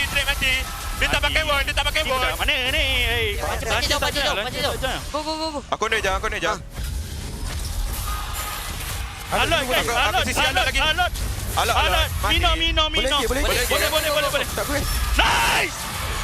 Aku sudah diarah. Dulu guys. Nice. Perang. Boleh kan? Dah sonda. Menang guys. Percaya aku. Tengok lanceh. Mati ngaku. Mati ngaku. Let's guys. Nice, bro. Nice, guys. Ada. Okay, boleh end, guys. Boleh end. Boleh end mid. Alah. Okay, respect alert. Jaga dia nak sikit, minit. Ya, aku tak ada. Man, congratulations, a 2-0 victory for Monster Vicous here. That's going to shoot them up in the standings, securing themselves another 3 points. And I'm happy to see this local lineup do well, but I'm noticing something about the mic checks. They're not as hype. It's definitely a lot more cool, calm, and collected. All I gotta say is they're scary good, man. Yeah. They're scary good. Like I said, looking at the games, you would assume they're screaming out of their minds, but they're pretty calm. It's just like, all right, do one thing, do the other thing. We can do this. Back off. It just feels like the lizard people got to us, right? Yeah, they're cold-blooded. They blink sideways? Yeah, Don't you mean the grok people? The grok people. The Venom grok. Okay, that was getting too long. The Venom grok 2018 skin. Yes. Yeah, my favorite skin, by the way. That's your favorite skin? Of all time, or? No, for Grog, that's my favorite skin. Favorite Grog skin. The ice one is good, the mecha one is alright, but yeah. that Venom skin is... It's a classic. It's a classic. It's a classic for sure. But given the fact of the matter is that early game, maybe a little bit of warm-up, you did miss a couple of wild charges, but late game, oh my goodness, that's ridiculous. Yeah, the setup, the follow-up, everything was on point. And we even heard Noah Escobar mention, right, during that training regime, right after the previous season ended, they just hopped straight into preparations for this season. And after so long together, going on vacation together, you can see it come together, right? Those long hours, they finally bear fruits. Yeah, I mean, the investment is paying off, and honestly, as soon as the previous season is done, the fact that they were already working on it really goes to show that they are not only motivated, but at the same time, they're eager to take a top spot here. Maybe from SRG, maybe from Vamos. We'll just have to wait and see. Let me just say, if any team can beat SRG, I'm banking on this one. Not saying they will. It's just a high chance. It's like, in terms of all the other teams, it looks like they have the higher chance because at least they play as a team and mechanically, everyone is doing well. Everyone is doing very well. Yeah, I mean, a close contender would be Todak because we did witness how Todak took on SRG, right? Yeah. And both games went over 20 minutes. But I agree, this could be second in line, and I would put them ahead of Vamos at this point of time. Same. I would say the same thing, yeah. I think I think those who are trying to get into the professional scene should probably look at the way that Envy actually rotates across the map, right? Because this is a very big contention point because Sora is all like, other regions, they rotate, but we rotate better. At least we are seeing some form of that application. Maybe not in game number 1 for Team Ray, but definitely in game number 2 where they were definitely on top of the fundamentals. You know what I like? What? Sora is not a trash talker. He's not saying that to put anyone down. He's not saying that to say like, oh, we're so good. He just like, oh, you asked me a question, I'm just gonna answer what I think, right? Yeah. So he's not saying that to. It's not for clout. Oh yeah. It's not for social media standing. He's just like, it's just what he's noticed. He speaks facts. Yeah, he just speaks. People can disagree, but for him, that's facts. Yeah.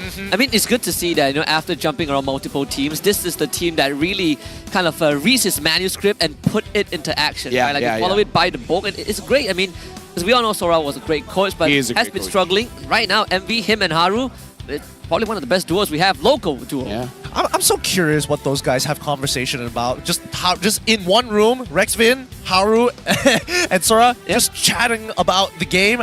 I want to know what that sounds like.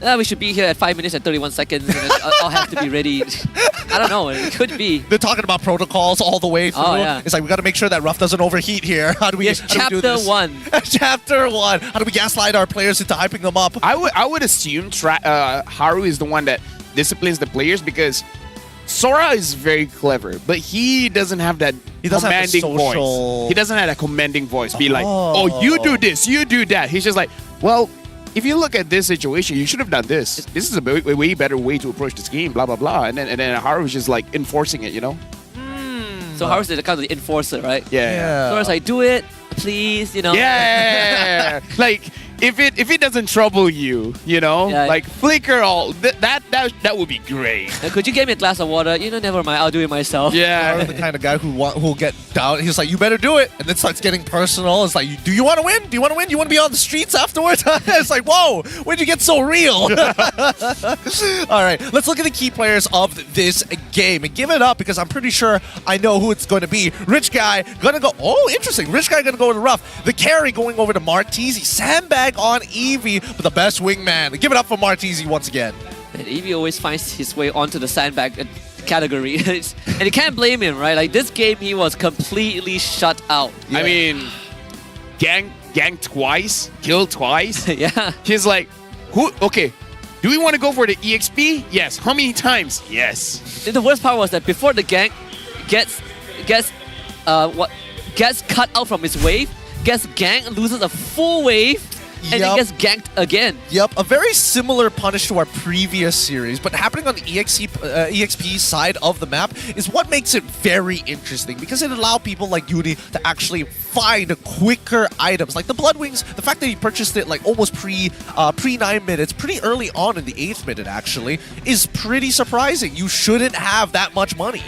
The most interesting thing for me here is AJ went for the Clock of Destiny. That's a bit new. I actually didn't notice that while watching the itemization, but that's interesting. Again, not sure why he wanted to go for it. Not saying it's a bad item. Just wondering, like, what's the reasoning there? I was wondering about that too. I did see the Gleaming Gem purchase, but afterwards I'm like, okay, maybe it's just like to have some mana. Yeah. You level up, you sustain. It's not that big a deal. I didn't expect him to finish it. Yeah, it is a bit weird, but I mean, it does affect the standings, right? MV is 2nd place already. Yep, 2nd place already as they shoot across the board. Very happy with them. They even overtake Vamos. I mean, they basically have the same stat line. Yeah. They're both in the same place. JP Niners get knocked down. Same goes for Todak in 4th and 5th place, respectively. Number 10 and number 7 are tied. Yeah. And the thing is, RSG and Red have the same amount of games. Team Hot has the same amount of games as Homeboy, so... You know, Team Ray is probably in the most dangerous position because they might be in 6th, but they got -5 aggregate points. Oh, you're right. I forgot about the aggregate. And they have 3 series left. And we still have 3 more weeks after this, and we still haven't accounted for tomorrow. So Team Ray is in probably the worst position that they could ever be in this regular season. Wait, mathematically, can they still make it out of this? They're going to win every single game from this point onwards, honestly. Every single game and as clean as possible. I mean, when you say can they make it, we have to put in context. Playoffs or next playoffs? Or next season. I'll start with playoffs. I feel like it's difficult. You need top 6, man. Yeah. Top 6. I think it's doable. I think it is doable, but here is tomorrow's schedule. I'll crunch the math for you guys some other time because we got to talk about Red Esports up against JP, Vamos versus Todak, Team Hawk versus the Homeboys. I think we can all agree. Second match is like... Yeah, but I would say all the games are good. I mean, it depends on what you're looking for, right? I mean, Vamos against Todak, it really comes down to is Vamos as great as they say? If Todak beats Vamos, that changes the dynamic of the of our standings, right? Yeah. Not just that, but it also changes the dynamics of who is actually going to make it to M6 potentially, right? Like Vamos might not be the primary choice aside from SRG anymore. It's a tough call here because even with that very first matchup, I feel like it could. I mean, if Red kind of pull themselves together, they might be able to make it work. I don't know about you guys, but thoughts on today? Has this changed your opinion for the rest of this week? Yes. Yes. Actually, yeah. Changed my mind of the season. I think on the Homeboys on JP Niners, I had a lot of opinions about them, but it's great to end on a high note. MV, solid as ever. Hope they keep this up. I agree. I think, things are progressing really, really fast here at MPL MY Season 14. But with that being said, we got more MLBB action, but that's only for tomorrow. So please, thank you for watching. We're closing out the day. Gideon, Husky, LaFell, we say farewell. We'll see you tomorrow.